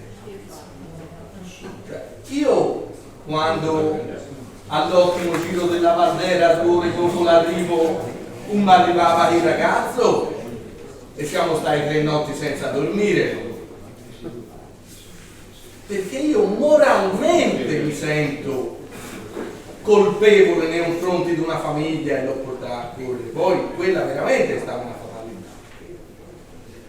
Ma se noi per primi vado alla riunione dei direttori sportivi, che poi io ho da dirgli che c'è la salita importante perché c'è da vincere, è finito il giovedì. Abbiamo il coraggio, ognuno per la propria parte, di prendersi la propria responsabilità.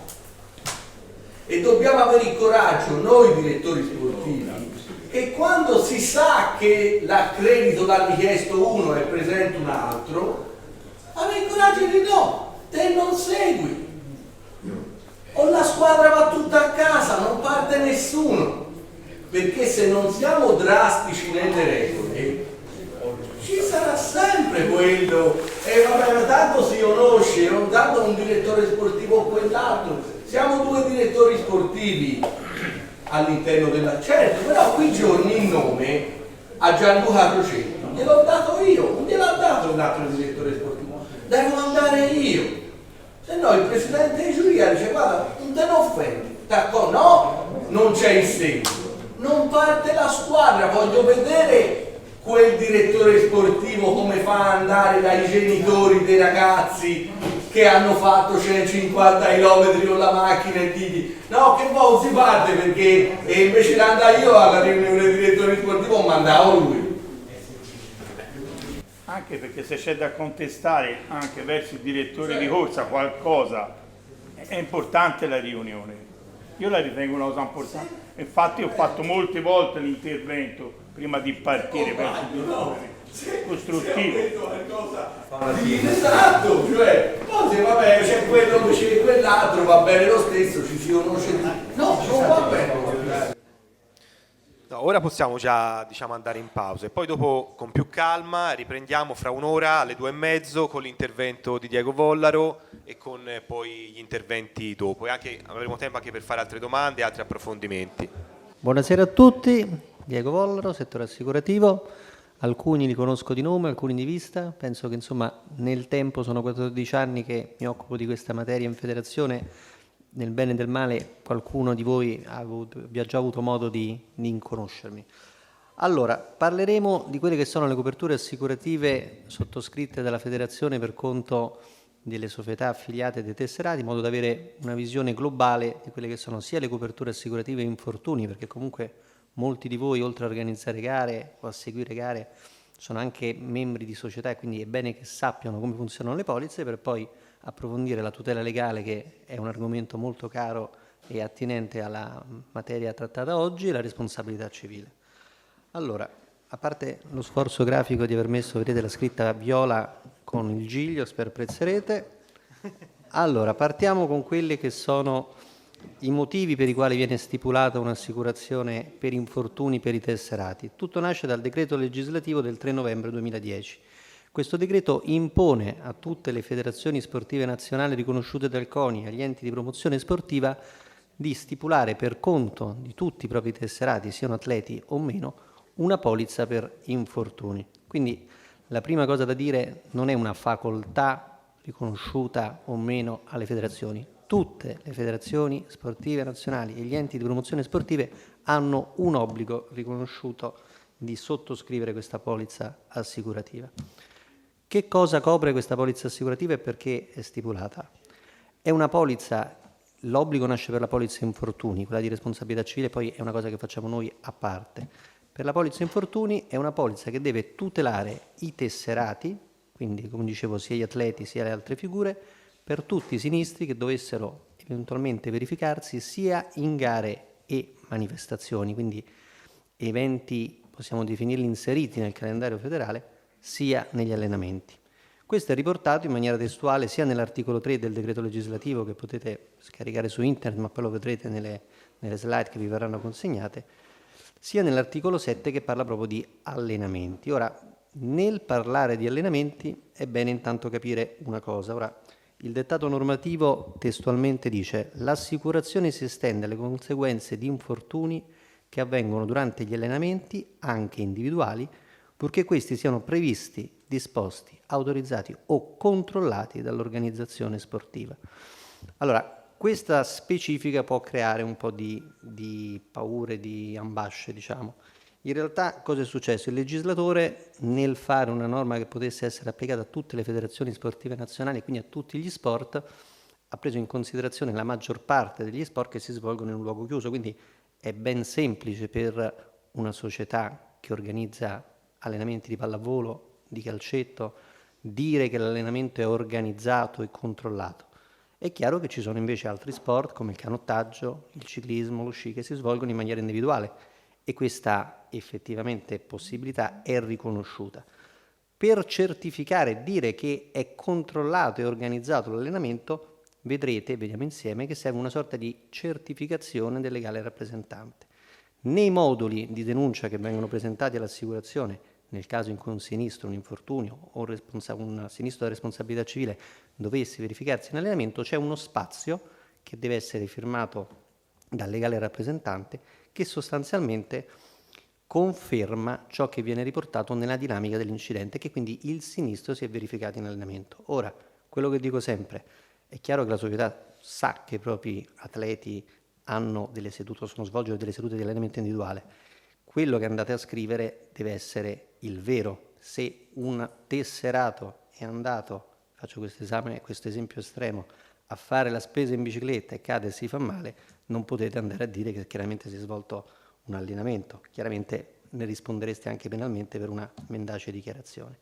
Quali sono i titoli che danno diritto ad avere la prestazione assicurativa? Allora, sia le persone fisiche, quindi i tesserati, sia le società, al momento in cui o pagano una quota di tesseramento o di affiliazione, automaticamente godono di alcune coperture assicurative. Coperture assicurative che, come potete vedere, sono prestate dalla compagnia Unipol-SAI, quindi una compagnia italiana. Abbiamo fatto una gara europea, ora senza scendere nel dettaglio, è la compagnia che poi si è aggiudicata la maggior parte delle coperture assicurative che appunto assicurano la Federazione Ciclistica Italiana. Titoli che danno diritto all'assicurazione, l'abbiamo detto, è la tessera con banda magnetica, una volta poi era la tessera con banda magnetica, questo è rimasto nel capitolato, di fatto ora ci sta la tessera digitale, l'affiliazione alla Federazione Ciclistica Italiana, l'elenco dei soci delle società affiliate, l'elenco dei partecipanti non tesserati per le coperture ad adesione. Vedremo nell'esposizione che sto per fare che effettivamente, oltre ai tesseramenti annuali e l'affiliazione annuale, è possibile sottoscrivere delle coperture assicurative su base individuale e assolutamente volontaria, quindi opzionale, che servono ad assicurare per un giorno di una manifestazione o dei tesserati, di partecipanti che non sono tesserati, in realtà diventano tesserati per quel giorno e solamente per quel giorno, o è possibile anche invece migliorare per il giorno che ci sta una manifestazione ciclistica le coperture assicurative, ad esempio a favore della società organizzatrice, dei direttori di corsa e quant'altro.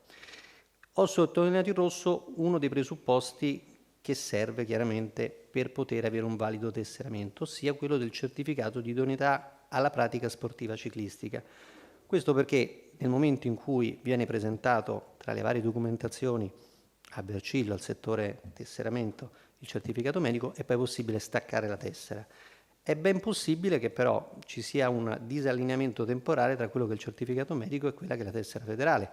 La tessera federale parte dal 1° gennaio o comunque dal momento in cui voi pagate la tassa per avere la tessera federale e scade comunque al 31 dicembre. Il certificato medico potrebbe essere stato rilasciato a aprile e scaderà ad aprile dell'anno successivo.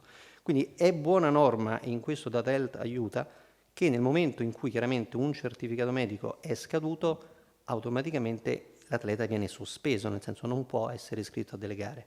Allo stesso tempo è buona norma comunicare all'atleta che anche nel caso di un sinistro che potesse verificarsi in allenamento, la copertura assicurativa è sospesa fin quando il certificato medico non viene rinnovato. Questo perché l'assicurazione in realtà non sempre chiede copia del certificato medico, lo chiede chiaramente nel caso in cui ci sia un sinistro particolarmente grave. Voi non potete avere la palla di vetro e sapere cosa succederà nell'allenamento a un vostro tesserato a cui è scaduto il certificato medico.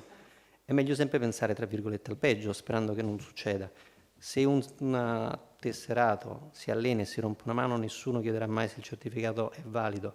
Quando ci sono dei sinistri di particolare gravità, mi è capitato, e chiaramente parliamo più che altro di decessi o di altri sinistri molto molto gravi, è capace che l'assicurazione, prima di sborsare una cifra importante, faccia tutta una serie di valutazioni, di controlli e venga a vedere se c'era il certificato medico. Qualora fosse scaduto, potrebbe effettivamente non pagare. Allora, nelle definizioni della polizza, e questo vale sia per la polizza infortuni che per quella di responsabilità civile, chiaramente c'è una sorta di glossario. Allora, non tutti hanno la pazienza di leggere le polizze assicurative. Noi come federazione abbiamo fatto una scelta di trasparenza che è quella di pubblicare in maniera integrale i testi delle polizze. Non è per complicare le cose quanto per far sì che, se qualcosa non fosse chiara, potete chiamarmi, ad esempio, vederla insieme, oppure avere comunque contezza di tutte quelle che sono le caratteristiche e le coperture della polizza, senza fare campanilismi o insomma i belli, alti e biondi. Gli enti di promozione sportiva spesso pubblicano degli estratti di polizza.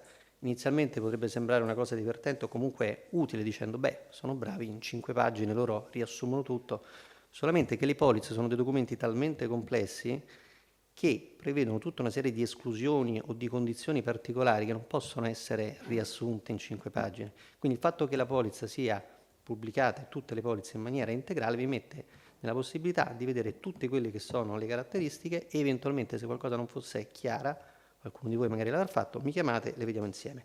Quello che mi premeva sottolineare in questa parte delle definizioni sono le definizioni di dirigente e componente del consiglio direttivo, di presidente di società e di socio di società.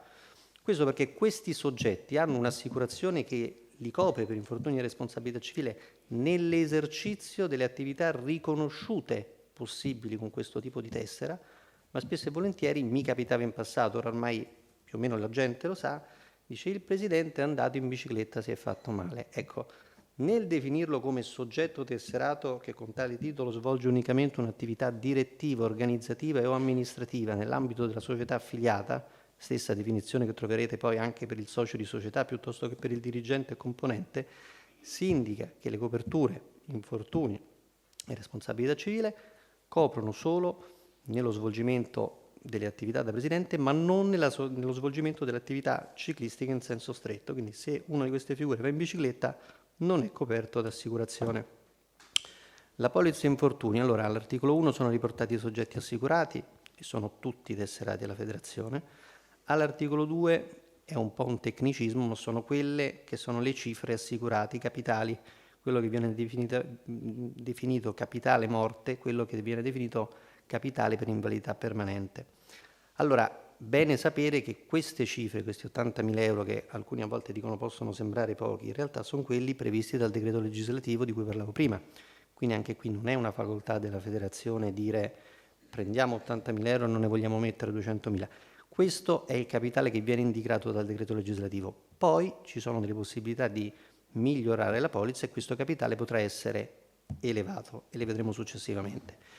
Alla fine della pagina poi vedrete quelle che sono le franchigie, per chi non fosse così pratico di assicurazione. La franchigia è un valore, in questo caso è un valore espresso in termini percentuali, sotto al quale non viene riconosciuto alcun rimborso, sopra al quale ci sarà un rimborso. Quindi quando si parla ad esempio per i giovanissimi, in fondo alla pagina, che per sinistri avvenuti in gara in allenamento di categorie giovanissime e allievi esordienti hanno una franchigia di 3 punti percentuali, vorrà dire che nel vedere il testo della polizza, nelle ultime pagine ci sono quelle che vengono comunemente definite tabelle lesioni, ci saranno tutto un elenco di lesioni vicino alle quali corrisponderà una percentuale di invalidità e se questa percentuale dovesse essere superiore alla franchigia corrispondente per categoria di tesserato si avrà un rimborso, se dovessero essere uguali o inferiori non ci sarà alcun rimborso. E altra nota, quelle che sono le lesioni che potrete trovare nella polizza, anche queste sono figlie del decreto legislativo, quindi il legislatore ha previsto tutta una serie di lesioni, un elenco analitico, che sono riconosciute come meritevoli di essere rimborsate.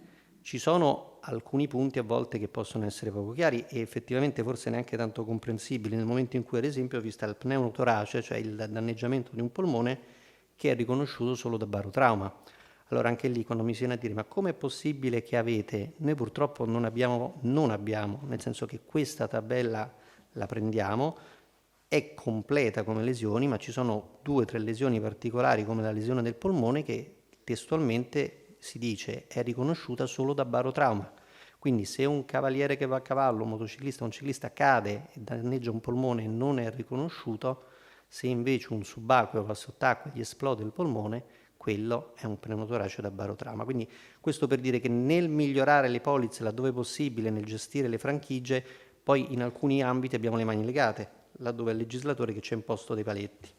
Allora, la decorrenza della garanzia, questo vale sia per la polizza infortuni che per la polizza di responsabilità civile ed è fondamentale saperlo. In rosso è riportato il dettato preciso. Il rapporto assicurativo e la relativa copertura per ogni singolo assicurato decorrono dalle ore 24 del giorno della data di validazione trascritta sulla tessera o dalla data di affiliazione. Quindi mi è capitato una volta che un tesserato avesse una tessera rilasciata il 15 aprile, lui tutto felice è andato in bicicletta a allenarsi, la copertura partiva dalla mezzanotte, quindi dal giorno successivo, quindi dal 16. Quindi sostanzialmente rispetto alla data di validazione voi dovete sapere che il giorno dopo parte la copertura assicurativa. Copertura assicurativa, quindi anche quella di responsabilità civile per quanto riguarda le affiliazioni, parte quindi il giorno successivo ed è garantita fino al 15° giorno successivo alla data di scadenza. Questa è un po' una proroga simile a quella prevista per le polizze RCA delle macchine. Quindi se un vostro tesserato o voi come direttori di corsa piuttosto che di organizzazione o giudici di gara e quant'è, dovesse avere un sinistro nei primi 15 giorni di gennaio del 2023, vi varrebbe per avere il rimborso il titolo, la tessera del 2022. Poi dal 16 gennaio dovrete essere in possesso di quella nuova. Allora, altra cosa che non tutti sanno, e qui parliamo della polizza di infortuni ma anche quella di responsabilità civile, è che le coperture assicurative della federazione sono riconosciute e sono valide anche nel caso di partecipazione a gare di enti terzi che prevedono la possibilità di far partecipare tesserati della Federazione Ciclistica Italiana. Quindi ci deve essere, diciamo, un rapporto di reciprocità. Sono gare a cui è previsto anche per le norme della federazione che possono partecipare i nostri tesserati. Detta anche qui in soldoni, la Red Bull organizza delle gare estreme. Una volta mi è capitato di vedere una gara che correvano dentro delle grotte illuminate con delle torce. Ecco, quella è una gara organizzata da un ente terzo ma che chiaramente non è riconosciuta. Quindi se uno dovesse partecipare a un evento così estremo non ci sarebbe la copertura assicurativa. Alle gare degli enti di promozione sportiva siete pacificamente coperti sia per infortunio che per responsabilità civile. Per la direzione di corsa a seconda di quelle che sono le norme federali. Se non è previsto che possano partecipare, assolutamente no. Questo più che altro è per i tesserati, per gli atleti chiaramente. L'estensione territoriale però di tutte le coperture per tutti i tesserati è valida per il mondo intero, cioè non ci sono limitazioni territoriali, quindi sia se un ciclista dovesse partecipare a una gara all'estero, sia se altre figure di tesserati fossero chiamati a partecipare, sempre nella possibilità riconosciuta dalle norme federali di partecipare a gare all'estero, assolutamente sono coperti sia per infortuni che per responsabilità civile. Dicevamo che ci sono delle coperture che vi spettano e spettano quindi anche alle società al momento dell'iscrizione, tesseramento o affiliazione, ci sono delle coperture opzionali che servono a migliorare le condizioni delle polizze. Allora, questa è l'ultima copertura integrativa opzionale che è stata inserita nel 2021 quando abbiamo fatto la nuova polizza ed è quella che rende possibile diminuire la franchigia per il caso di infortuni. Poi dopo vedremo la parte di responsabilità civile con maggiore attenzione, ma intanto è bene sapere questo. Come dicevamo prima, ci sono alcune categorie che hanno delle franchigie che sono differenziate, più basse per il settore giovanile, poi man mano crescenti. Tutte queste categorie evidenziate in rosso, tra i quali rientrano appunto anche scorte tecniche, motostaffette, allenatori su moto, direttori di corsa, direttori di riunioni, direttori di organizzazione, giudici e commissari di gara, avendo loro al momento della sottoscrizione della polizza una franchigia di 7 punti percentuali nel caso in cui il sinistro si verifichi in gara, sottoscrivendo questa polizza e pagando 28 euro in aggiunta a quello che è il costo della tessera annuale, possono migliorare le condizioni assicurative abbassando la franchigia di 2 punti percentuali, quindi al 5%, ma soprattutto aumentando il capitale in caso di morte o di infortunio o di invalidità permanente, quindi il capitale sul quale viene poi parametrato il rimborso che spetta in caso di infortunio, portandolo da 80.000 a 120.000 euro. È un tecnicismo, ma in soldoni vi dico questo: se ogni punto di liquidazione corrisponde con la tessera base, con la copertura base a 800 euro, in questo caso corrisponderebbe a 1.200 euro, quindi avete la possibilità di migliorare questa polizza. Chiaramente potete farla anche nel corso dell'anno, nel senso che questa integrazione non deve essere fatta obbligatoriamente al momento del rilascio della tessera. Potete anche pensare che la vostra attività comincia magari 2 mesi dopo e 2 mesi dopo vi fate questa sottoscrizione opzionale. E ci sono tuttavia tutta una serie di polizze integrative che sono queste qui che danno la possibilità di migliorare le condizioni. Ora vi ho evidenziato in blu quelle polizze che hanno un effetto migliorativo sulla parte di infortuni, di assicurazione infortuni, e quelle che invece servono per migliorare o garantire una copertura di responsabilità civile, laddove è riportato in rosso la dicitura RCT. Nel contesto che stiamo trattando oggi, io mi soffermerei in particolar modo sul modulo numero 6 e 7, che sono le ultime nella lista, che consentono di migliorare e aumentare i massimali assicurati a favore delle società organizzatrici o di direttori di corsa per il giorno di una manifestazione. Allora, di base le società organizzatrici, nel momento in cui ci sta un'affiliazione, hanno un'assicurazione con un massimale di responsabilità civile di 1.300.000 euro. Sottoscrivendo questa polizza per il giorno della gara, se avete una gara magari particolarmente delicata, con un numero di partecipanti particolarmente elevato o con delle persone, è capitata ad esempio una manifestazione promozionale, partecipavano tutti imprenditori, persone dello spettacolo e quant'altro, insomma in base a una serie di valutazioni che fate potete decidere di aumentare il massimale per quella gara o manifestazione a 3 o a 5 milioni di euro. Per darvi un ordine di grandezza, 5 milioni di euro è il massimale che l'UCI chiede quando si organizza un campionato mondiale, quindi è un massimale molto alto, quindi non vi voglio dire di non farla, siete liberi di farla.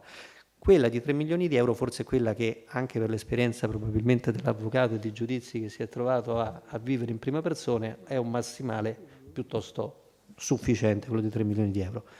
Allo stesso modo i direttori di corsa e organizzazione possono aumentare il loro massimale per il giorno della gara. Qualcuno mi ha chiesto se è possibile aumentarlo per tutto l'anno e questo ora lo vedremo, perché il direttore di corsa e di organizzazione di fatto ha già un massimale di 3 milioni di euro, che è molto alto. Se per quella gara particolare il direttore di corsa o di organizzazione volesse essere più tranquillo, può pagare una cifra di 150 o 170 euro, non ricordo nel dettaglio, e portare questo massimale a 5 milioni di euro. Allora, questo è l'esempio di come si attiva una copertura integrativa. Qualunque sia, tutte le 7 coperture che abbiamo visto nella slide precedente necessitano della compilazione di un modulo, del riempire quindi i campi che devono essere inviati, del pagamento del premio, perché l'assicurazione, se non pagare di nero, non vi fa vedere il cammello, nel senso che non vi mette in assicurazione, in copertura e poi pagate dopo.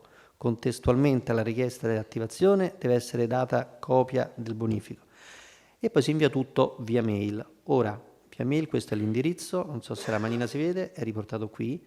Non essendo una PEC, quello che io consiglio sempre nella mail di trasmissione di chiedere una conferma dell'effettiva messa in copertura. Chiaramente le coperture non hanno un effetto retroattivo, quindi questa operazione di attivazione della copertura deve essere antecedente alla manifestazione. Solo nel caso di coperture che servono a coprire un numero di partecipanti non tesserati, e lo si può fare ad esempio in quelle che erano le pedalate ecologiche piuttosto che nelle manifestazioni giovanili, è consentito di pagare antecedentemente alla manifestazione il premio con la presentazione del modulo e nelle 48 ore successive di dare l'elenco delle persone che hanno partecipato. Moduli infortuni. Allora, per aprire una denuncia di sinistro, che sia un infortunio o una responsabilità civile, che vedremo come vi dicevo poc'anzi, bisogna fare 3 o 4 operazioni molto semplici. Allora, stampare di volta in volta i moduli in corso di validità presenti sul sito federale. Sembra una banalità, ma quel di volta in volta sta a significare che mi è capitato in passato che alcune società, magari per fare economia o fare le cose fatte bene, stampano un modulo, ne fanno 100 copie e se le tengono sulla scrivania. Il problema è che negli anni le coperture assicurative cambiano, a volte cambiano anche gli estremi bancari del broker assicurativo, quindi mi è capitato ad esempio 2 anni fa che mi arrivasse un modulo denuncia di 5 anni prima. Quindi chiaramente che è successo? Che la sinistra non è stato aperto, per fortuna me ne sono accorto, sono riuscito a mandarlo indietro, quindi di volta in volta sul sito della federazione trovate la modulistica aggiornata, quindi scaricate quella. Consegnare il modulo al tesserato infortunato. Allora, è sempre bene che le pratiche di sinistro le seguono i diretti interessati. Ora, quando si parla di società ciclistiche, soprattutto se ci sono dei ragazzi, dei bambini, è consuetudine che il presidente di società, per fare una cosa buona e giusta, dice vabbè, ti seguo io la pratica. Benissimo.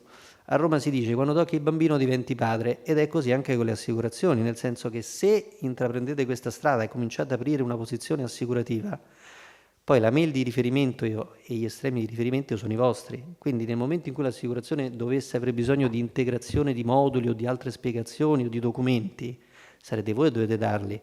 Ed è pericolosissimo, perché poi può capitare che la vostra mail quel giorno non funziona, che quel giorno magari eravate disattenti e non avete visto una mail che è arrivata. Insomma, se il sinistro poi non va a buon fine, non perché è respinto dall'assicurazione, ma perché manca un modulo e avevate aperto voi la posizione assicurativa, è capace che poi i genitori del bambino si facciano avanti per pretendere alcunché. Mi è successo, quindi cortesia va bene, ma cercate di farlo seguire direttamente ai diretti interessati. Ultima cosa, compilare tutti gli spazi del modulo e mettere, come dicevo prima, il timbro e la firma del presidente del legale rappresentante. Allegare i documenti richiesti, l'abbiamo visto. Questo è un modulo di denuncia per infortuni. Andando velocemente si riempiono tutti i campi che servono. In questo punto qui ci sta a un certo punto una richiesta: adesione a copertura integrativa infortuni, sì o no? È quella polizza che vi dicevo prima. Se mettete sì, chiaramente la polizza l'assicurazione non va sulla fiducia, andrà a controllare, ma intanto ha l'indicazione che il sinistro andrà liquidato in maniera diversa. Poi sono gli estremi della lesione. L'assicurazione, per mettere tutto in un foglio, ha lasciato, e questo lo trovo sempre molto divertente, descrizione chiara e circostanziata delle cause che l'hanno provocato. Circostanziata, 1 riga e mezzo.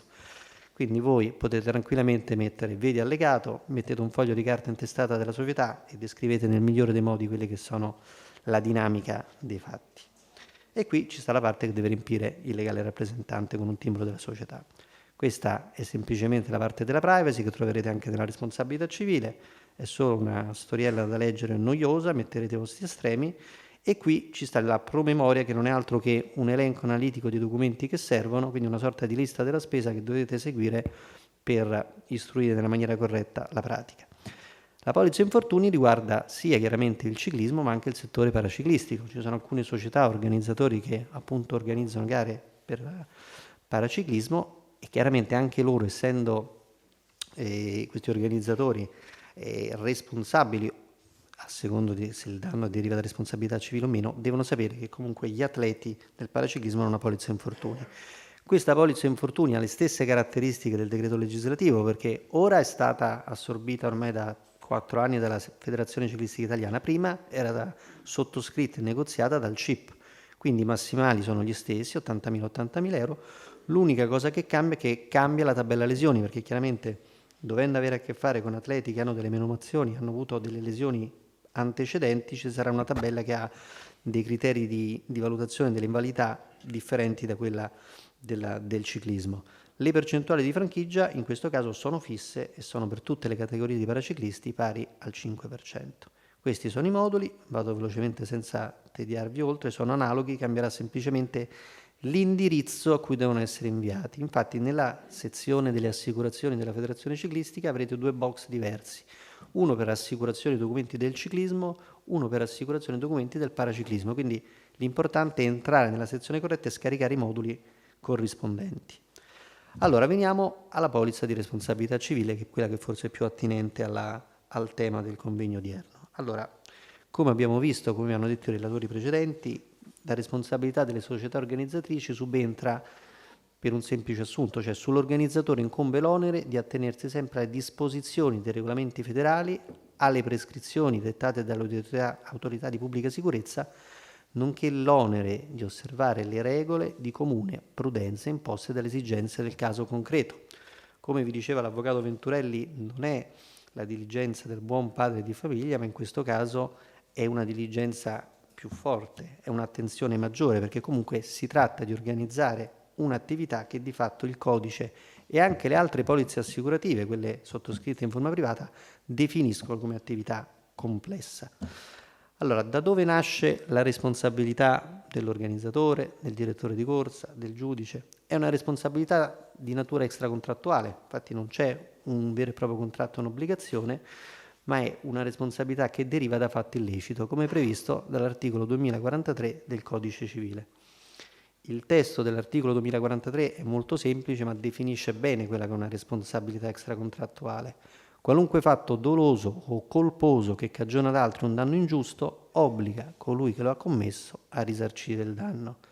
Vedete nello specifico la foto di una buca sul manto stradale che spesso può generare una responsabilità, se avviene in allenamento un incidente su una buca, dell'ente che gestisce chiaramente il tratto di strada nella organizzazione di una gara può dar luogo a una responsabilità dell'organizzatore, ma anche qui bisogna poi vedere nei casi di responsabilità civile che ci sia sempre un nesso causale tra il comportamento colposo del danneggiante e il fatto che si è verificato a danno del danneggiato.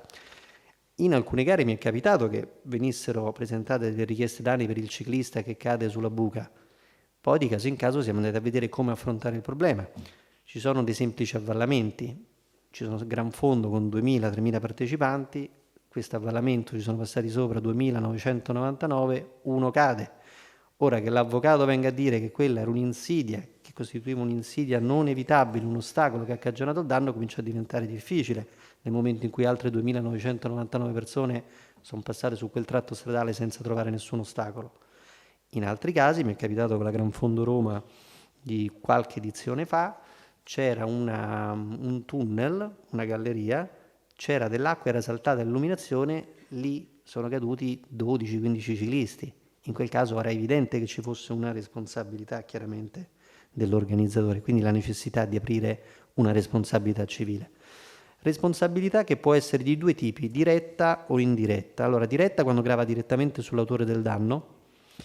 L'esempio tipico è quello del ciclista che ad esempio nel corso di una gara va a impattare su una vettura che è stata fatta accostare fuori della carreggiata stradale, quindi in una posizione corretta che non costituisca ostacolo. In quel caso il ciclista viene individuato, la sua polizza di responsabilità civile. Allo stesso modo però anche qui va visto caso per caso, perché può ben succedere che ci sia una caduta di gruppo, 5-6 ciclisti cadono, non si fanno conseguenze, non riportano conseguenze fisiche importanti, si mettono in piedi, rivanno in sella, ripartono. A quel punto ci sarà un proprietario della macchina che si trova una macchina danneggiata, che verosimilmente per lo spavento, la concitazione del momento non è riuscito a riferire il numero di pettorale di nessuno dei ciclisti, e che fa? A fine gara chiaramente va dall'organizzatore e gli dice: senti organizzatore, io stavo qui, tu hai organizzato una gara, mi sono venuti addosso 10 ciclisti, 6 ciclisti mi hanno distrutto la macchina, qualcuno mi deve rimborsare. In quel caso, ad esempio, per una sorta di responsabilità indiretta, la polizza dell'organizzatore può coprire anche un danno del genere, cioè dove non è identificato il ciclista che materialmente ha cagionato il danno, ne può rispondere la polizza del direttore, dell'organizzatore. La responsabilità civile cosa va a riportare nei confronti del danneggiato? Cosa evidenzia? Evidenzia che si possono creare due tipi di danni sostanzialmente, un danno fisico e un danno materiale. Danno fisico chiaramente è inutile che lo stiamo a descrivere, è il danno che può capitare al ciclista, ma può capitare anche a uno spettatore, alla signora che attraversa la strada, il gonfiabile che cade addosso a un altro membro dell'organizzazione, la macchina che entra nel percorso di gara e che sfortunatamente va a colpire un ciclista che se la trova davanti. Queste sono un po' le fattispecie tipiche che negli anni abbiamo riscontrato essere le cause di danni fisici. Danno materiale sostanzialmente anche qui o è il ciclista che rompe una macchina o è un gonfiabile che cade su una macchina, insomma sono dei danni che si possono verificare e che verranno denunciati e avranno una copertura assicurativa. La polizza di responsabilità civile ha anche qui chiaramente dei massimali, ne parlavamo prima, cioè la cifra massima che l'assicurazione è disposta a liquidare in caso di un sinistro laddove venga accertata l'effettiva colpa del danneggiante. Cosa è la colpa? Diversamente dal dolo, che è la volontà di compiere un reato con una preterintenzione, la colpa è un comportamento appunto negligente, incurante, che genera un danno a terzi. Ora, questi sono i massimali riconosciuti per le varie categorie di tesserati, vedete che sono diversi, ma per quel che ci interessa a noi, ci interessa vedere che 1, 2, 3 alla quinta, dove vedete la mano, la quinta Liga è riportato che i direttori di corsa di riunioni di organizzazione hanno un massimale di 3 milioni di euro, come vi avevo anticipato, che i giudici di gara e i commissari di gara hanno un massimale di 3 milioni di euro e che le società affiliate hanno, con anche i presidenti, un massimale di 1.300.000 euro, qui i presidenti e qui le società, quindi dei massimali molto alti.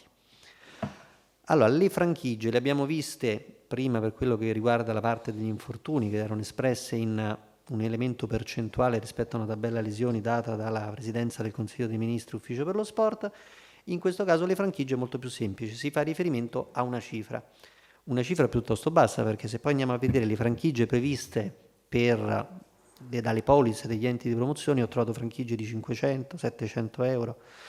La franchigia di 100 euro significa che il danno materiale, perché poi è riferita solo ai danni a cose, come vedete, non ai danni fisici, il danno materiale che si dovesse verificare nell'ambito di una gara ciclistica viene risarcito per intero, dedotti 100 euro che rimarranno a carico del danneggiante. Si rompe una macchina, riporta la rottura di un lunotto che costa 800 euro, 700 li paga l'assicurazione, 100 rimarranno a carico del danneggiante. Aspetta un attimo. Allora, c'è Fabio che... Allora, Fabio deve andare, quindi voleva salutare. Allora sì, velocemente, grazie ancora della partecipazione e grazie anche ai relatori che sono venuti da Roma. E quindi insomma una giornata proficua. Mi dispiace per altri impegni istituzionali lasciarla con un paio d'ore d'anticipo, però insomma auspico che queste iniziative siano sempre più frequenti. Nel periodo invernale diamo noia un po' a quelli del ciclocross, mi dispiace, ma è l'unico periodo dell'anno in cui si possono fare questi tipi di incontri. Quindi grazie, vi saluto, buonasera. E nello specifico? Esatto, qui nelle slide che vedete in fondo c'è scritto formazione per dirigenti di ASD, è proprio il corso del quale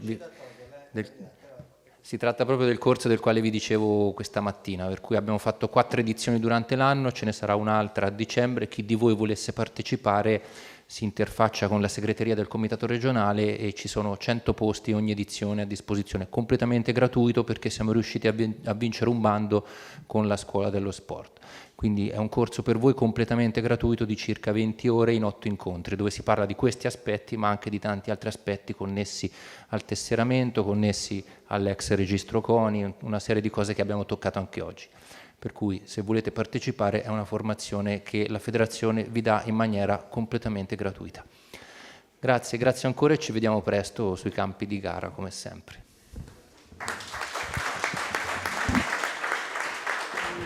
Allora, ripartendo quindi dalle franchigie di 100 euro che dicevo essere molto basse, soprattutto rispetto a quelle degli altri enti di promozione sportiva, vediamo un'altra copertura che è automatica con la responsabilità civile, che non conoscono in molti, ed è quella della gestione di impianti sportivi. Allora, laddove il proprietario di un impianto sportivo, generalmente il comune, dovesse dare in affidamento un impianto a una società sportiva, che sia un velodromo, che sia un ciclodromo, una pista di qualsiasi genere, insomma, è chiaro che chiede come prima cosa la sottoscrizione di una copertura assicurativa da parte della società che andrà a gestire questo impianto, soprattutto per eventuali danni che si potessero venire a cagionare con l'attività ciclistica.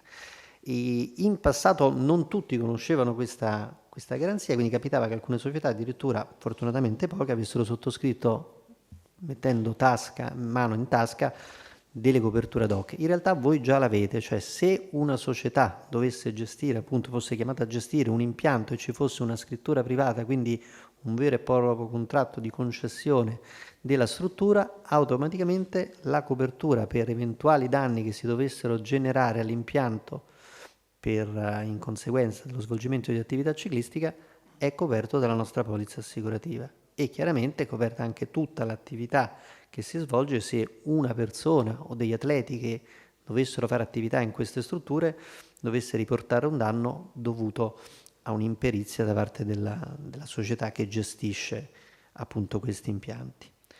Allora, modulo di responsabilità civile, cosa fare? Le indicazioni sono assolutamente le stesse, i moduli sono analoghi. La cosa che vi dico però in questo caso, che dato che è molto importante vedere cosa si scrive nella ricostruzione dei fatti, perché sebbene nell'infortunio sia un pochino più semplice, alla fine uno cade, si rompe una gamba, mette quello, deve sempre stare attento di scrivere le cose nella maniera corretta, perché le assicurazioni poi interpretano un po' tutto.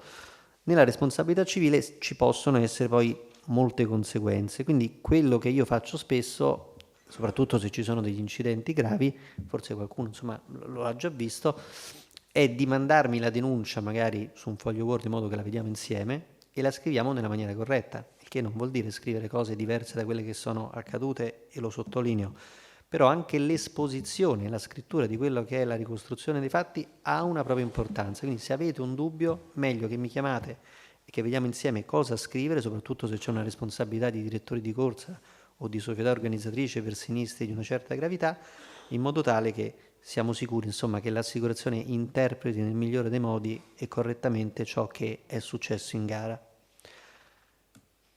Tutela legale, questa è un'altra copertura assicurativa automatica solo per alcune categorie di tesserati che andremo a vedere e che prevede la copertura delle spese legali, quindi assistenza ai soggetti assicurati per spese giudiziarie e processuali, oneri di periti, spese di transazione, a favore di categorie assicurati, le abbiamo detto e li vedremo ora nel dettaglio, per fatti inerenti alle attività esercitate o connessi allo svolgimento di incarichi e mansioni derivanti dalla propria qualifica federale. Sottolineato una precisazione banale, cioè se voi nella vita privata avete bisogno di essere assistiti da un legale, non è chiaramente il caso in cui possa venire attivata la polizza, bensì nello svolgimento di quella che è la vostra attività federale come direttori di corsa, giudici o organizzatori, se si dovesse verificare chiaramente una chiamata in giudizio, c'è questa polizza che appunto serve a coprire le spese legali. Ora, la richiesta di attivazione in questo caso non avviene per il tramite di un modulo, bensì tramite contatto diretto con me e poi con lo studio legale che è l'avvocato Venturelli, che appunto è quello designato dalla polizza della federazione per l'assistenza. E questa è una scelta di campo, ma anche una scelta naturale, nel senso che, come avete visto, ora senza spendere le lodi dell'avvocato, l'avvocato ha un'esperienza tale di 30 anni e vi descriveva, no, di quel sinistro, ad esempio in Sardegna, nel quale era fondamentale conoscere bene le norme della federazione affinché poi il giudice, che magari è, tra virgolette, ignorante su quello che è uno svolgimento di gara ciclistica, riesca ad avere una ricostruzione precisa dei fatti. Quindi la scelta di affidare all'ufficio legale della federazione è dato da questo motivo, cioè di darvi la possibilità di avere un professionista che da anni ha una visione approfondita e conosce a menadito le norme federali proprio per darvi la migliore assistenza possibile, perché laddove, e lo dico io, ho avuto diretta esperienza di società che magari avevano il fratello, l'amico, il più bravo avvocato del mondo, e magari lo è per certi aspetti, non sapendo come funzionano determinati meccanismi regolamentari della federazione, poi hanno condotto dei giudizi che non sono andati purtroppo come speravano che andassero. Il massimale di spese che viene riconosciuto è di 30.000 euro e queste sono le figure di tesserati che sono coperti da questa tutela legale. Vi conviene andare direttamente per quello che è la nostra trattazione al punto C1, C2, C3, nel quale appunto è riportato che la copertura assicurativa, chiaramente riconosciuta per direttori di corsa, direttori di organizzazione, direttori di eventi ciclistici, l'abbiamo messo nella maniera più ampia possibile, dal momento che poi a volte cambiano i nomi delle tessere, ci sta il tecnico che si chiama in un'altra maniera, il direttore magari domani si inventeranno direttore di gare ciclistiche, non so che cos'altro, quindi l'abbiamo messo in chiaro dall'inizio: allenatori su moto, motostaffetta, gli ASA, società affiliate anche in persona del loro presidente e i giudici.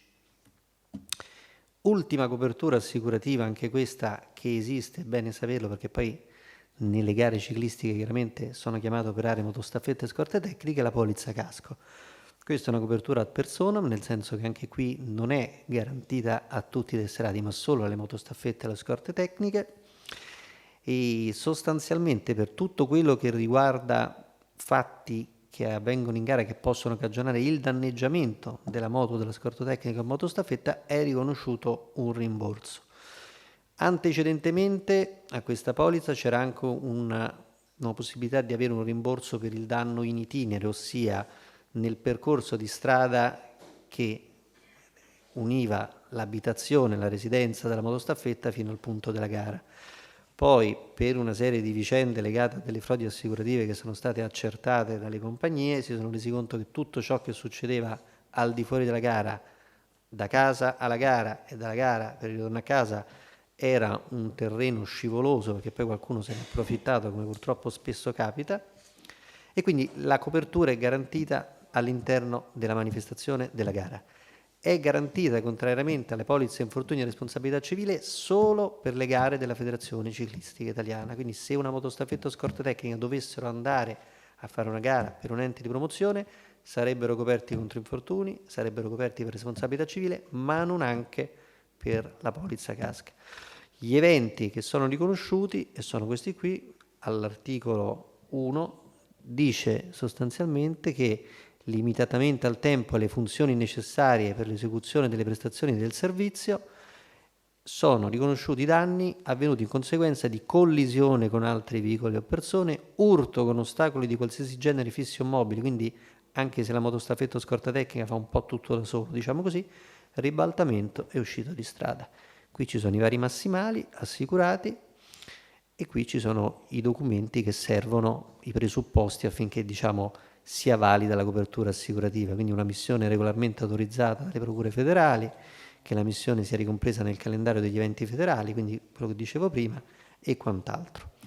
Allora, queste sono le coperture assicurative che abbiamo noi sottoscritto come federazione ciclistica. Questi sono i recapiti telefonici, cioè sia quello mio, sia quello dell'ufficio sinistri, sia quello dell'avvocato Venturelli, e qui è una slide, anzi uno screenshot in realtà di quella che è la pagina delle assicurazioni, proprio per farvi vedere che ci sono due sezioni diverse, uno per l'assicurazione del ciclismo, uno per il paraciclismo. Quindi questo è il quanto per il fantastico mondo delle coperture assicurative. Grazie dell'attenzione. Sì, allora ora ti lascio la parola. Allora, ora si apre la parte, diciamo, di domande. Io ce n'ho due che... Aspetta, prima faccio intervenire Chiesa Fulli, poi gliele fo. Allora, prima cosa importante, perché ci sono state anche delle critiche, il costo dell'assicurazione copre, cioè il costo del tesseramento, in particolare delle attività agonistiche, copre a pelo il costo dell'assicurazione, quindi su quello la federazione non ha nessun margine, solo anzi in teoria il costo di emissione, la gestione sono tutti i costi che si prende in carico la federazione. Dove c'è margine è sul costo della tessera degli amatori, dove noi siamo i più cari rispetto agli enti di promozione sportiva. Qui siamo in Toscana, c'è la WISP che è abbastanza vispa. Andiamo a vedere cosa garantisce la WISP. Ti dà 80.000 euro di caso morte perché è obbligata, ma franchigia di 9 punti. Ti dà 600-700.000, vado a memoria, forse arriviamo a 800.000 di RC contro il 1.300.000. Andiamo a vedere un altro ente, Xain, oltre alle franchigie chiaramente. Xain ragazzi l'hanno scoperto perché è successo un incidente, ma da anni era così, sulla mancanza di trasparenza che dicevi tu Diego, copre l'allenamento se escono 3 della stessa società, cioè quando mai un amatore escono in 3. O se esco con magari uno che non ha manco una tessera e nulla. Aggiungo un'altra cosa, non siamo capaci di comunicare noi della federazione, sicuramente uno dei nostri pecche. Io prendo e vado al mare nell'ultimo weekend. Mi sono ricordato che tra i tanti plus che prevede la tessera della federazione c'è una serie di convenzioni.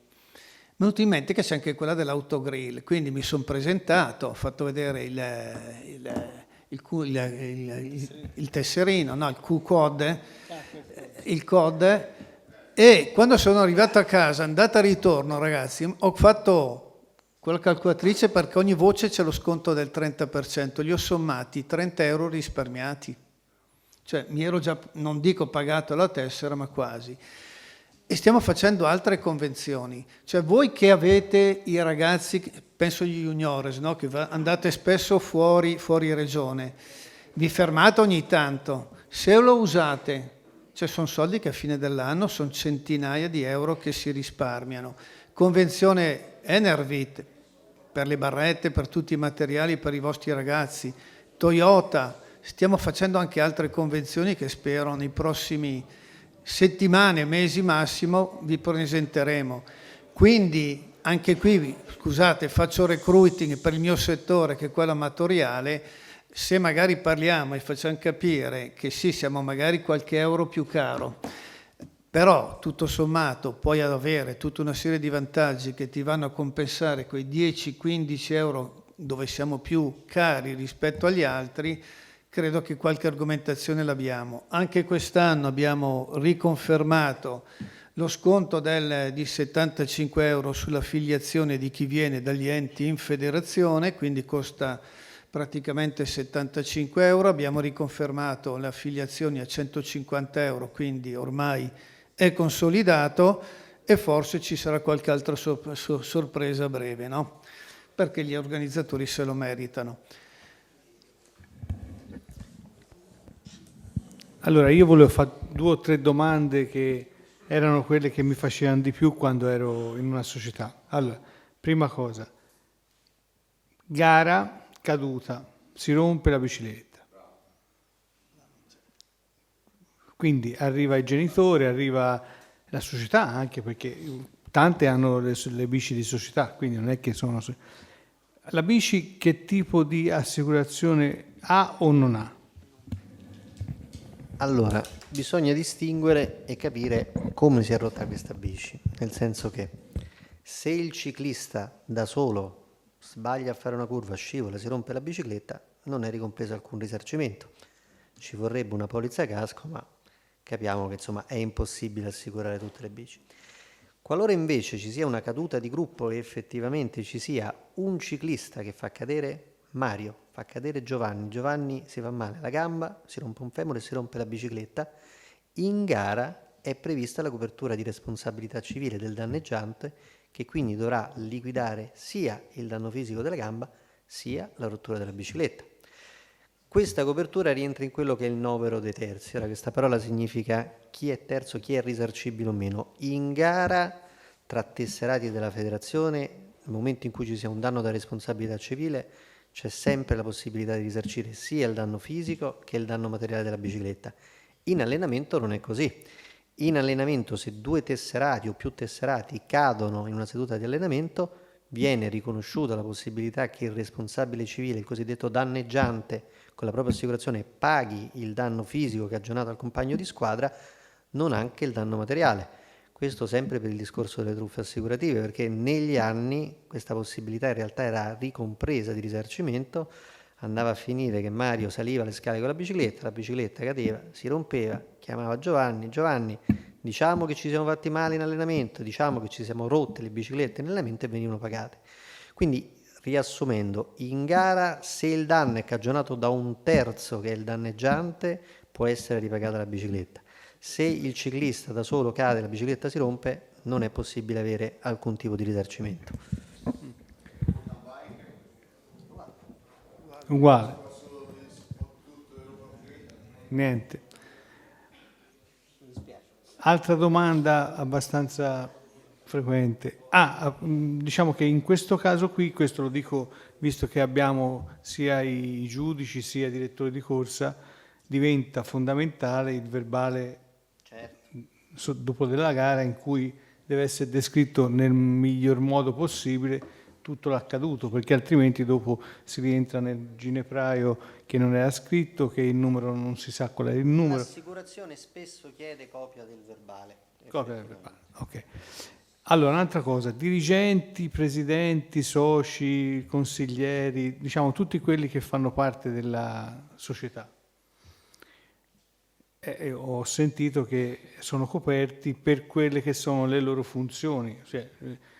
Quindi, teoricamente, dico teoricamente, se è convocato un consiglio di società, quello va al consiglio della società, fa un incidente. Si è fatto male, si è rotto un piede scendendo dalle scale, mi sembra, e fu pagato in realtà. Quindi le attività riconosciute sono quelle o di riunirsi chiaramente nel direttivo della società o si accompagnano i ragazzi a una competizione. È capitato anche questo qui. Cioè, nell'accompagnare i ragazzi a una competizione, se hanno un infortunio che non derivi da responsabilità civile di terze persone, sono coperti da assicurazione.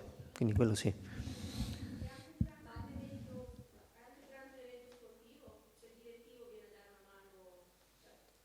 Durante la gara. Allora, lì si tratta di capire quali sono le mansioni del consigliere, nel senso che esiste una polizza integrativa che è quella che poi suggerisco di fare, perché costa 17,80 € per assicurare 30 volontari e poi 0,88 centesimi per assicurare dal 31esimo in poi.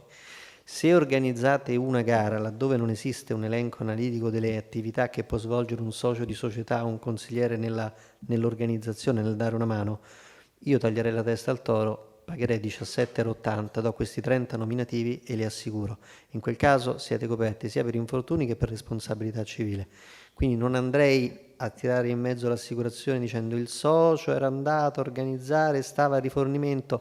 Lì, per avere una copertura pacifica, visto anche proprio il costo minimo di questa copertura, fate la copertura attivabile col modulo numero 2. Io però stupidamente invece pensavo che chi fosse all'interno del direttivo, cioè io lo faccio ad esempio per nella manifestazione che faccio, lo faccio per tutte le persone che mi vengono a dare una mano, faccio questa assicurazione giornaliera, però stupidamente il direttivo io non lo vedevo perché pensavo che fosse coperto dall'assicurazione essendo parte del direttivo della società. Meglio fare, in questo caso sicuramente meglio fare la copertura integrativa, conviene. Io la farei onestamente, nel senso poi dovremmo andare a dibattere con l'assicurazione su quelle che sono le attività riconosciute, quindi in questo caso con un minimo di spesa vi siete tutelati nel migliore dei modi. Il direttore nazionale ASA che è tesserato nel socio, 50 ASA, tesserati per soci di società, quindi vanno a svolgere attività anche per altre società, sono assicurati. Hanno la tessera come socio, quindi bisogna capire se poi nei regolamenti federali è previsto che l'ASA, lì dove non serva quello abilitato con la tessera ASA, possa essere come attività svolta da un socio di società. In realtà questo è un po' un tema che con i direttori di corsa poi andava approfondito, tant'è che so che c'è in odore di rivedere un attimo le... Quindi andrebbe fatta la tessera proprio specificata per essere... La cosa migliore sarebbe quella. Ora... Il problema di abilitazione da parte del compartimento, c'è un cane che si morde la coda, quella cosa lì. Nel momento in cui è prevista un'abilitazione deve essere abilitato. Cioè, il compartimento per darti l'abilitazione vuole che sia socio, nello svolgimento, partiamo dal compartimento dall'abilitazione perché sono soci. Nello svolgimento dell'attività di ASA, in quanto abilitati dal compartimento, se non ho una tessera specifica, sono coperto dalla responsabilità civile per infortuni o no? Allora, cerco di interpretare. Lui dice, siccome bisogna andare a vedere nella specificità di quello che uno può svolgere in base alla propria qualifica. In ASA non c'è una tessera ASA, c'è la tessera di socio o di... C'è la tessera ASA? La tessera ASA, questi non sono tesserati ASA. Sono tesserati soci. Sono ASA, ma tesserati soci. Ci hanno fatto il corso ministeriale? Sì, sono tutte abilitate. Allora, se hanno l'abilitazione, sì. Se hanno l'abilitazione. Sai cosa la fanno a fare da 30 euro? Come? 30 euro una tessera, poi se la paga a 15 e invece si divide a me... No, però aspetta un attimo, questo è un argomento molto dibattuto che probabilmente non si sa, ma forse il 26 svisceremo. Allora, il ragionamento però da fare agli ASA allora, da una parte c'è da dirgli quello che abbiamo detto fino ad ora, cioè tesserarsi per una società della federazione vi dà un massimale di un certo tipo e una tutela legale, perché è vero che l'ASA teoricamente grossi infortuni o cose varie non ne avrà, però gli potrebbe passare una macchina dal suo posto e quindi creare un problema. Quindi, secondo me, ora noi cercheremo dal punto di vista federale, che è un interesse, poi magari lo spiegherà lui, di invece di costare di 30 magari costare 15, e questo è un argomento federazione e quindi cerchiamo di vedere. Però dall'altro lato gli va spiegato che non è che un tesserino che non ti dà niente può costare quanto uno che ti dà di più, cioè c'è un... Ha un massimale diverso? No, a Siena, no, ma non a Siena, in generale in Toscana ci sono tanti ASA, no? 1000, c'è una tabella, non so.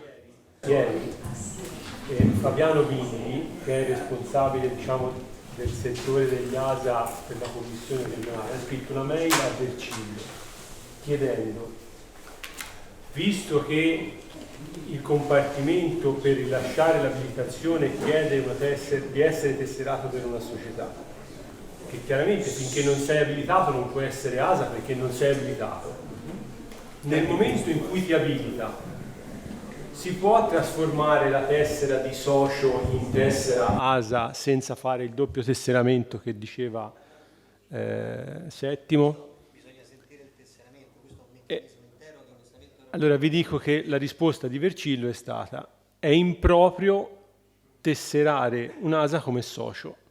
La risposta di Vercillo è stata questa. Quindi, e la risposta è stata mandata anche alla Commissione nazionale per chiarire questo aspetto, perché nei compiti del socio non c'è di fare l'ASA, per cui nella copertura assicurativa del socio non c'è quando fa l'ASA. Ok, bisogna anche disquisire su quella che è quell'abilitazione data al socio e allora si può la tessera d'ASA. Appunto, quindi se l'intento... Ok, ma abbiamo quanti ASA tesserati? Pochissimi. Quanti ne servono per fare una gara? Appunto, è proprio quella la questione, è quello il nodo. Ecco. Ci sia una figura d'occhio che abbiamo sufficienti dati. È effettivamente un tema dibattuto proprio perché effettivamente ora con questo intervento che si cercherà di fare rivedendo le quote è previsto l'obbligo di avere una figura formata e abilitata che è quella dell'ASA con delle coperture assicurative ad hoc e non sempre in tutte le gare ovviamente ci sono gli ASA necessari, quindi poi è capitato per esperienza, lo so, che alcuni incroci di minore importanza fossero presidiati da persone che facevano i soci di società. Ora, l'ottimo sarebbe che fossero tutti ASA, ovviamente. Avete presente quanto ne serve? E quanto costa? No, ma attenzione, il disciplinare... No, aspetta, un attimino. Prego. Il disciplinare non obbliga la presenza degli ASA per le gare sotto i 200 partecipanti. È bene che sia chiara questa cosa. Qui si parla di gran fondo e medio fondo per la obbligatorietà degli ASA. Quindi nel 90% delle gare che sono qui dentro gli ASA non sono obbligatori. Bene essere chiari. Poi se sono preferibili perché hanno una professionalità diversa siamo tutti d'accordo. Ma il disciplinare parla dell'obbligatorietà degli ASA nelle gare dove ci sono più di 200 partecipanti e comunque una sospensione del traffico superiore alla mezz'ora. Dei permessi sia della provincia che della prefettura chiedono la presenza dell'ASA. C'è scritto su tutti quanti ASA ci sono, perché ce l'hanno scritto? Perché loro non sanno se sono più o meno di 200. Ma no, tu lo dichiari. Quando tu fai la domanda alla prefettura, tu dichiari anche i presunti partenti. Perché la sospensione è finora a 15 mesi e quindi gli ASA non ne avrai mai bisogno. Ritornando a quella famosa circolare pubblicata nel febbraio, perché noi ci dibattiamo, se si legge attentamente, Sgalla dice alla commissione tesseramenti, quando il comitato regionale ti invia la lista di quelli che hanno partecipato al corso ASA, di tesserarli come ASA, anche se ancora non hanno abitazione, perché con quella tessera dopo possono ottenere l'abilitazione dal compartimento di polizia. Luca, è quello di cui stiamo parlando. C'è una... Adesso che ce l'hanno ambitati, giustamente lei vuole per essere inseriti negli atti degli ASA, vuole l'abilitazione del compartimento di polizia stradale, ma il compartimento di polizia stradale l'abilitazione non te la dà se te non sei testato. Appunto, è quello che si stava dicendo prima. È comunque nell'ultimo consiglio, devo dire anche Saverio ha sensibilizzato il consiglio proprio su questo tema. Qual è il problema? Che noi abilitiamo migliaia, 5-6 mila ASA abilitati e poi abbiamo forse, vado a memoria, sbaglierò di poco, 150 tesserati. Qual è il problema? Il problema è che 30 euro per qualcuno la cifra è elevata, quindi uno dei lavori che faremo adesso nel mese di dicembre, approfittando che si calma un pochino l'attività, è quello di trovare una soluzione che renda possibile l'emissione di una tessera a un prezzo più contenuto, di modo che ci sia una continuità, perché questi si tesserano il primo anno perché altrimenti non puoi avere, l'anno dopo via, e pensano comunque di aver ottenuto una patente e di poter continuare a operare. Ora vi rubo ancora un minuto solo per spiegarvi l'importanza delle tessere. La federazione sta negli ultimi anni cercando di incrementare le entrate proprie, ci siamo riusciti, tant'è che non abbiamo più una gestione pubblicistica come prima, quindi non siamo più considerati ente pubblico, ma siamo ritornati nella sfera privatistica, ma soldi arrivano anche ovviamente dall'ex CONI, no? Sport e Salute. Il 60% dei contributi che noi riceviamo arrivano dalle medaglie che vinciamo, quindi dai risultati, dalle gare che si fanno, dall'attività. Il 30% viene dalla numerosità dei tesserati. Ecco perché, anche qui rispondo a qualche critica che qualcuno dice, ma perché alla federazione interessano gli amatori?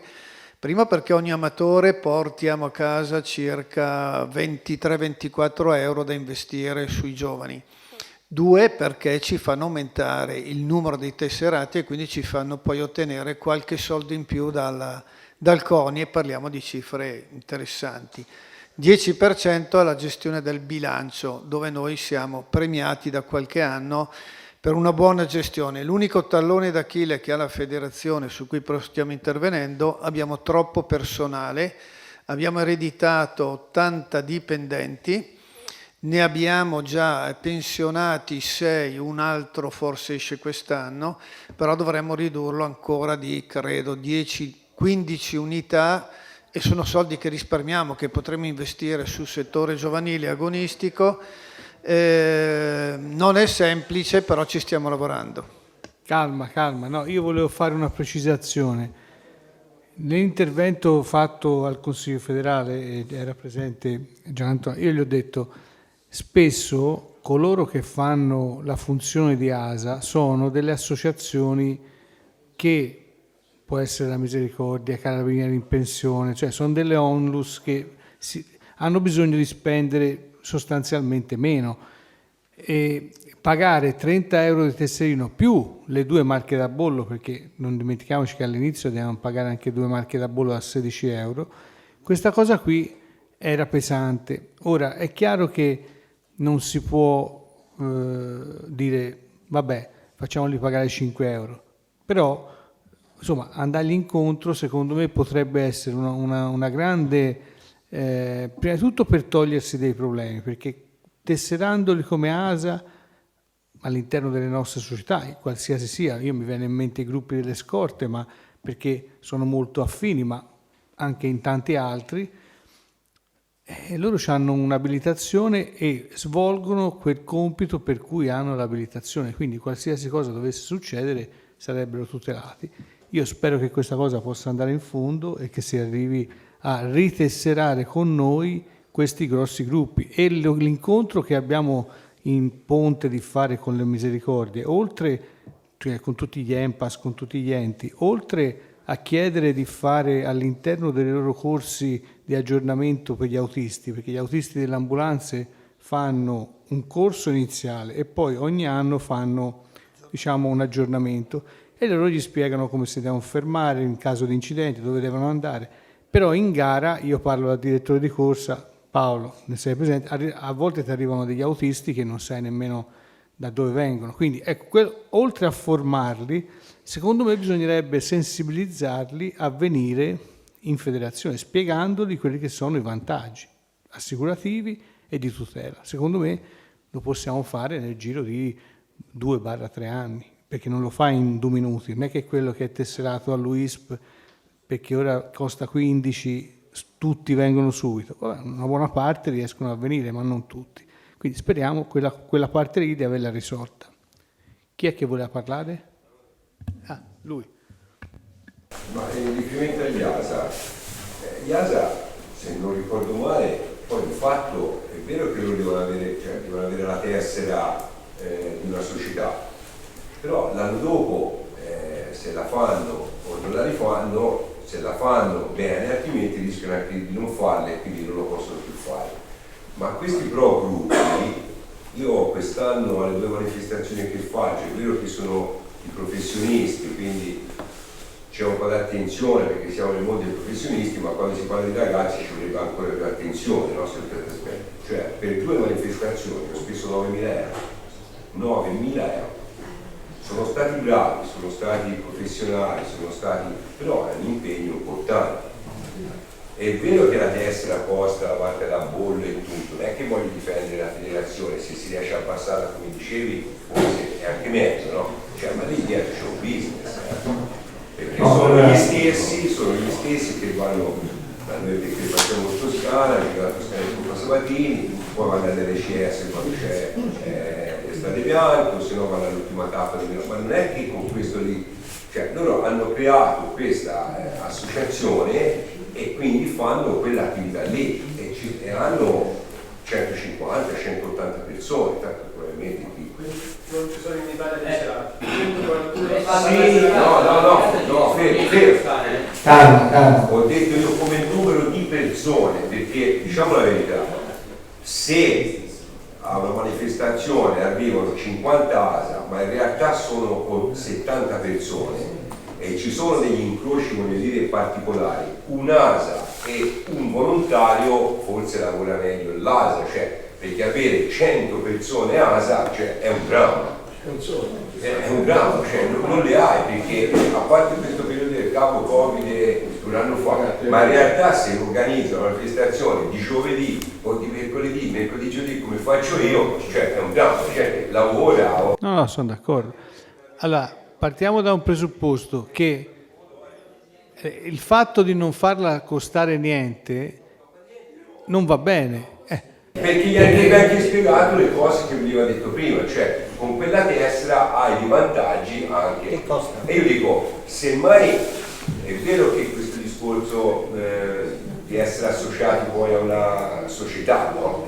Potrebbero essere loro come ASA associati direttamente alla federazione facendo un gruppo, se hanno 30 persone e loro diventano soci hanno la tessera della federazione, sono autonomi, non hanno l'obbligo di essere tesserato con me o con l'uno o con un altro, ma sono loro come società. Allora, secondo me c'è due aspetti. Il primo aspetto, che lo dico sempre,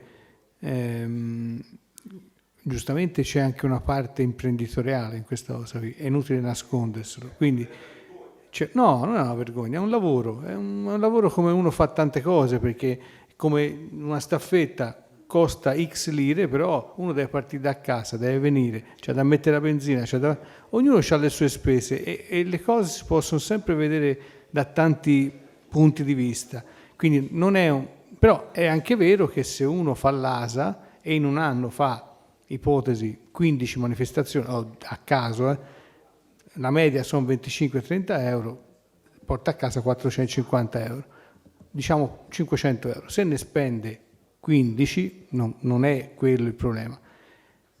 Però molto spesso sono gestite da enti terzi, quindi te chiami e magari noi facciamo i corsi, no, degli ASA e magari arriva la pubblica assistenza di Ponte Bugianese, a caso, non so nemmeno se si è fatto, che ne forma magari 10, 15, 20, 30, dipende, quello che gli serve, perché poi dopo magari li chiamano una volta perché c'è la festa del paese, una volta perché c'è la gara ciclistica, una volta c'è la gara podistica, poi c'è, non so, varie manifestazioni.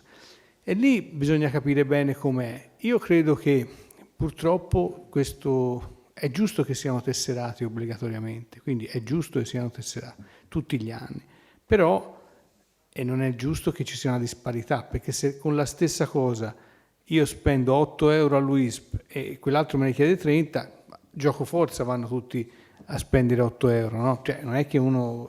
Perché? Un po' perché non sanno quello che perdono, perché magari qualcuno di quei 4.700 potrebbe dire sì, ma a me, cioè, chi me ne frega, io alla fine dell'anno sono più tranquillo, ho speso invece che spendere 8, ho speso 30, ma non ho problemi. Quindi va anche fatta informazione di questa cosa qui, però obiettivamente diventa difficile.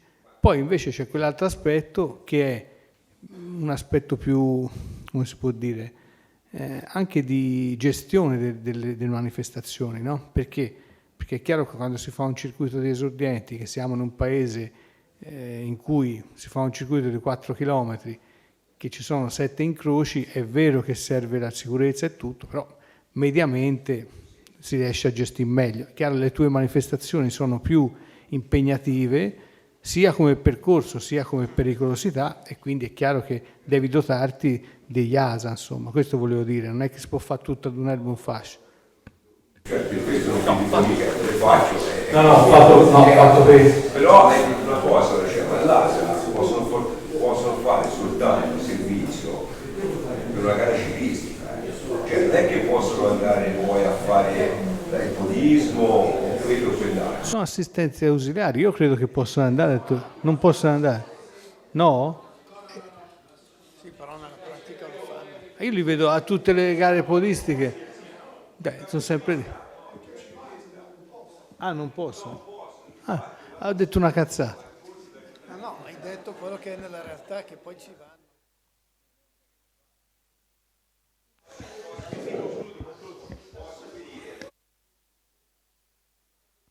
Ragazzi, uno per volta, facciamo finire e poi ognuno dice la sua. Il 12 di dicembre, se non mi ricordo mai, ci fu l'aggiornamento dei direttori di corsa ai professionisti a Bergamo.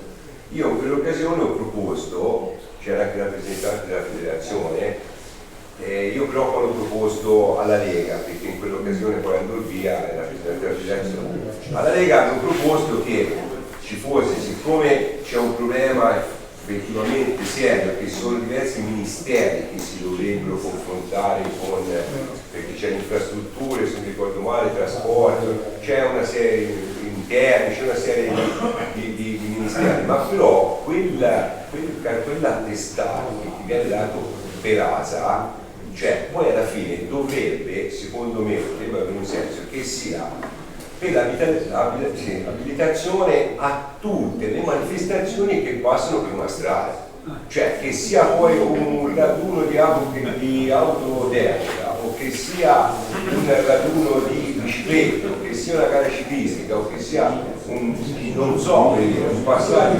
di qualsiasi su una strada, è sempre quel tipo di servizio lì che va a fare, cioè non è che va a fare un altro tipo di servizio, ha bisogno di dare di mettere in attenzione e in sicurezza un incrocio o quello che è. No, mi sono espresso male, cioè hai ragione te. Volevo dire che il gruppo dei carabinieri che si abilitano a ASA poi fanno anche altre cose. Però quelli vogliono 30 euro e l'altro è una 50. Vedi. Chi è che vorrà intervenire? Vai. Un attimo. Noi come Versino Puano abbiamo il gruppo ASA, che sono nostri tesserati proprio come ASA ufficiali. E volevo dire che comunque i comuni impongono agli organizzatori, prima si diceva disciplinare, lo prevede sopra il recinto curricolare, invece la realtà dei fatti è che i comuni invece stanno imponendo agli organizzatori la presenza proprio degli ASA, come dico Milano, nella zona di Massa Carrara, mandano la polizia municipale a verificare sugli incroci che ci siano veramente, addirittura ultimamente vogliono proprio nome e cognome con tanto di numero di licenza scritta. Ma questa è una tendenza secondo me che gli enti, comunque comune, province, si tutelano da un certo punto di vista. Ho provato a avere un contrasto con il comandante della polizia municipale di Carrara. Spero di no, però. Cioè, no, un contrasto nel senso di vada a leggere quello che prevede il regolamento, non è che gli vogliono tenere il mestiere, ma lei si spiega. E addirittura li voleva per la fiera, li voleva per le gare podistiche. Quindi c'è il caso, lo stanno usando sempre di più. Poi la licenza è prevista solamente per le gare ciclistiche, quello c'è anche scritto sopra, quindi non è che è una limitazione che non ha senso, sinceramente. Se è solo a servizio della federazione, allora dovresti avere un tipo di assicurazione che dovresti essere gestita dalla federazione se sei a servizio solo per le gare ciclistiche. Se l'ASA viene utilizzato come forma di volontariato, protezione civile, allora diventa un ente esterno che tu paghi come, e allora a questo punto l'assicurazione, questa cosa qui, il tesseramento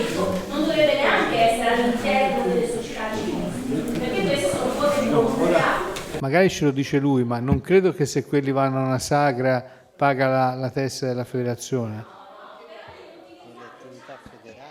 È un ASA che è abilitato, no, ma sono due figure, è come un direttore di corsa, poi è un discorso stupido, un direttore di corsa che mi va a fare una gara di calcio. Te sei abilitato, paghi la tua testa di direttore di corsa, quindi l'ASA è formato per la federazione ciclistica, a servizio della federazione ciclistica e quindi ha un certo pagamento da una certa testa.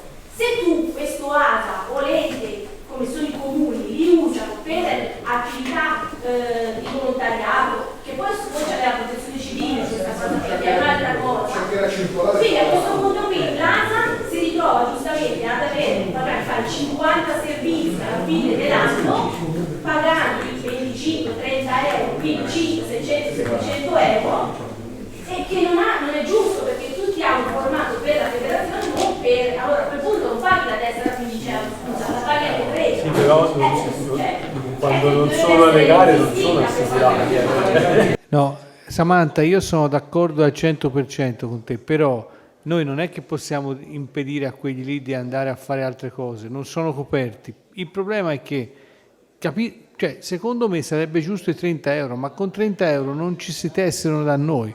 Dovrebbe essere usata una casa come può essere usato un giudice di gara, cioè è un ente che a servizio della federazione ciclistica come ASA. Se no formi una persona, io prendo un qualsiasi volontario, ma non più ASA, che è diverso, un volontario di un ente e lo metto a servizio della mia gara. Ma molti prefetti e molte questure vogliono la figura ASA, perché io quindi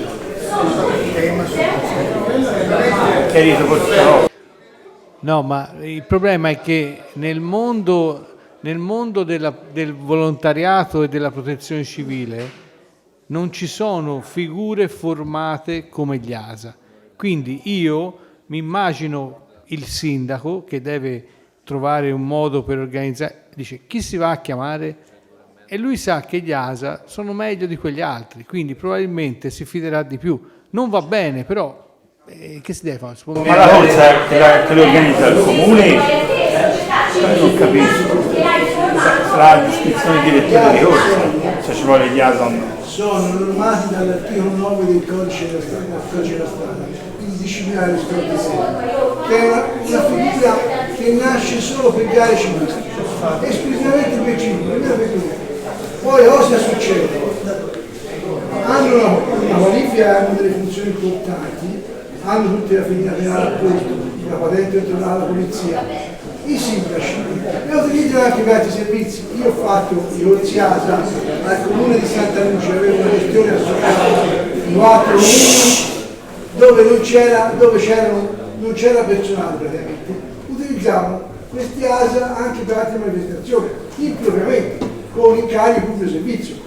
Questa vigilessa comandante aveva visto che su questi 4 comuni c'erano 12 corse l'anno, quindi potevo utilizzare questi ASA per queste corse a pieno tiro.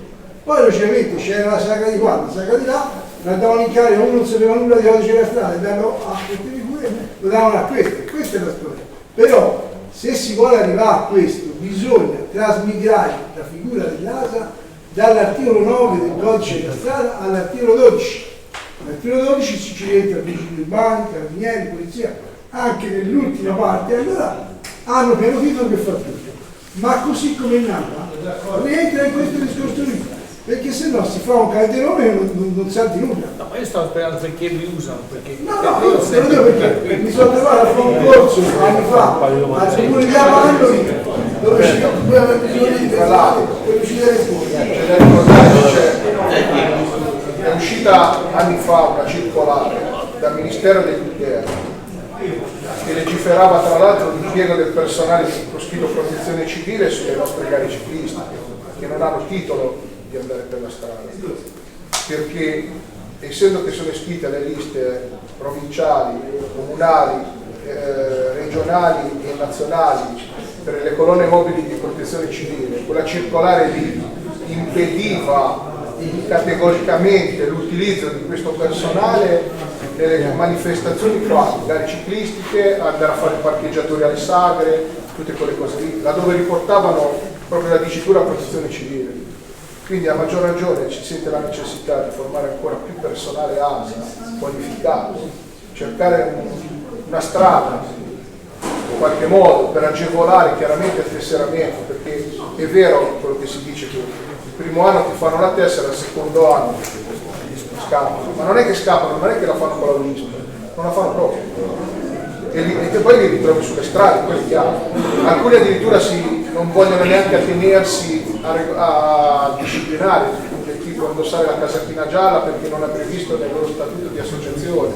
Qua ad esempio mi viene in mente l'associazione Carabinieri, che un'associazione d'arma non può portare cose sopra alle loro scritte, perché abbiamo capito questa cosa qua. Quindi credo che il passaggio che dovrebbe essere fatto sarebbe quello di sedersi al tavolo e cercare di capire quale strada potrebbe essere migliore per inglobare più gente possibile da una parte della federazione, quindi fare più tessere, e d'altra parte cominciare a mettere del personale sicuramente più qualificato. I direttori di corsa hanno fame di questa gente qua, perché se no ci ritroviamo per le strade, ci ritroviamo il vecchietto del bar che lo arrivano con la tazzina a mano e lo mettono sulla strada, e poi dopo alla fine mi metto anche nei panni di un organizzatore che giustamente dice: io ho speso 9.000 euro di personale per la strada e poi ci ho dovuto mettere proprio gente che non sa, cioè, siamo proprio a livello base. Quindi a certi tipi di gare, ma per me gli esordienti, gli allievi, diciamo, ha la solita importanza di un professionista, di una gara di professionisti. Comunque la tutela dei ragazzi è indipendentemente dall'età che ha, cioè chi sono professionisti, chi sono allievi G1, per me non cambia niente. La sicurezza sicuramente è alla base di tutto, però cerchiamo di trovare una strada che ci permetta a tutti quanti di prendere gente, tenercela, perché noi abbiamo anche come squadra, noi sia come moto che come proprio personalità abbiamo fatto questa cosa, perché ce la stanno chiedendo dappertutto. Noi in Toscana, i nostri ragazzi abbiamo preso un pulmino, ci prestano un pulmino perché stiamo cominciando a girare tutta la Toscana, perché ci chiamano dappertutto, perché i nostri sono ufficiali federazione e non fanno parte di enti tipo Misericordia, APA, Croce Rossa, quindi sono sempre liberi.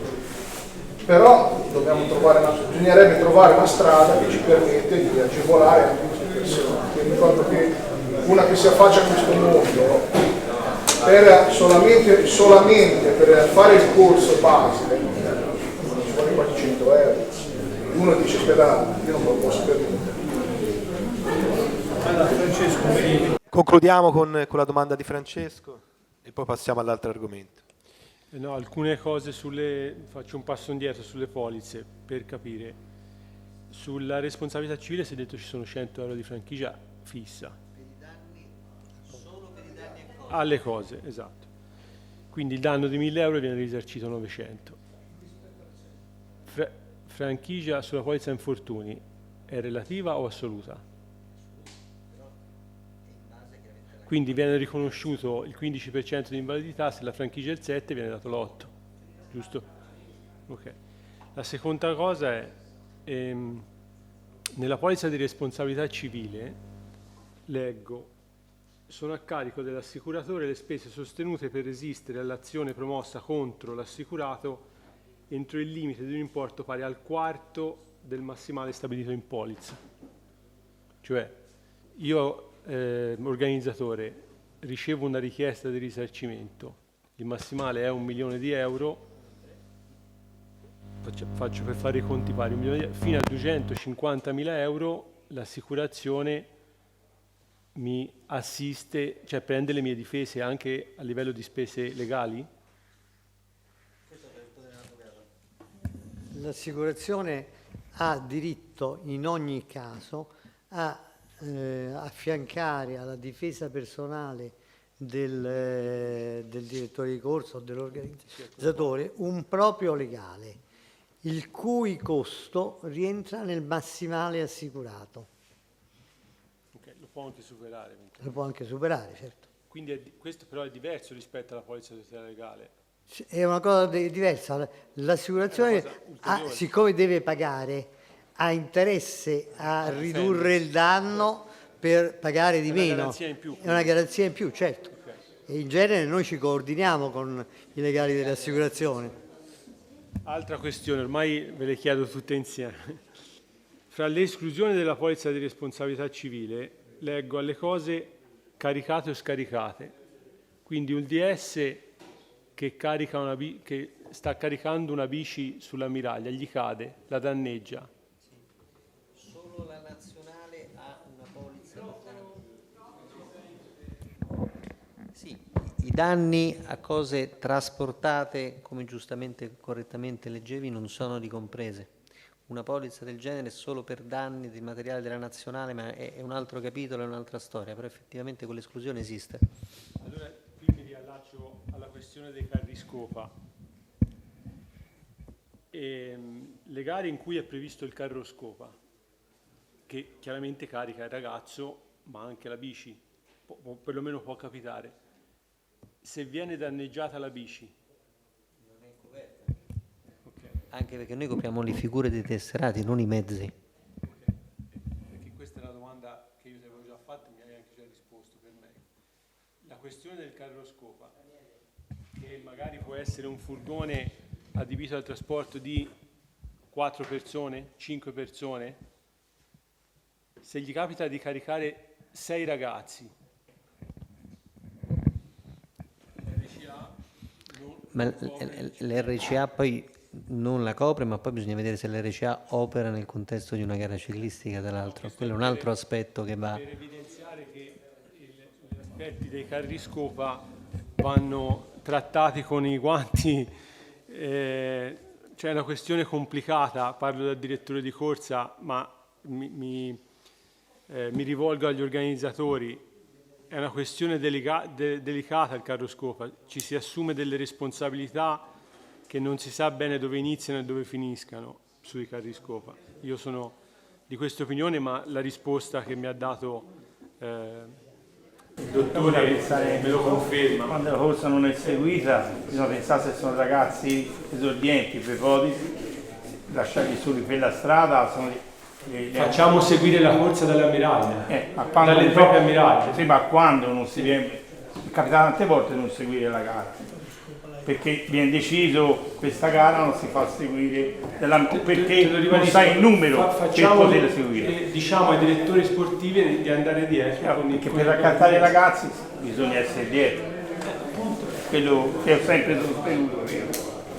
Poi volevo dire una cosa, me la fate dire in mezz'ora. Io volevo sapere una cosa, io organizzo una corsa, se io pago un'assicurazione mia privata che copre, cioè quella che facciamo, io pago 170 euro le 24 ore, la gara che viene fatta nelle 24 ore. Io pago, per dire un'assicurazione io, 170 euro non mi pare si paghi, che copre tutti o nessuno. Ma non ho capito, un'assicurazione privata o un'integrativa? Un'assicurazione in più che facciamo noi, che si organizza, l'assicurazione privata che costa 170 euro mi pare, per 24 ore. Allora, questo è importante attenzione. sapere che pago, perché Cioè, è una polizza opzionale nostra o una sua in forma privata che va da un altro assicuratore? Va da Lloyds? io ho un'assicurazione che copre la gara, che vale 24 ore e costa ogni gara 170, se ne fa 2 costa 340. 24 pagata quest'anno, ho fatto 2 gare. Cosa copre questa situazione? Se lei la fa in forma privata, no, ma lo è sa una lei. cosa. No, fermi, perché mi viene imposta per coprire il direttore di corsa, a me mi viene imposta, almeno a me, per coprire i direttori di corsa. Scusa, no, fermi un attimo perché sennò non si esce da questo impasse. Te l'assicurazione da 170 euro la fai a integrazione tramite la federazione o con un altro? No, bisogna tu lo sappia. No, ti spiego, perché per noi... No, Franco, ma ti spiego. Se è della federazione si può capire cosa ti dà o cosa non ti dà. Se è di un altro, come si fa a sapere che ti dà? Non si sa.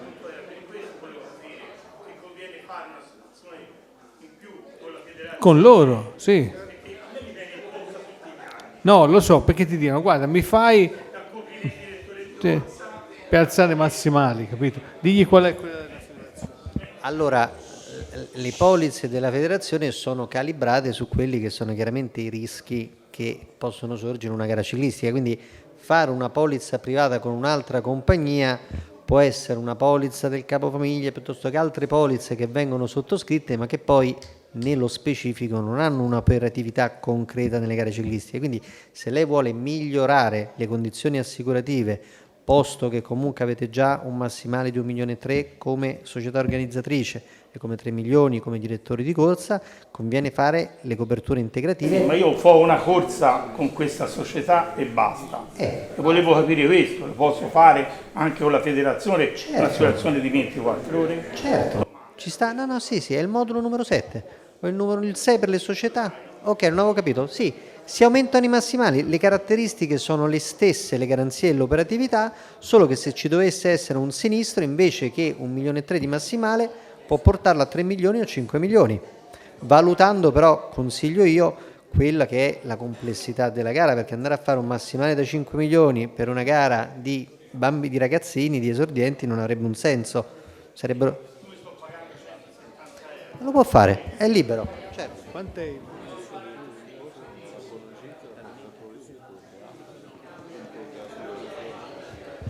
Comunque, ora andiamo a un'altra domanda, poi ti rispondiamo a te per dirti quanto costa quella della federazione integrativa. Che ora quanto? 2,50. Bene, fermi tutti. Tocca ai parenti perché si è prenotato un po' di tempo fa. Shhh. Allora, un presidente o un direttore sportivo che porta un atleta al ritiro della nazionale o lo va a prelevare dall'aeroporto, subisce un incidente da persone terze, ha diritto a un risarcimento o no? Subisce un incidente da persone... Allora, che significa? Cioè, esamiamo... Io vado a Roma, prendo un atleta, lo sto portando alla sede della società, un camion... No, è quello. Dipende chi è che paga il camion, paga l'assicurazione, per questo è importante. E no, perché se da responsabilità civile il danneggiante è l'altro automezzo. Per la polizza dell'organizzatore, perché non ricordavo a memoria quelli che sono i massimali, allora per aumentare per il giorno della gara da 1,3 milioni a 3 milioni costa 105 euro. Per aumentare da 1,3 milioni a 5 milioni ne costa 175. Quindi lei fa quella da 5 milioni. Ok, non è obbligatoria, è una sua scelta per migliorarla. Ok, perfetto. Sì, ok. Ci sono altre domande? No, direi, oppure... direi di passare all'ultimo argomento. Ok, allora. Posso salutare? Che sì. Ne approfitto per salutarvi perché Bergamo non è proprio due passi e ho stasera un'altra manifestazione a Nembro. Premiazioni, adesso il periodo delle premiazioni incominciano. Complimenti a voi della Toscana, mi auguro che questi incontri ci sia sempre più supporto e informazione, quindi complimenti a Saverio e a tutto il tuo team, complimenti agli oratori e dai, continuiamo a pedalare, è dura, però anche l'anno prossimo ci ritroveremo sui campi e spero con tante manifestazioni, stanno aumentando, siete degli eroi. L'ha detto qualcuno perché è sempre più difficile organizzare gare, è sempre più complicato.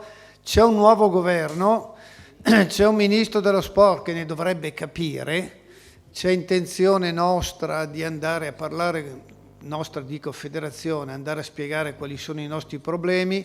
Anche il tema degli ASA è uno dei temi che troviamo assurdo che valgano e siano obbligati solo.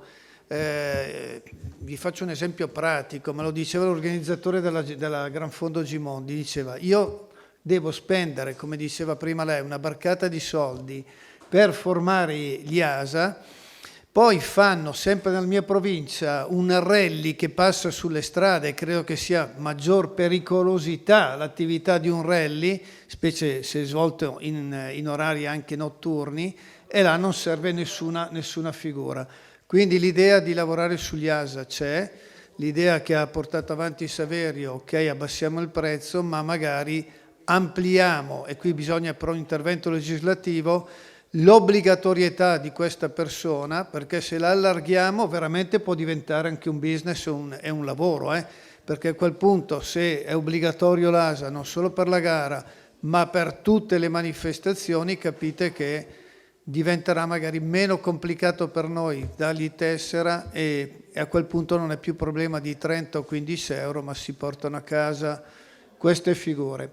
Quindi grazie del vostro impegno, della vostra pazienza, perché sono qui da stamattina, e buon lavoro ancora. Grazie Gian Antonio, grazie davvero. Allora, congediamo anche l'avvocato Venturelli, vi ringrazio di avermi ascoltato con tanta pazienza. Allora, per quanto riguarda invece Diego Vollaro, io vi invito a chiamarlo spesso, non per gli incidenti, però per chiedere le informazioni, quello che va fatto. Cioè lui è una persona disponibilissima, questo ve lo posso dire per esperienza. Quindi prima di fare dei danni, quindi non fare una denuncia, non segnalare, chiamate Vollaro, lo trovate sul sito della federazione e lui è molto disponibile. Allora, grazie a tutti, spero di essere stato chiaro. I recapiti ce l'avete sul sito della federazione, e qualsiasi cosa, insomma, come diceva giustamente il Presidente, prima di avere un dubbio e magari fare la cosa sbagliata, cerchiamo di farla sbagliata insieme. No, scherzo, mi sentite e vi consiglio, insomma, su cosa fare. Grazie a tutti, buonasera.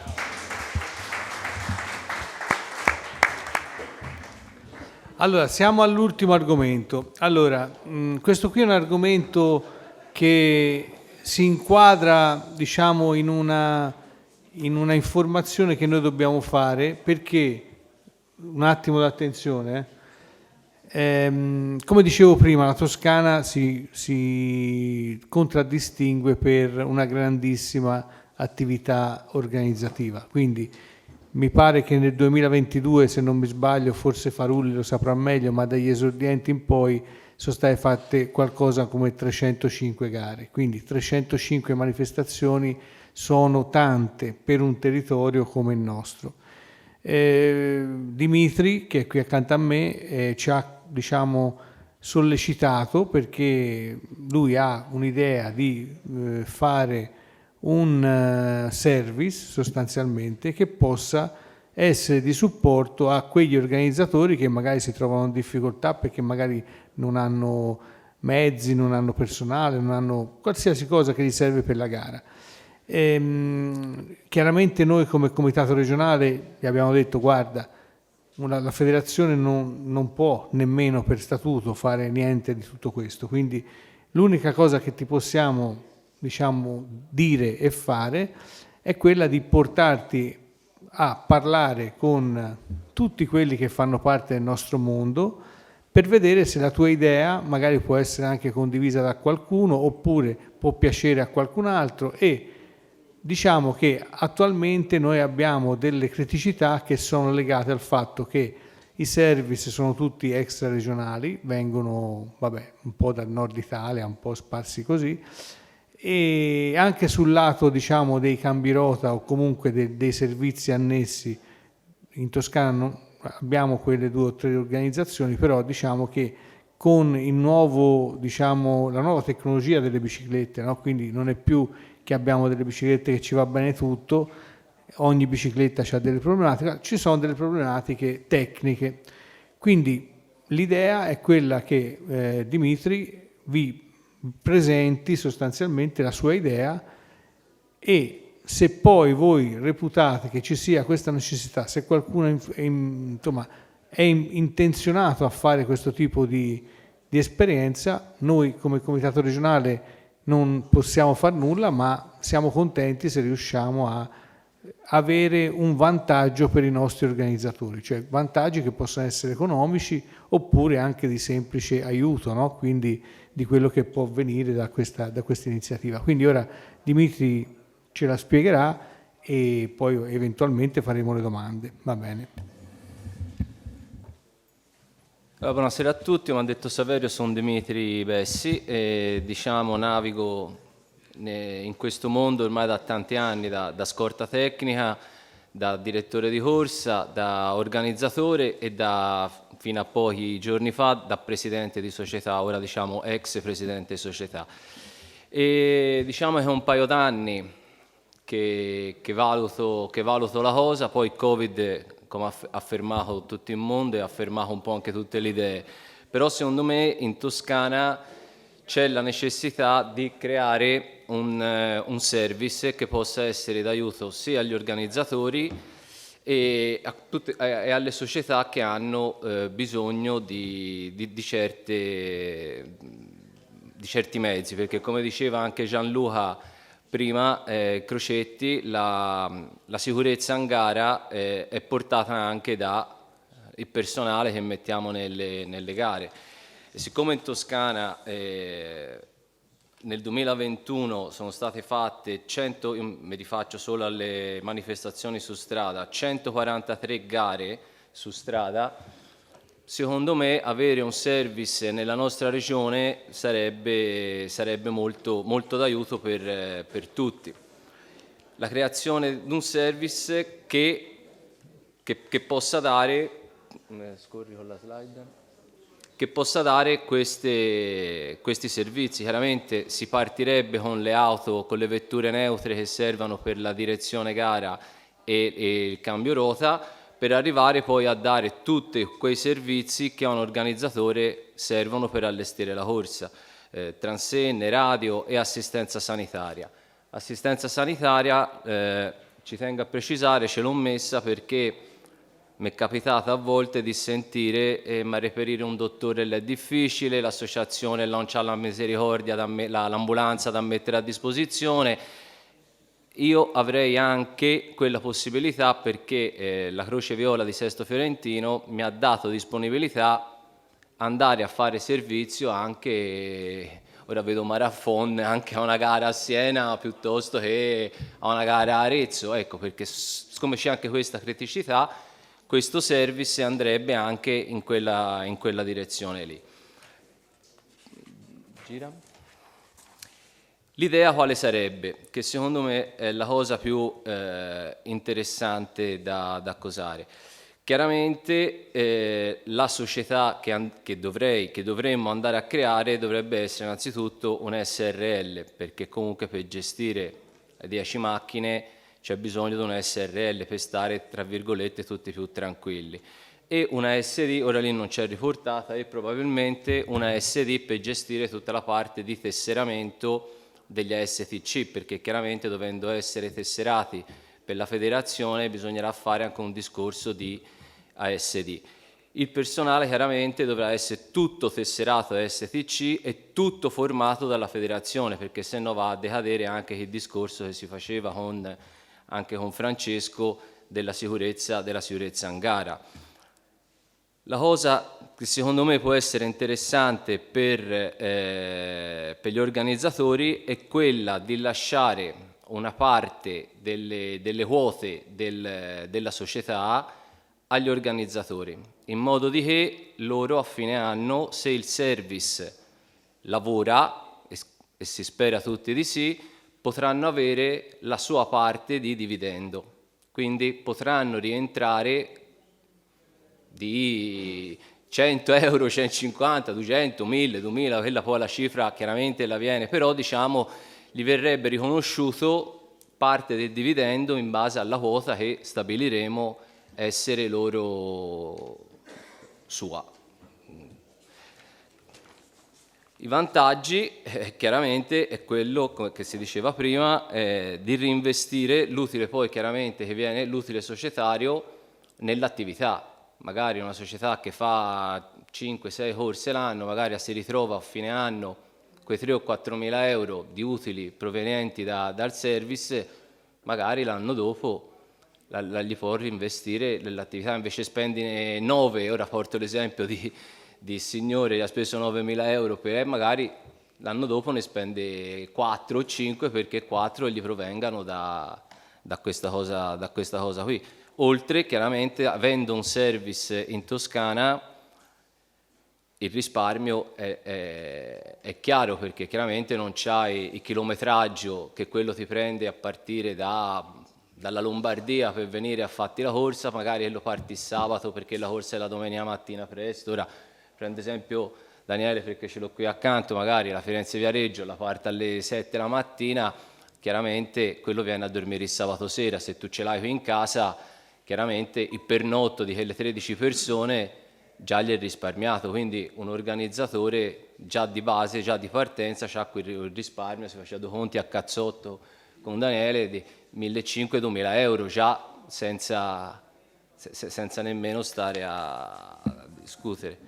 Poi nulla, questa è diciamo, la parte più bella, gestione tecnica la prenderei in carico io, tutta la parte tecnica che riguarda la gestione delle macchine, degli autisti, di trovare il personale, tutta questa roba qui, però chiaramente poi ci vorrà altre 2-3 persone per tutta la parte gestionale amministrativa, perché se mai si partirà, e spero proprio di sì, anzi l'idea è quella di partire perché ci stiamo già facendo fare preventivi dalle case automobilistiche, ci vuole 2, 3, 4 persone che gestiscano un po' tutta la situazione, perché se si parte, fare corse tutte le settimane, come si spera tutti, il Valdarno riparta come nei tempi migliori, che cominciano a rifare anche qualche corsa under 23,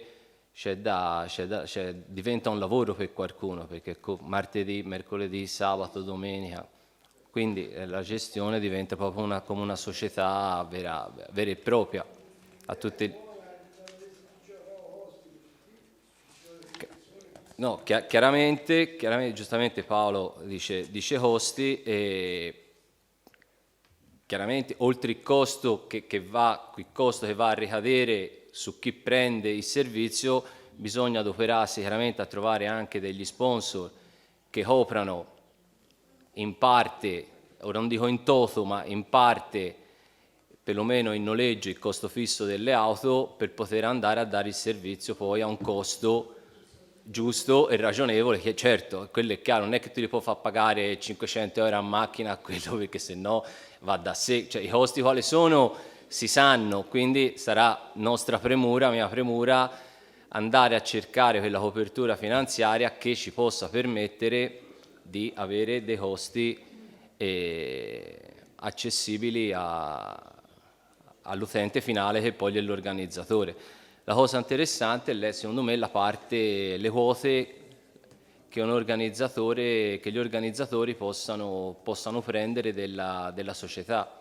Chiaramente se si parla di un organizzatore o due, uno può fare anche direttamente con le due figure, però se gli organizzatori si arriva al punto che si consorziano, diciamo così, si mettano insieme e decidano un gruppo di 10-12, chiaramente è più semplice se questi 10-12 organizzatori si consorziano e entrano come figura unica all'interno della società, perché a quel punto poi il 30%, diciamo così, il 30% viene riversato al consorzio degli organizzatori, il quale consorzio poi ridividerà per 10, 7, 8, quante sono. Io ti dico la mia, l'idea è buona, però io mi metterei socio, perché te ho detto parlare di un livello, consideriamoci questa possibilità di mettere perdite, che se socio mi prendi chiamato. Ti torna, tu mi dici quanto costa questo servizio, te lo pago, che so fare? No, ma siamo qui apposta, cioè nel senso, l'idea era per... diciamo che il dividendo, cioè nel senso, cioè qui ci vuole per esempio i prezzi per vedere, c'è 10 macchine costano 8, no, quello di sicuro, le stransene costano 8, cambierò quando uno ha la situazione, quando ha la situazione, perché anch'io organizzo e devo cercare le persone, certo, per organizzare. Se mi viene più semplice e non supero il budget che ho a disposizione, ti potrei dire di sì, però se vedo mi supera e sacrifico e poi da me. No, ma di fatti l'idea è di non superare, perché sennò gli è inutile. Se io devo costare più di quello che viene dalla Lombardia, non ha senso. L'idea è quello di farlo in Toscana per far risparmiare l'organizzatore, non per fargli aumentare i costi. Io per esempio non chiamerò più Luciana Corse perché da una cifra che stanno mi ha chiesto di più, molto di più, e gli ho detto di no, se non trovo non fa la corsa, per dire, perché noi non ci si fa più a trovare soldi per organizzare quando tutti vogliano guadagnare, perché qui tutti vogliono guadagnare, non c'è più. Il volontariato non esiste più, e chi organizza ci rimette. Ecco, allora ed è quello. Io per esempio le transenne ti posso dire, se ne ha un costo inferiore io le prendo volentieri lì da te. No, secondo me il concetto che lui voleva trasmettere era quello che l'intento suo sarebbe quello di creare un service non visto come tutti guadagnano, ma visto come siamo noi, no? Però è chiaro che quello che dice Paolo c'ha ragione, nel senso, perché se si guadagna ci farebbe piacere essere in società, se ci si rimette non ci sarà soldi per ripianare, quindi secondo me va fatto un ragionamento diverso, va fatto un ragionamento di dire di base nella realtà dovrebbe costare circa un 20% meno di quello che costano ora, e quello è già un vantaggio. Però se qualcuno di voi, non lo so, cioè mi viene in mente i Carnasciali, ora per dire, no? Che ha nella sua testa 20 gare, poi ne farà 12 come tutti gli anni, però in realtà ce l'ha un bacino di gare, c'ha 10-12 gare, che dice, ma insomma io già ho un po' di queste cose qui, vediamo se magari forse potrebbe essere una cosa che mi interessa, ma magari non interessa a nessuno, quindi cioè, qui lui ha fatto una presentazione secondo me molto trasparente di quello che sarebbe la sua idea. Io credo che poi ognuno di voi farà le sue idee, insomma ci rifletterà, poi magari a nessuno interessa e quindi lui va avanti per la sua strada. Non è che voleva essere un mettere quasi a livello imprenditoriale la cosa, però secondo me lui ha fatto un passaggio molto bello nei confronti del movimento. Poi se nessuno lo vuole, non è un obbligatorio, ecco. Senza considerare che mi riallaccio un secondo a quello che diceva prima anche Gianluca sulla sicurezza in gara, che avendolo qui e creandosi un gruppo di 10, 12, 13 autisti e la giuria, come si parlava prima con Gianluca, essendo bene o male in Toscana, qui ci sa anche dei rappresentanti, Simone, l'Elisa, insomma ci sa un po' di... la Federica, diventerebbe anche... andrebbero a lavorare in sintonia, perché poi dopo gli autisti sono quelli, i giudici, i direttori di corsa, bene o male siamo sempre gli stessi, anche per un discorso di sicurezza in gara. Poi per ritornare sempre al discorso della sicurezza, un cepiullo meno tra virgolette d'80 anni che si prende e si mette a guidare la macchina di presidente di giuria, che deve stare lì attaccato a corridori, piuttosto che la macchina del direttore di corsa. Qui sarebbero 12-13 figure formate, tesserate come STC, quindi in tutto e per tutto regolari, e essendo sempre le stesse, lavorando bene o male sempre con gli stessi personaggi durante le gare. Poi io so dopo 3 volte il che vuole Francesco Zingoni da direttore di corsa, come mi devo comportare, piuttosto che Gianluca Crocetti se ce l'ho come presidente di giuria. Se no tu sei duro, insomma, se dopo 3 o 4 volte non hai imparato il comportamento, e da quel punto di vista si diventerebbe anche, diciamo, un tutt'uno con i ragazzi, anche perché poi insomma da scorta tecnica e da organizzatore e da direttore di corsa so che vuol dire stare in corsa, e non è facile, e molte volte si vede dei personaggi che quest'anno io ho fatto il giro della Lunigiana con i GS Emilia, con le macchine, guidavo la macchina, e a guidare la macchina è direttore di corsa. Io fossi stato un direttore di corsa probabilmente non ci sarei mai montato con quel personaggio lì, era l'unica macchina che loro avevano voluto portare per conto suo, però insomma si rischia anche come organizzatori, cioè, ce l'hanno spiegato che si rischia. Ora mi metto dalla parte dell'organizzatore, ce l'hanno spiegato oggi che si rischia a organizzare una gara, e quindi mettere delle persone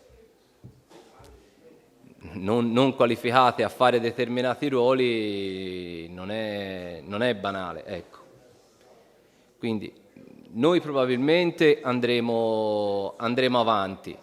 Se c'è qualcuno che ne vuol parlare in privato, ne vuole approfondire la questione, sono aperto a tutti. Metti l'ultima slide per piacere, Dani. Se qualcuno vuole i recapiti mia può fare una foto lì e se ne parla anche in privato, non c'è problema. Persone interessate a venire a fare gli autisti ci sono, da parte delle parti in causa, giuria, direzione corsa, c'è interesse a che questa cosa vada avanti e vada in porto, quindi niente, l'unica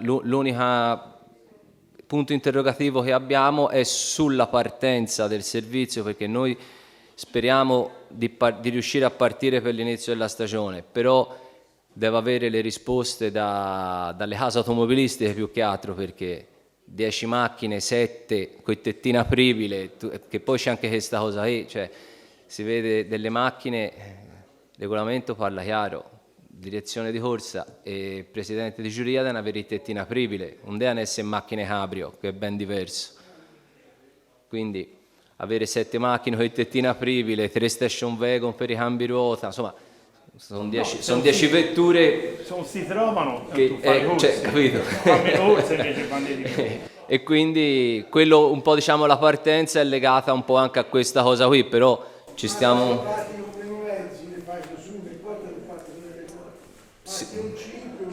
sì, ma di fatti però il problema Paolo non è trovare le macchine, cioè una o due o 7 non fa differenza.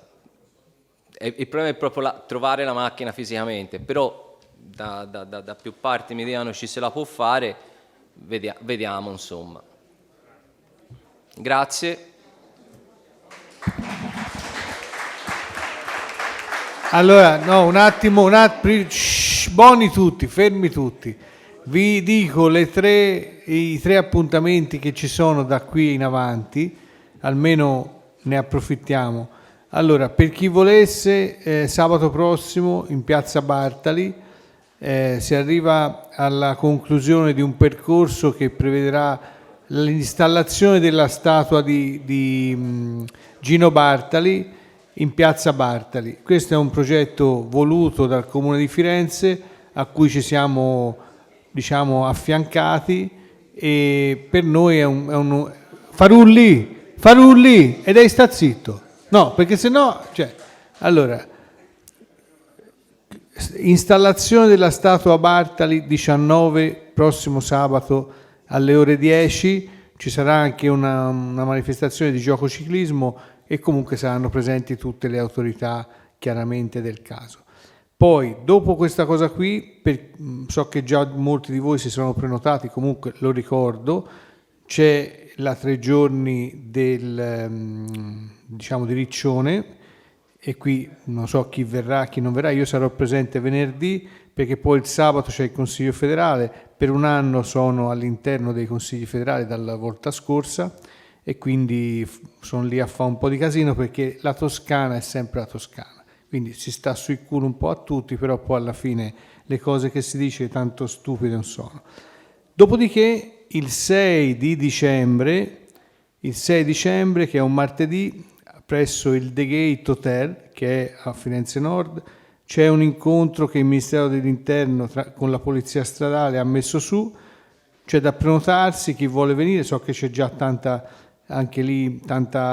partecipazione, sono contento, e quindi 6 dicembre, e poi 17 dicembre alle ore 15:30 c'è la festa del ciclismo toscano, che sono 2 anni che non si è potuta fare, con chiaramente premiazioni che sono molteplici, sia degli atleti campioni regionali, sia degli atleti del premio Pegaso, sia dei Pegasi alla carriera. Quindi poi divulgheremo, però per noi è un ambiente, quanti ci si sta lì dentro?